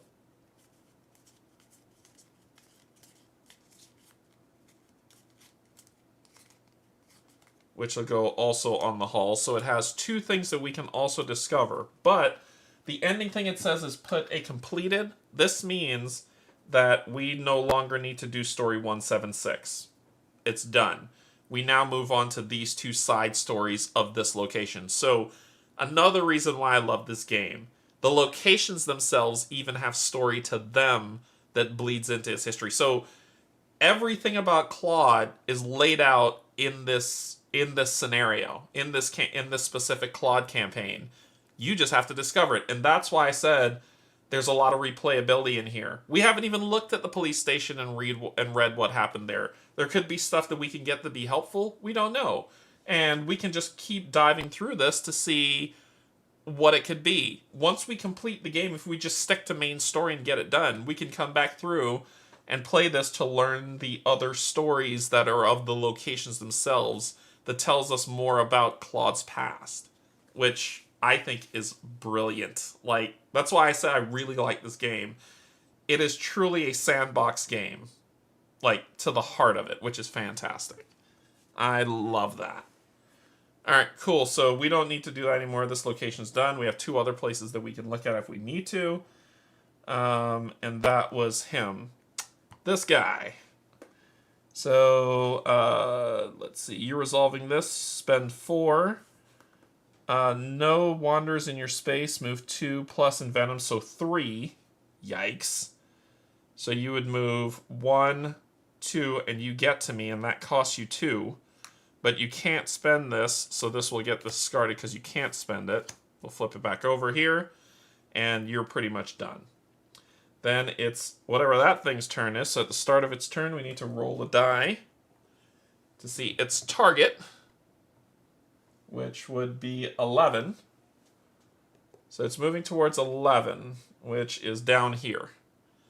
So it says that it will move up to 2 spaces towards that.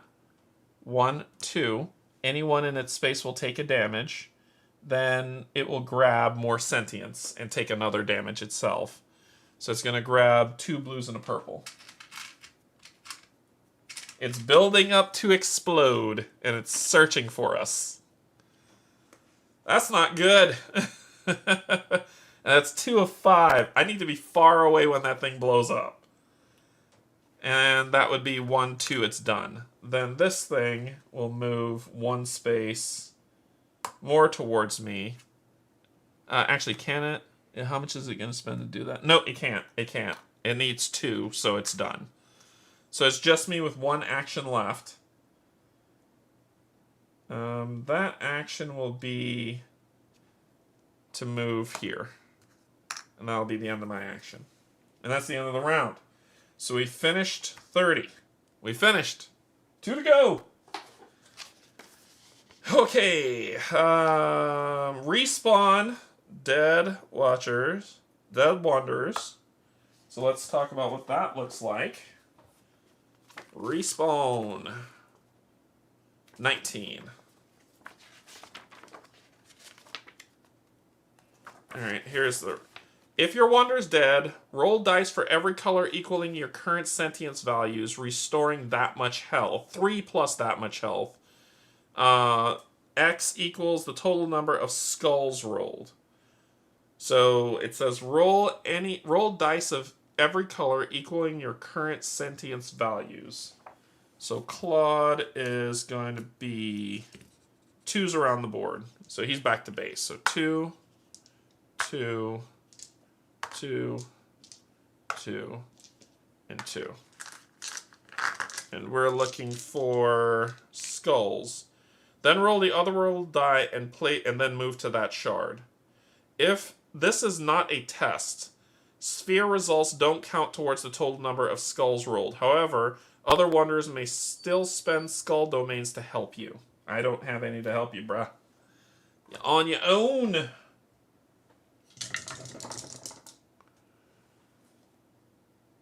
So I'm only getting back 4 health. I'm going to house roll that. I think that's dumb. Because it's -1 health. There's no way that's telling me how to heal right now. If there was a way to heal in this game, that would make sense. But there is no way to heal in this game.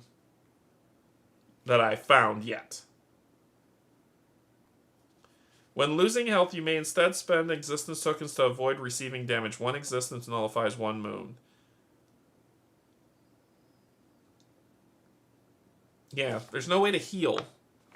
I'm probably going to house rule that too. So, while I would only get back 1 health, 4 health, I'm not doing that.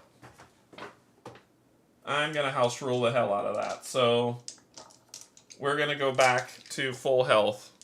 Not doing that. And -1, so we're at 7 health. Otherwise, I will be dead in a matter of turns. And that's nuts. Each character restores its mental capacity to max.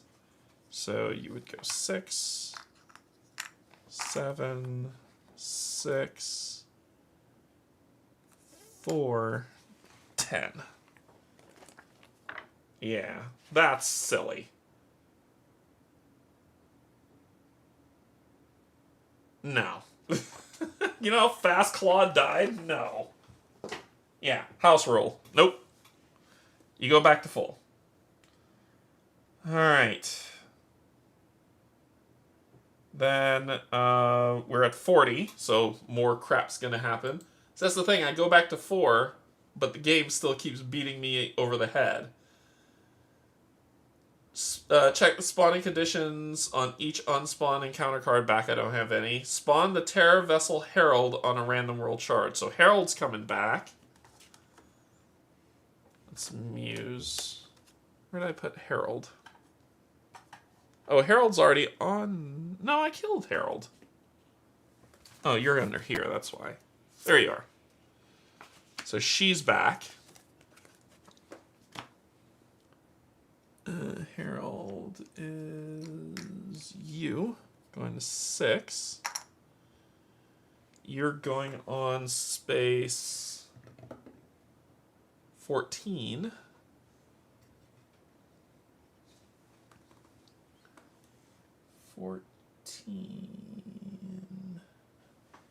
Here. And you're rolling 2 red and a yellow. I prefer the Chaos variant, to be honest. But I just want to show you how this works. Red hand, red brain, and yellow eye. But I prefer the Chaos variant because you just reach in the bag and it can be anything. It can be a boat. Okay, what are you doing? So, start the round. We'll stop after this one. It's getting pretty late. I've been since 9.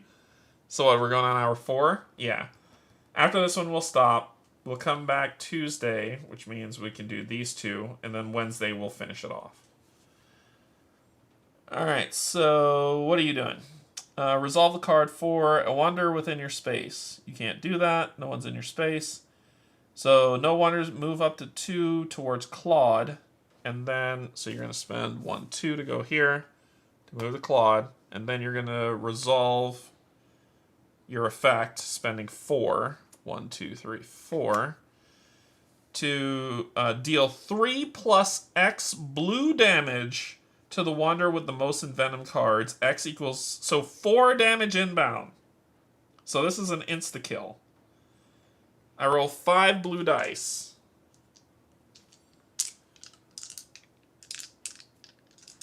That's all I got. So it's either I'm blocking something or I'm dying. I block 1. I block 1, so that's 4. That is enough to kill me. I'm dead. And they want to bring me back with half health. Are you freaking kidding me? Alright. So just like that, you kill me.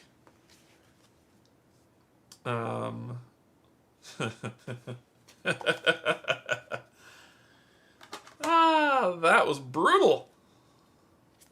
to get discarded. Drawing the next one. Okay, fuzzy recollections. You stagger forward feeling fuzzy and lightheaded. Where are you? Are you in your apartment? How did you get here? Why is your coat clamped between your fingers? Were you able to put it on? And most importantly, why is your pistol clutched in your other hand? It's okay, you mumble. I just gotta clear my thoughts. Get my head in order. This whole mess will make sense soon, won't it?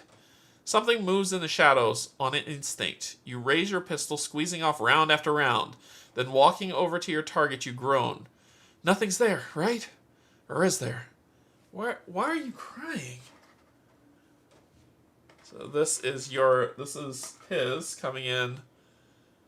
Flip over Claude's existence card. Cards as passive. Flip over Claude's existence card in his sights. Flip it back when recollection dies. Ignore bullet tokens effect, so he shuts off my gun, which I haven't been using. Cool. Cool.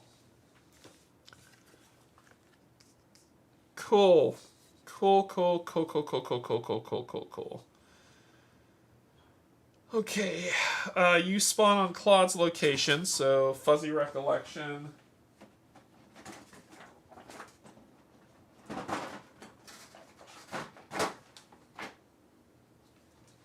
I painted this one. So Claude was the only one I was able to paint because the art kind of sort of made sense. Come on. Come on, show it. There you go. So that's him. He spawns where I died. Oh, and you were supposed to spawn in a random location. You will go to 6.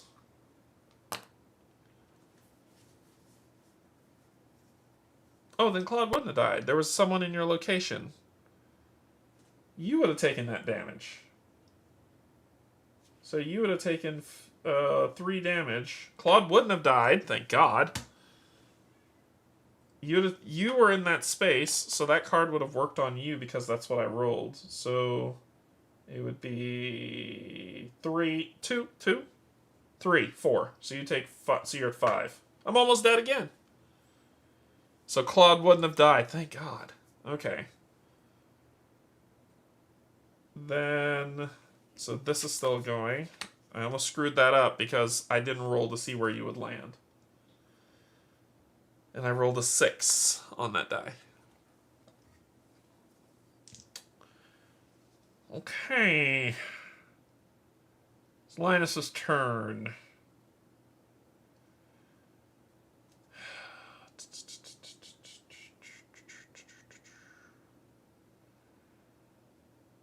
Oh, Linus. Oh, these are supposed to flip back over.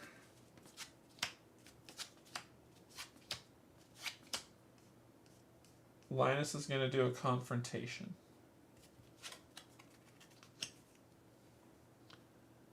And we're going up against green, green. So I have green, green, red. And am I adding anything to it? Yeah, I'm going to add... no, that doesn't help me. I need a brain and 2 eyes. I have enough. I have enough to damage this. So let's roll. Confrontation. Alright, I have the 2 eyes. Well, I have 1 eye. I need a red brain and a green eye, but we can make it work. So I have this, and I need a green eye. Done. And a red brain. Done. We deal 2 more damage to you. I don't get a crystal because it's 0. And then we flip over the next card.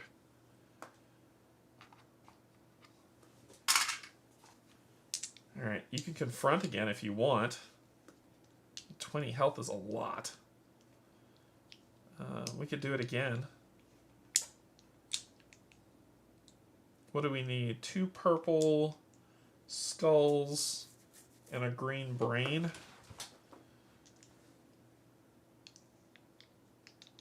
Yeah, we're going to confront again. 1, 2. 2 purple, 2 green.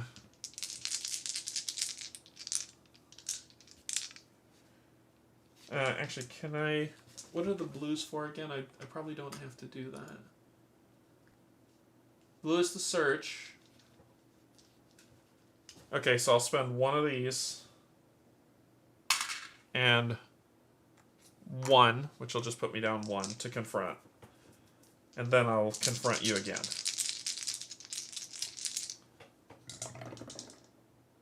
So I need 2 purple skulls and a purple brain. So I have 1 skull, 1 brain, and a wild purple. Woohoo! Linus is pissed! So I will do 2 more damage. 6. That's 7, leaving you with 13 health. And still don't get a crystal.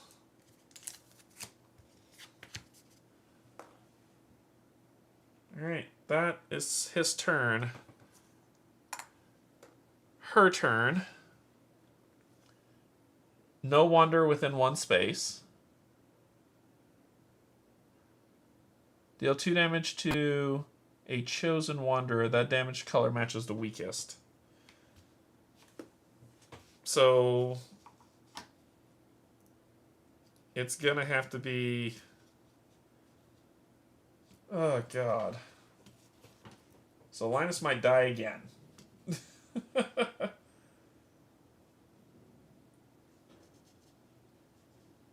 Oh, and at the end of my turn, I'll spend 1 and 1 to get rid of slowed. I don't need that card. Okay. Someone's taking 2 damage. Linus is the best that's going to do it. He gets to roll 2 dice because it's 2 across the board for what he has. And it'll be anything. Let's make sure it's one of these. Let's do purples. Which one has the best eyes? Purple only has 1 eye. Green has the best eyes. 2 greens. Wild and a green eye to block both damage. Kick rocks, you bastard. Okay.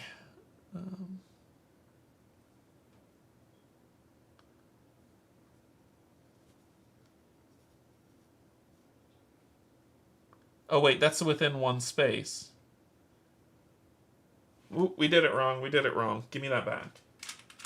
That was within 1 space. She is going to jump to somebody and then take away a crystal. That's what she's going to do. So she's jumping. I played that wrong. She's jumping. Linus is a 5. You are 4. Okay, so she's jumping to you. I don't have a crystal to take away. And she's spending 1 to do that. Nope, 2. 2. 1, 2. Then this thing. A wander's not within 1 space. So it's going to move 1 space. Oh.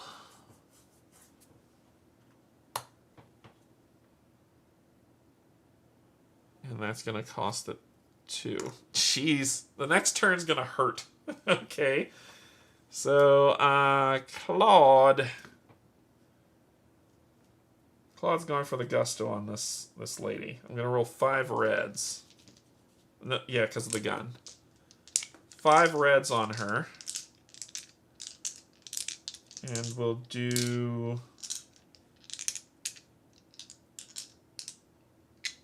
brain. We'll do brain. 5 red dice. Or hand. I said hand. I said brain or hand. Hand has more reds. I should have said hand. And 1 more. So that's 3 damage to her. And that's me using this. This is how I play. My brain keeps forgetting stuff. So that's 3 damage to her, and that's hand gone. And then I'm going, and that's so that's a freebie, and then I can attack her again with 5. And this has to be for brain.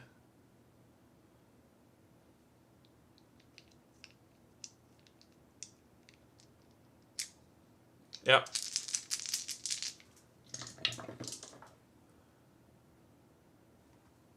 One, 2. She's dead. One shot her. Alright, she's dead. I gain a crystal. Get the hell out of here again. And pull her off this board. Then Linus's turn. Linus, that's a big ass to confront, but let's do it. Linus is going to confront for free, flipping middle-aged man over and exhausting it. So he'll get 2, 1, 1, and 1, plus 2 of his blues, 2 of those, and 2 of those. And I'm exhausting that card to do it.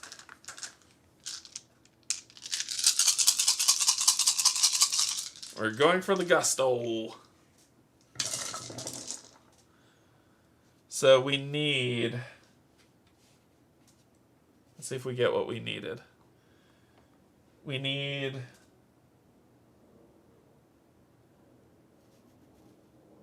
any green.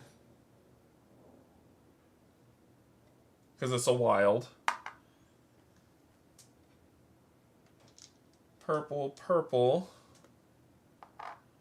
And then blue. And a blue brain.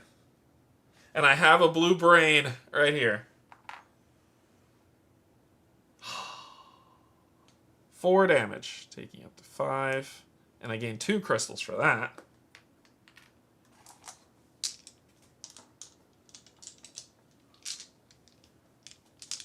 So that was that confrontation. So you have 11, you have 9 health left.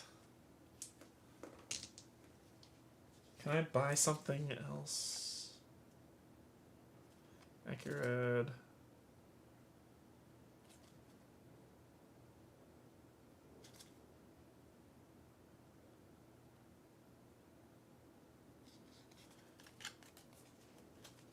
We are going to spend and get this. Your burden's light. Spend 1 sanity to choose a wanderer to discard a burdened, overweight, overwrought, slowed, weakened, disoriented, lighthearted, or traumatized condition card. And that costs 2. So he gets rid of conditions, which is great.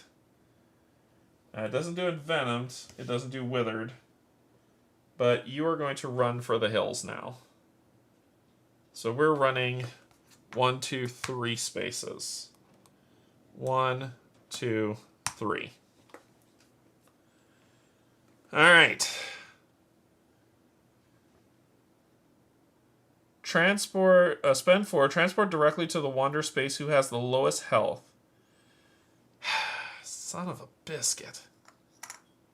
Going to 0. You're coming here. Oh wait, no, I did this card. This card should be discarded. You're gonna do something, I just don't know what. Flip. Transport. Where was I? It has the lowest health and deal 3 blue to that wanderer. I roll 5 dice. So, I don't know. Let's see. Could be dead. Ooh, I think I'm dead. Yep, that's a brain that I rolled. Alright, now Claude dies. Now he dies. This thing comes in. This comes in. That's unfortunate. This goes here. He drops to 0. Boy. Cool. Cool, cool, cool, cool, cool, cool, cool, cool, cool, cool, cool, cool, cool, cool, cool. Okay. Cool. Cool. And he'll heal back to full when he gets back. But, yep. All his cards are null and void until he comes back. Cool. Awesome. Awesome, this sucks. You. Where are you going to? 15. You're going to 15. 15 is over here. 1, 2. And then you'll gain 3 blues.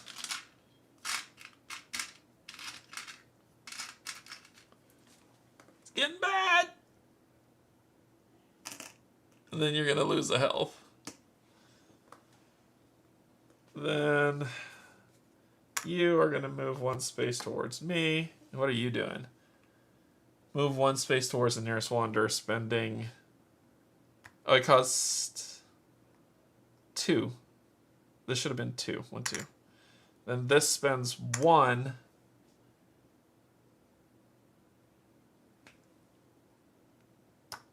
Yep. And this guy's going to go wandering again.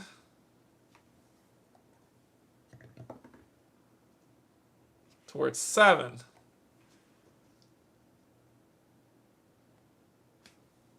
I'm on 7. So he's going to go up here. Take a damage going to 4. And gain 2 red and a blue.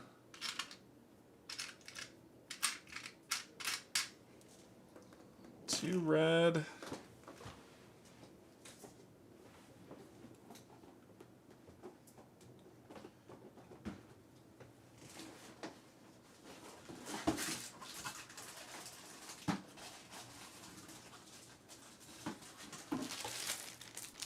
And the blue.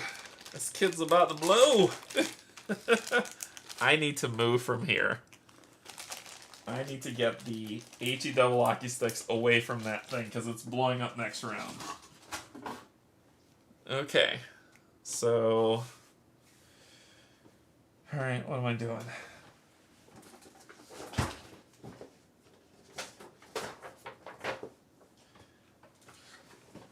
I'd like to cry for 200. Alright. So that would be 1, 2. Then this guy is going to... What are you doing? A wanderer is within 1 space. Recollection deals 3 green to the nearest wanderer. Oh, and I forgot to do your stuff. Red, red, blue.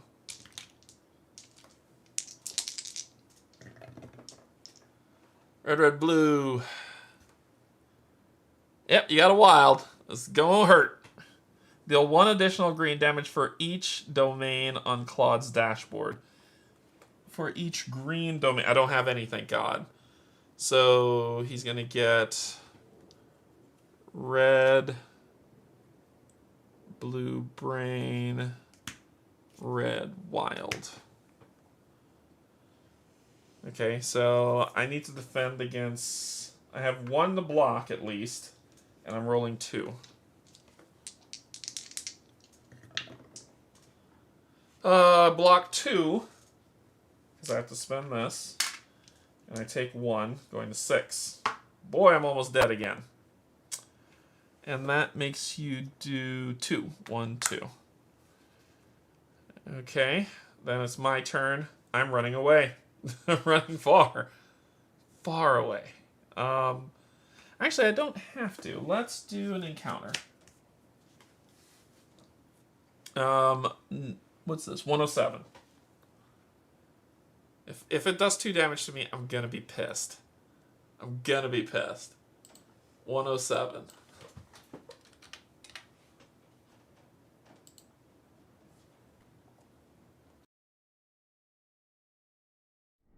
The towering building looks abandoned, its blemished walls covered in moss and its windows smashed. The vases and sculptures that once embellished its entrance are now little more than shattered rubble, its visitor benches broken.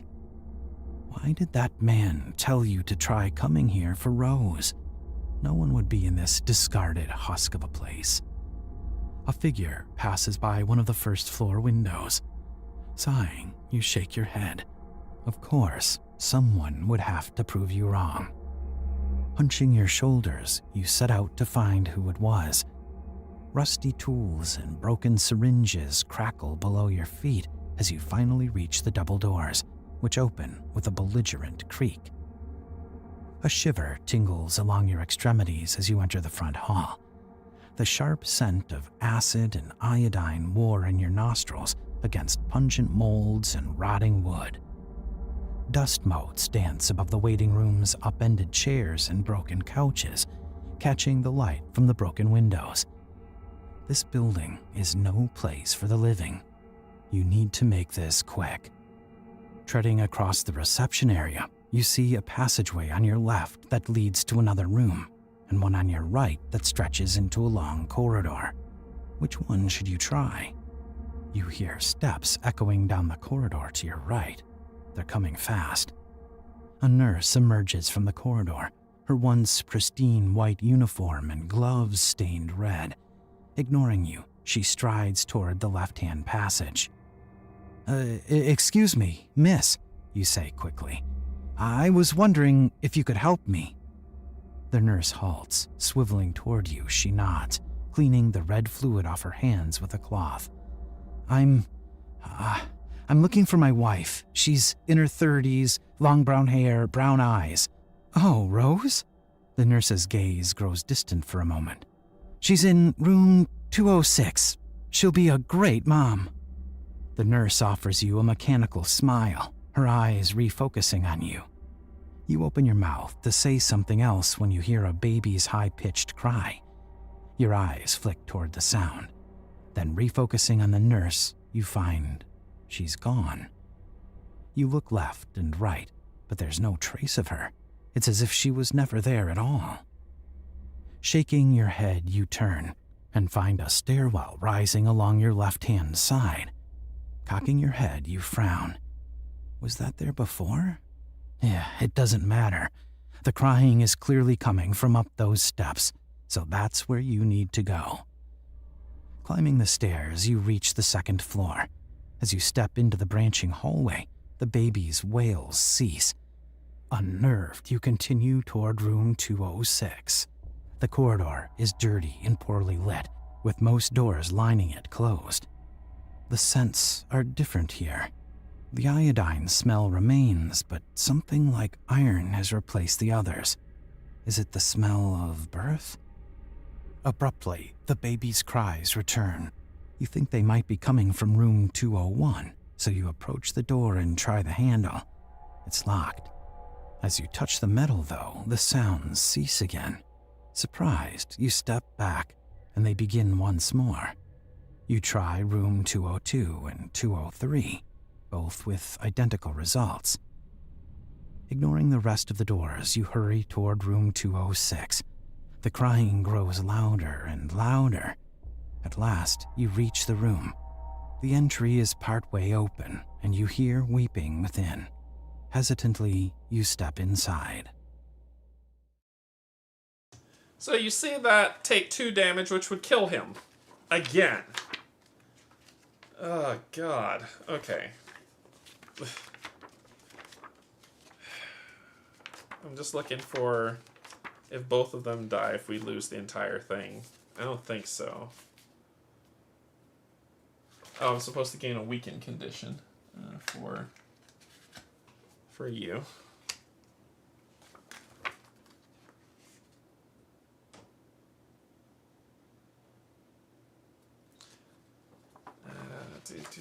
Action phase, refresh phase, additional rules, counters. Because we're both about to die. So if we both die, is that game over or what?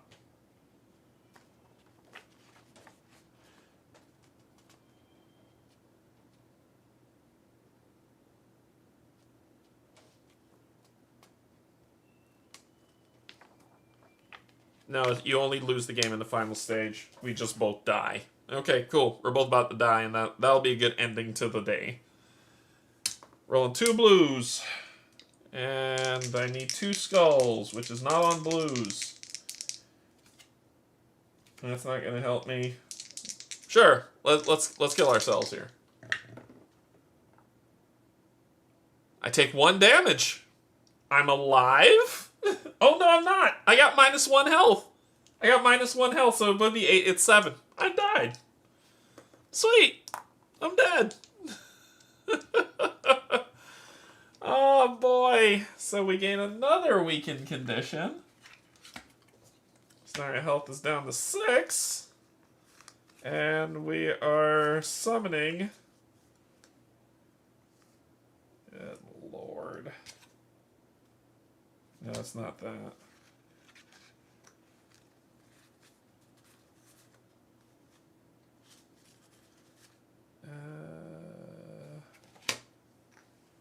Awaken to Flame, I think, is the next one.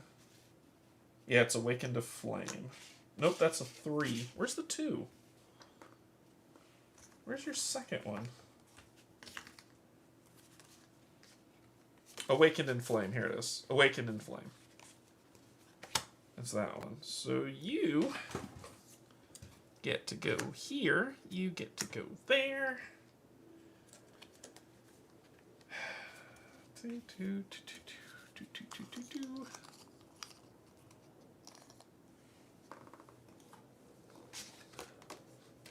as well just push this back because we're about to finish. At last, you surrender completely to the glorious voice. You feel yourself expanding, your consciousness reaching fresh, undiscovered aspects of existence. Now I will expand your vision, the imminent wisdom says, and she does. The burning glory reveals the truth. Old faith, new belief, all merging and all consumed in the purifying heat. Fire is language and knowing. Fire is both the way and the destination. The flames have enlightened countless seekers before you, but never to the fullest, until now. See, she whispered, I make all things new. Good lord. Wanderers in awakened space must lose 1 health first to perform a move action. Each time awakened loses health, transport him to a random world instead. Whoo, this is awful. This is awful. So you're popping up over here.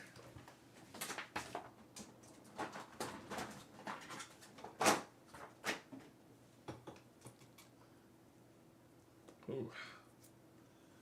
Fun guy, huh? Just good looking. Look at him. It's just good looking.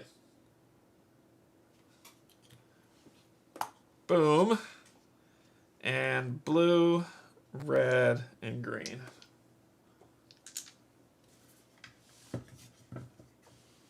We gotta set this up for the end of the round.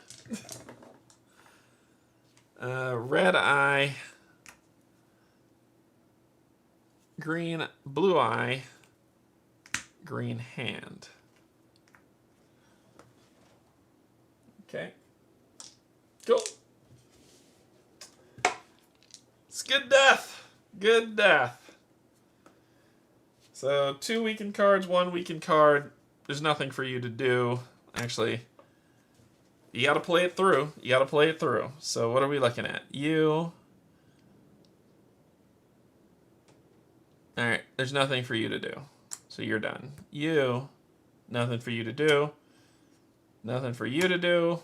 But you. There is something for you to do. So we'll roll a die. We're dead, so whatever's gonna happen is gonna happen. 13.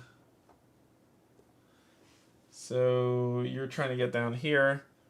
You'll move here, and then you'll gain 3 yellows. And that's 5. Alright, so it says when you die, distribute damage among wanderers as evenly as possible. Each sentience marker on the card becomes 1 damage. Wow. That's all damage. That would have been an instant death. It's a good thing we're dead. It won't matter. Alright. You're dead. We're done. Refresh. So we'll do the refresh step and then we'll be done. So refresh. You will heal back. You will have 2 damage on you. 1 damage on you. And then you are at 5. You are at 6. You are at 6. Linus is at 7. Claude is there. And you are at 10. Ready the rest of these.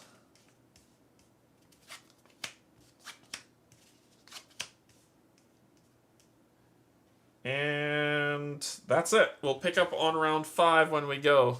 So it'll be... We'll see about doing 4 tomorrow. And then Wednesday we'll finish off with these 2 and if we're still alive. And that will end that. Okay? Oh, we need to respawn. So where are we respawning? Linus is going to respawn on 1. And Claude will respawn on 1. Both of them are going to 1. So where is 1? All the way over here. So both of them respawn there. Now we're done.